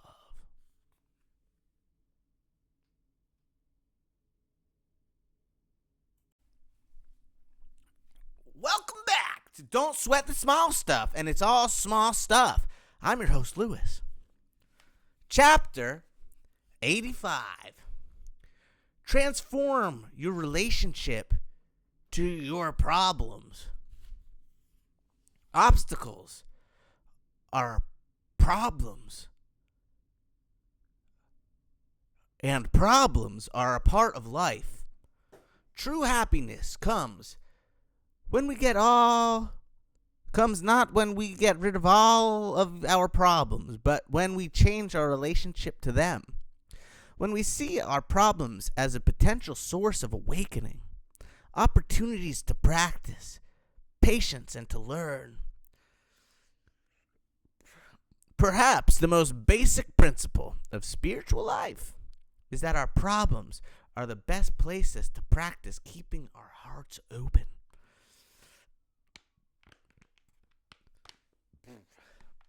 Certainly, some problems need to be solved.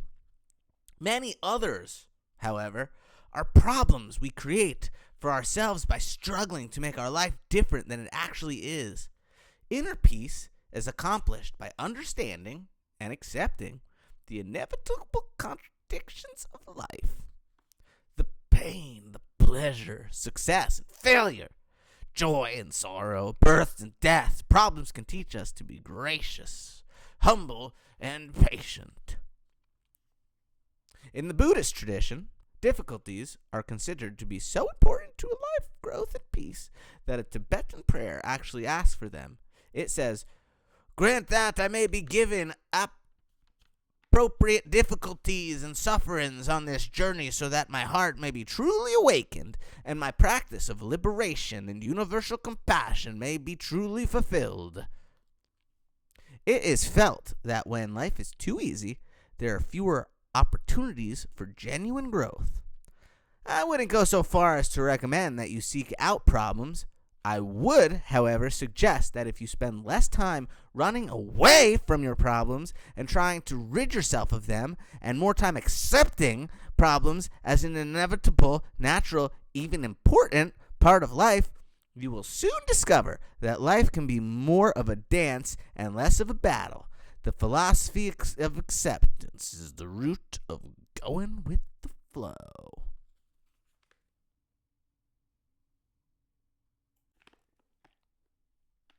Welcome back to Don't Sweat the Small Stuff, and it's all small stuff. I'm your host, Lewis. Chapter 86. The next time you find yourself in an argument, rather than defend your position, see if you can see the other point of view first. It's interesting to consider that when you disagree with someone, the person you are disagreeing with is every bit as certain of his or her position as you are of yours. Yet, we always take sides. Ours! This is our ego's way of refusing to learn anything new. It's also a habit that creates a lot of unnecessary stress. The first time I consciously tried the strategy of seeing the other point of view first, I found out something truly wonderful. It didn't hurt, and it brought me closer to the person with whom I was disagreeing. Suppose a friend says to you, liberals or conservatives are the major cause of our social problems. Rather than automatically defending your own position, whatever it is. See if you can learn something new. Say to your friend, tell me why you think that's true.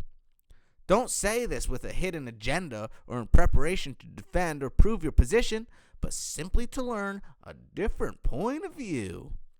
Don't try to correct or make your friend see how he is wrong. Let your friend have the satisfaction of being right. Practice being a good listener. Contrary to popular belief, this attitude does not make you weak. It doesn't mean you are passionate about your beliefs or that you're admitting that you're wrong. You're simply trying to see another point of view. You're seeking first to understand. It takes enormous energy to constantly prove a rigid position. On the other hand, it takes no energy to allow someone else to be right. In fact, it's outright energizing. When you understand other positions and points of view, several wonderful things begin to happen. First, you often learn something new. You expand your horizons. Second, when the person you are talking to feels listened to, he or she will appreciate and respect you far more than when you habitually jump in with your own position. Jumping in only makes him or her more determined and defensive. Almost always, if you are softer, the other person will be softer too. It might not happen right away, but in time, it will. By seeking first to understand, you're putting your love and respect for the person to whom you are speaking above your need to be right. You are practicing a form of unconditional love. A side benefit is that the person you are speaking to may even listen to your point of view. While there is no guarantee that he will listen to you, one thing is guaranteed. If you don't listen, he or she won't. By being the first person to reach out and listen, you stop the spiral of stubbornness.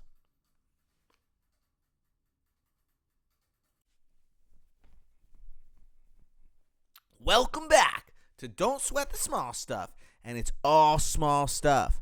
I'm your host, Lewis. Chapter 87. Redefine a meaningful accomplishment. Sometimes it's easy to get carried away with our so-called accomplishments. We spend our lifetimes collecting achievements, earning praise and recognition, and seeking approval, so much so that we lose sight of what is truly meaningful. If you ask the average person, as I've done many times, what is a meaningful accomplishment? The typical responses will be things like achieving a long-term goal, earning lots of money, winning a game, getting a promotion, being the best, earning praise, and so forth. The emphasis is almost always on the external aspects of life, things that happen outside of ourselves. Certainly, there is nothing wrong with these types of accomplishments. They are a way of keeping score and improving our circumstances. They are not, however, the most important types of accomplishments in your primary goal, if your primary goal is one of happiness and inner peace. Seeing your photograph in the local newspaper may be a nice thing to achieve, but isn't as meaningful as learning to stay centered in the face of adversity. Yet, many people would point to their photo in the paper as being a great accomplishment, but wouldn't necessarily think of staying centered as an accomplishment at all. Where are our priorities?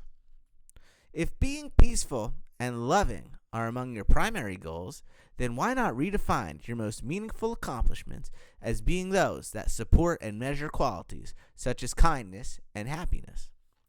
I think the most meaningful accomplishments, as stemming from inside myself, was I kind to myself and others? Did I overreact to a challenge? Or was I calm and collected? Am I happy? Did I hold on to anger, or was I able to let go and move on? Was I too stubborn? Did I forgive? These questions and others like them remind us that the true measure of our success comes not from what we do, but from who we are and how much love we have in our hearts. Rather than being consumed exclusively with external accomplishments, try putting more emphasis on what's really important. When you redefine what it means to achieve a meaningful accomplishment, it helps you to stay on your path.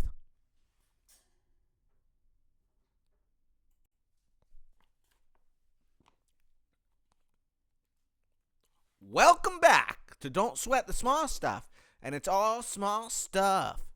I'm your host, Lewis. Chapter 88. Listen to your feelings. They are trying to tell you something. You have at your disposal a foolproof guidance system to navigate through life. This system, which consists solely of your own feelings, lets you know whether you are off track and headed toward unhappiness and conflict, or on track, headed toward peace of mind. Your feelings act as a barometer, letting you know what your internal weather is like. When you're not caught up in your thinking, taking things too seriously, your feelings will be generally positive. They will be affirming that you are using your thinking to your advantage. No mental adjustment needs to be made. When your experience of life is other than pleasant, when you're feeling angry, resentful, depressed, stressed out, frustrated, and so forth, your warning system of feeling kicks in like a red flag to remind you that you are off track, that it's time to ease up on your thinking. You've lost perspective. Mental adjustment does need to be made. You can think of your negative feelings in the same way that you think about warning lights on the dashboard of your car when flashing. Then they let you know that it's time to ease up. Contrary to popular belief, negative feelings don't need to be studied and analyzed. When you analyze your negative feelings, you usually end up with more of them than to contend with them. The next time you're feeling bad, rather than getting stuck in analysis paralysis, wondering why you feel the way you do, see if instead you can use your feelings to guide you back in the direction towards serenity. Do not pretend that the negative feelings don't exist, but try to recognize that the reason you're feeling sad, angry, stressed, or whatever is that you're taking life too seriously. You are sweating the small stuff. Instead of rolling up your sleeves and fighting life, back off. Take a few deep breaths and relax. Remember, life isn't an emergency unless you make it so.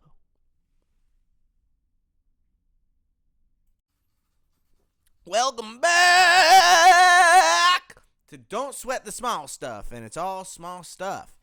I'm your host, Lewis. Chapter 89. If someone throws you the ball, you don't have to catch it. My best friend Benjamin Shield taught me this valuable lesson. Often, our inner struggles come from the tendency to jump on board someone else's problem. Someone throws you a concern, and you assume you have to catch it and respond. For example, suppose you're really busy, and a friend calls in a frantic tone and says, "My mother is driving me crazy. What should I do?" Rather than saying, "I'm really sorry, but I don't know what to suggest," you automatically catch the ball and try to solve the problem. Then later you feel stressed or resentful that you're behind schedule and that everyone seems to be making demands on you. It's easy to lose sight of your willing participation in the dramas of your own life. Remembering that you don't have to catch the ball is a very effective way to reduce the stress in your life.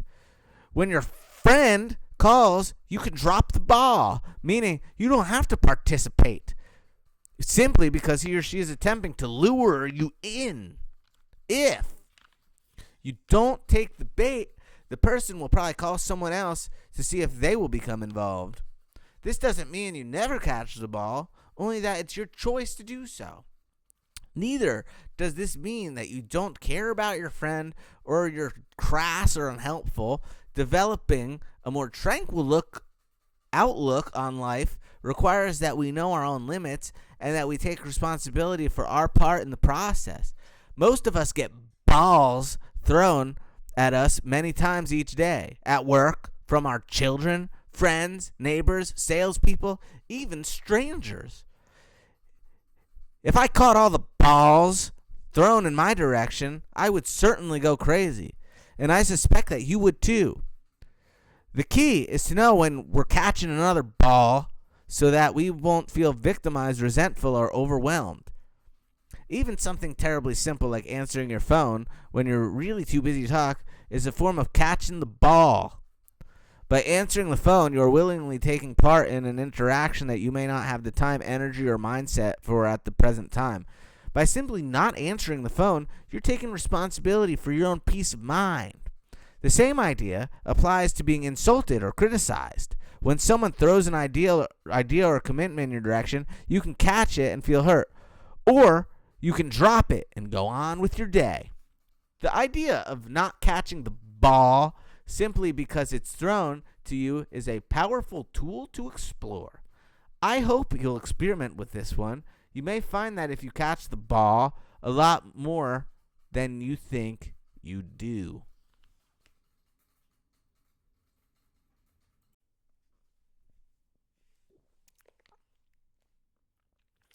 Welcome back to Don't Sweat the Small Stuff, and it's all small stuff. I'm your host, Lewis. Chapter 90. One more pass and show. This is a strategy that I have recently adopted into my own life.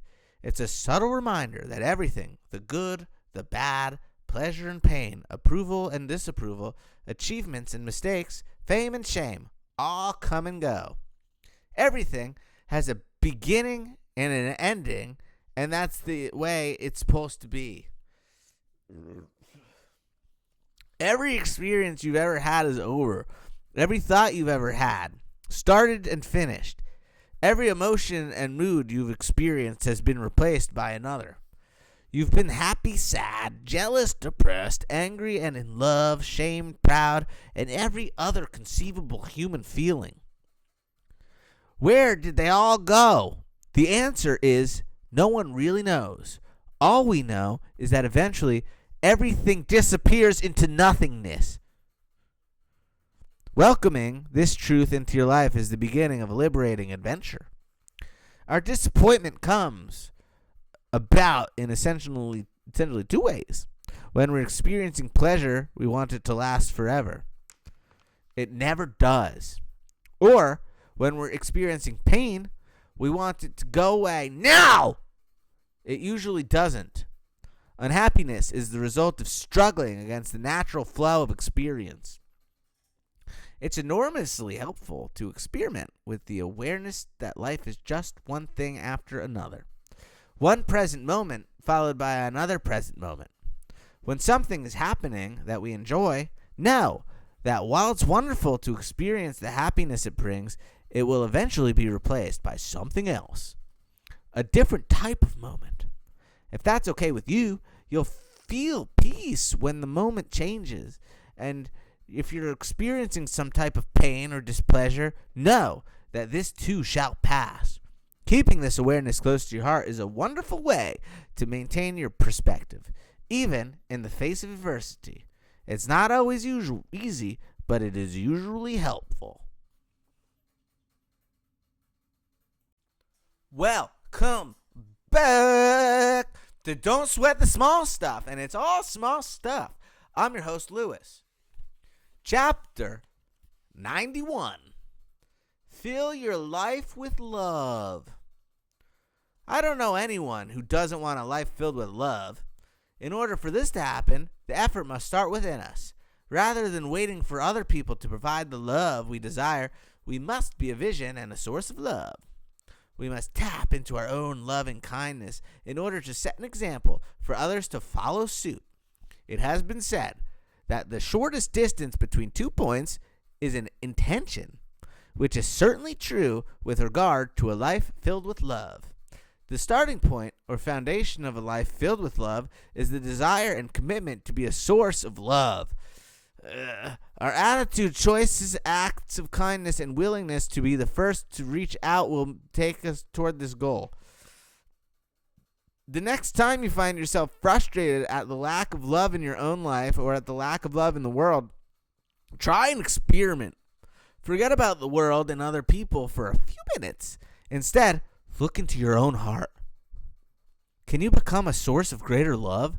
Can you think of loving thoughts for your own self and others? Can you extend these loving thoughts outward toward the rest of the world, even to people whom you feel don't deserve it? By opening your heart to the possibility of greater love, and by making yourself a source of love rather than getting love, as a top priority, you will be taking an important step in getting the love you desire. You'll also discover that truly remarkable. The more love you give, the more you will receive. As you put more emphasis on being a loving person, which is something you can control, and less emphasis on receiving love, which is something you cannot control, you'll find that you have plenty of love in your life. Soon, you'll discover one of the greatest secrets in the world. Love is its own reward.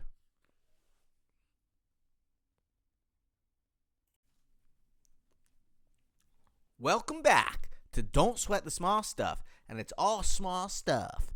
I'm your host, Lewis. Chapter 92. Realize the power of your own thoughts.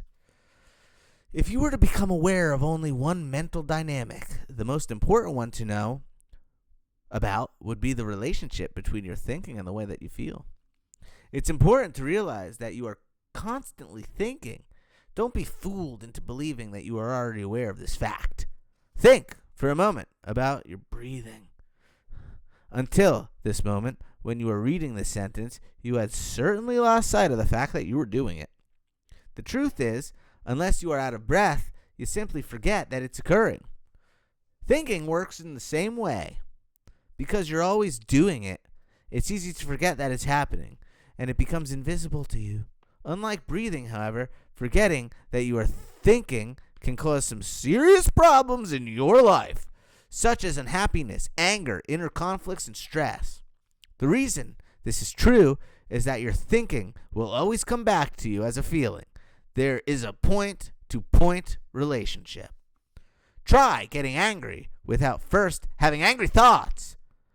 Okay, now try feeling stressed out without first having stressful thoughts, or sad without a sad thought, or jealous without thoughts of jealousy. You can't do it. It's impossible. The truth is, in order to experience a feeling, you must first have a thought that produces that feeling. Unhappiness doesn't and can't exist on its own. Unhappiness is the feeling that accompanies negative thinking about your life. In the absence of that thinking, unhappiness or stress or jealousy can't exist. There is nothing to hold your negative feelings in place other than your own thinking. It will be negative. Remind yourself that it's your thinking that is negative, not your life. This simple awareness will be the first step in putting you back on the path towards happiness. It takes practice, but you can get to the point where you can treat your negative thoughts in much the same way you would treat flies at a picnic. You shoo them away and get on with your day.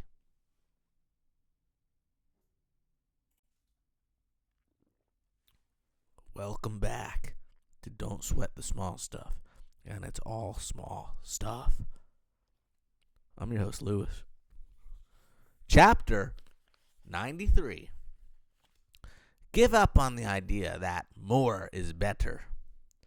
We live in the most affluent culture the world has ever seen. Estimates are that although we have only 6% of the world's population in America, we use almost half of the natural resources. It seems to me that if more were actually better, we would live in the happiest, most satisfied culture of all time.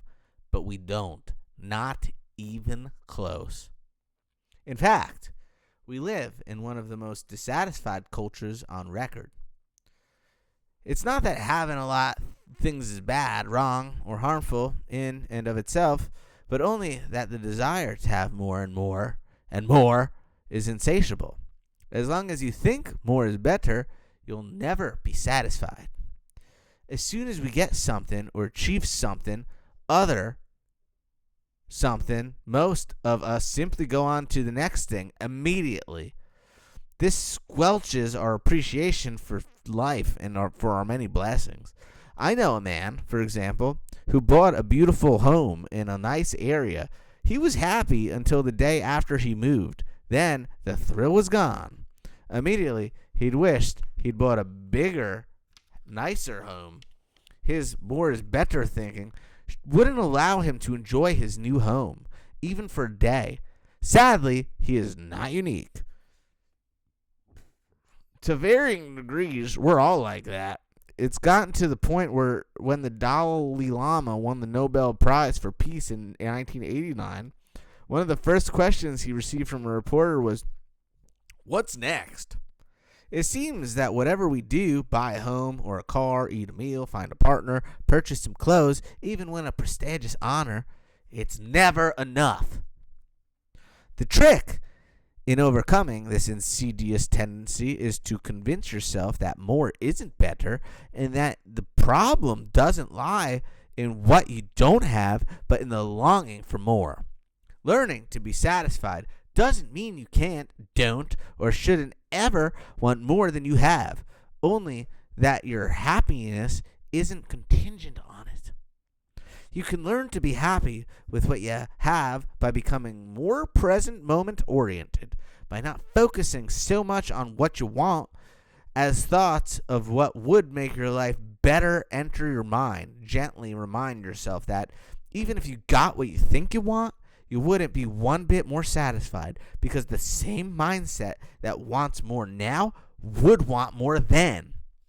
Develop a new appreciation for the blessings you already enjoy. See your life freshly, as if for the first time. As you develop this new awareness, you'll find that as new possessions or accomplishments enter your life, your level of appreciation will be heightened. An excellent measure of happiness is the differential between what you have and what you want. You can spend your lifetime wanting more, always chasing happiness, or you can simply decide to consciously want less. This latter strategy is infinitely easier and more fulfilling.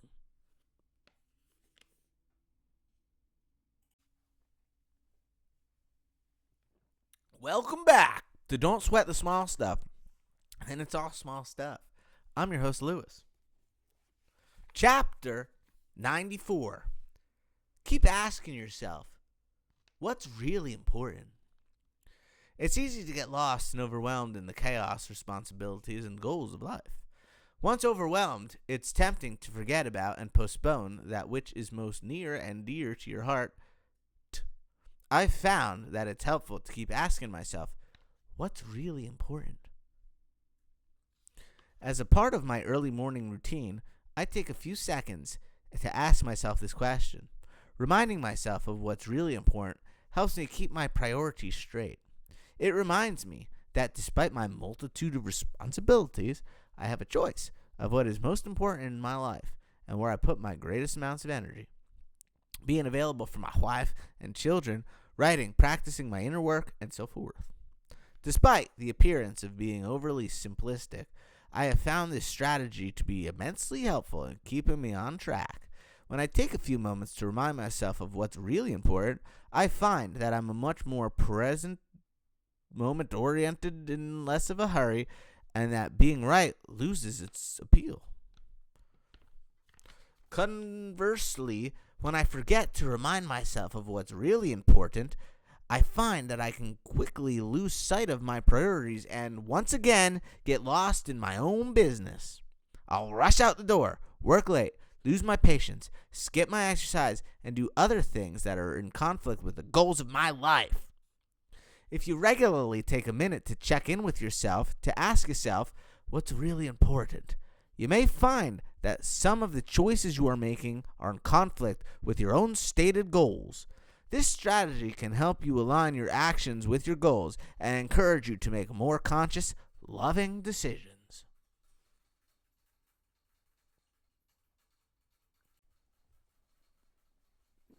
Welcome back to Don't Sweat the Small Stuff, and it's all small stuff. I'm your host, Lewis. Chapter 95. How often have you said to yourself after the fact, I knew I should have done that? How often do you intuitively know something, but allow yourself to think yourself out of it? Trusting your intuitive heart means listening to and trusting that quiet inner voice that knows what it is you need to do, what actions need to be taken, or changes need to be made in your life. Many of us don't listen to our intuitive heart for fear that we couldn't possibly know something without thinking it through, or for fear that legitimate answers could possibly be so obvious. We say things to ourselves like, that couldn't possibly be right, or I couldn't possibly do that.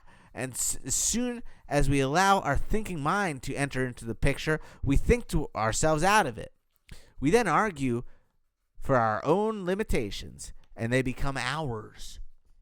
If you can overcome your fear that your intuitive heart will give you incorrect answers, you can learn to trust it. Your life will become the magical adventure it was always meant to be. Trusting your intuitive heart is like removing the barriers to enjoyment and wisdom. It's the way to open your eyes and your heart to your greatest source of wisdom and grace. If you're unfamiliar with trusting your intuition, start by setting aside a little quiet time to clear your mind and listen. Ignore and dismiss any habitual self-defeating thoughts that enter your mind and pay attention only to the calm thoughts that begin to surface. If you find that unusual yet loving thoughts are appearing in your mind, take note of them and take action. If, for example, you get the message to write or call someone you love, go ahead and do it. If your intuitive heart says you need to slow down or take some time for yourself, try to make it happen. If you're reminded of a habit that needs attention, pay attention. You'll find that when your intuition gives you messages and you respond with action, you'll often be rewarded with positive, loving experiences. Start trusting your intuitive heart today, and you'll see a world of difference in your life.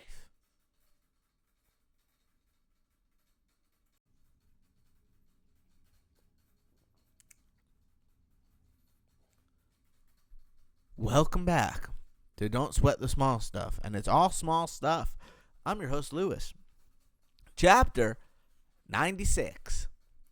Be open to what is. One of the most basic spiritual principles in many philosophies is the idea of opening your heart to what is instead of insisting that life be a certain way. This idea is so important because much of our internal struggle stems from our desire to control life, to insist that it be different than it actually is. But life isn't always, or even rarely is, the way we would like it to be. It's simply the way it is. The greater our surrender to the truth of the moment, the greater will be our peace of mind. When we have preconceived ideas about the way life should be, they interfere with our opportunity to enjoy or learn from the present moment. This prevents us from honoring what we are going through, which may be an opportunity for a great awakening. Rather than reacting to a child's complaining or your spouse's disapproval, try opening your heart and accepting the moment for what it is. Make it okay that they aren't acting exactly the way that you would like them to. Or if a project you have been working on is rejected, instead of feeling defeated, see if you can say to yourself, rejection. Next time I'll get it approved. Take a deep breath and soften your response. You open your heart in these ways, not to pretend that you enjoy complaints, disapproval, or failure, but to transcend them, to make it all right with you that life isn't performing the way you planned. If you can learn to open your heart in the midst of the difficulties of daily life, you will soon find that many of the things that have always bothered you will cease to be concerns. Your perspective will deepen when you fight that which you struggle with. Life can be quite a battle, almost like a ping pong game where you are the ball. But when you surrender to the moment, accept what's going on, Make it okay, where peaceful feelings will begin to emerge. Try this technique on some of the little challenges you face. Gradually, you'll be able to extend the same awareness to bigger things. This is a truly powerful way to live.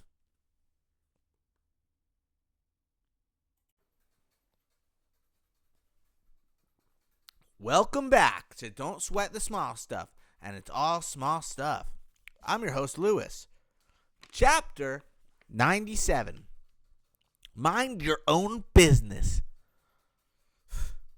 It's tough enough trying to create a life of serenity when dealing with your own mental tendencies, issues, real-life problems, habits, and the contradictions and complexities of life. But when you feel compelled to deal with other people's issues, your goal of becoming more peaceful becomes all but impossible.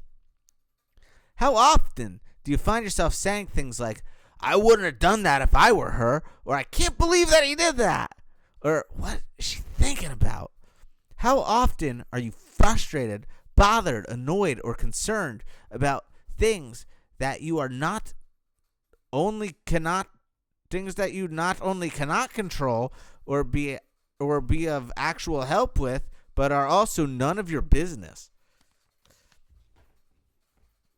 This is not a prescription to avoid being of help to people. Rather, it's about knowing when to help and when to leave something alone. I used to be the type of person who would jump in and try to solve a problem without being asked. Not only did my efforts prove fruitless, they were almost always unappreciated and sometimes even resented. Since recovering from my need to be overly involved, my life has become much simpler. And now that I'm not butting in where I'm not wanted, I'm far more available to be of help when I am asked for or truly needed.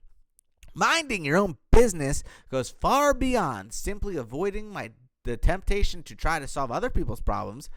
It also includes eavesdropping, gossiping, talking behind other people's backs, and analyzing or trying to figure out other people. One of the major reasons most of us focus on the shortcomings or problems of others is to avoid looking at ourselves. When you catch yourself involved where you really don't belong, congratulate yourself for having the humility and wisdom to back off. In no time at all, you'll free up on tons of extra energy to focus your attention where it's truly relevant or needed.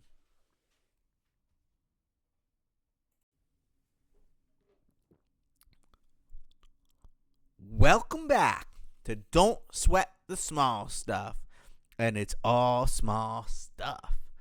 I'm your host, Lewis. Chapter 98. Look for the extraordinary in the ordinary. I heard a story about two workers who were approached by a reporter. The reporter asked the first worker, "What are you doing?" His response was to complain that he was virtually a slave, an underpaid bricklayer who spent his days wasting his time placing bricks on top of one another. The reporter asked the second worker the same question. His response, however, was quite different. "I am the luckiest person in the world," he said. "I get to be a part of important and beautiful pieces of architecture. I help turn simple pieces of brick into exquisite masterpieces." They were both right. The truth is, we see in life what we want to see. If you search for ugliness, you'll find plenty of it. If you want to find fault with other people, your career, or the world in general, you'll certainly be able to do so. But the opposite is also true. If you look for the extraordinary in the ordinary, you can train yourself to see it. This bricklayer sees cathedrals within pieces of brick The question is, can you? Can you see the extraordinary synchronicity that exists in our world? The perfection of the universe in action? The extraordinary beauty of nature? The incredible miracle of human life? To me, it's all a matter of intention. There is so much to be grateful for.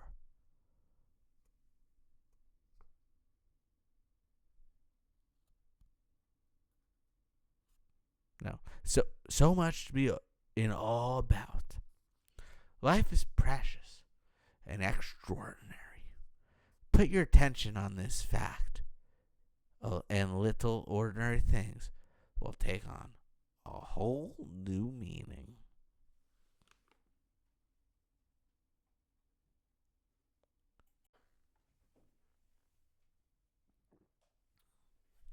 Welcome back to Don't Sweat the Small Stuff. And it's all small stuff. I'm your host, Lewis. Chapter 99. Schedule time for your inner work.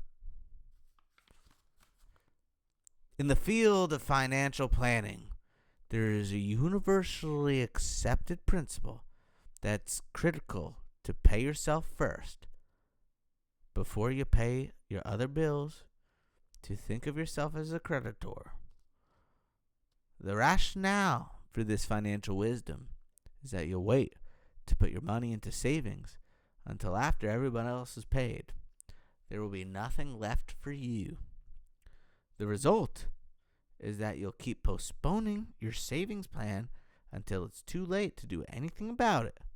But lo and behold, if you pay yourself first, somehow there will be just enough to pay everyone else too. The identical principle is critical to implement into your program of spiritual practice. If you wait until all your chores, responsibilities, and everything else is done before you get started, it will never happen, guaranteed. I have found that scheduling a little time each day as if it were an actual appointment is the only way to ensure that you will take some time for yourself. You might become an early riser, for example, and schedule 1 hour that is reserved for reading, praying, reflecting, meditating, yoga, exercise, or however you want to use the time. How you choose to use the time is up to you. The important thing is that you do schedule the time and that you stick to it. I had a client who actually hired a babysitter on a regular basis to ensure that she had the chance to do things she felt she needed to do. Today, more than a year later, her efforts have paid enormous dividends. She's happier than she ever thought possible. She told me that there was a time when she never would have imagined hiring a babysitter to ensure this type of quality time for herself. Now that she's done it, she can't imagine not doing it. If you set your mind to it, you can find the time you need.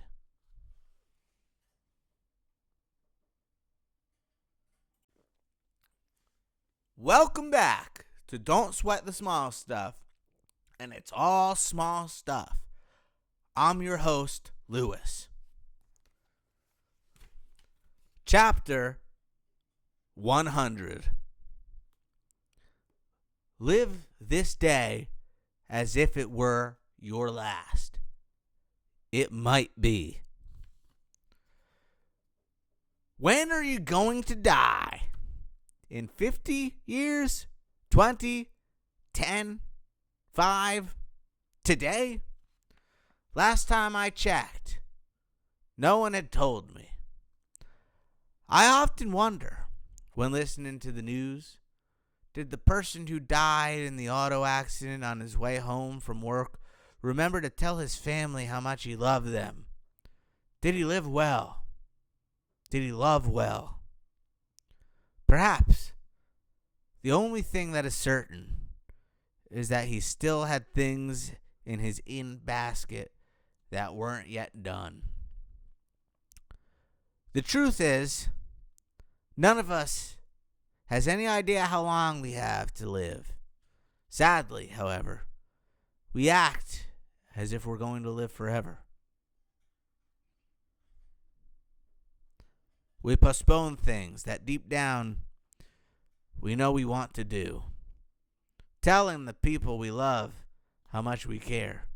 Spending time alone. Visiting a good friend. Taking that beautiful hike. Running a marathon. Writing a heartfelt letter. Going fishing with your daughter. Learning to meditate. Becoming a better listener. And on and on. We come up with elaborate and sophisticated rationales to justify our actions and end up spending most time and energy doing things that aren't all that important. We argue for our limitations, and they become our limitations. I felt it appropriate to end this book by suggesting that you live each day as if it were your last on this earth. I suggest this not as a prescription to be reckless or to abandon your responsibilities, but to remind you of how precious life really is. A friend of mine once said, "Life is too important to take seriously." 10 years later, I know he was right. I hope that this book has been and will continue to be helpful to you. Please don't forget the basic strategy, the most basic strategy of all. Don't sweat the small stuff. I will end this book by sincerely saying that I wish you well. Treasure yourself.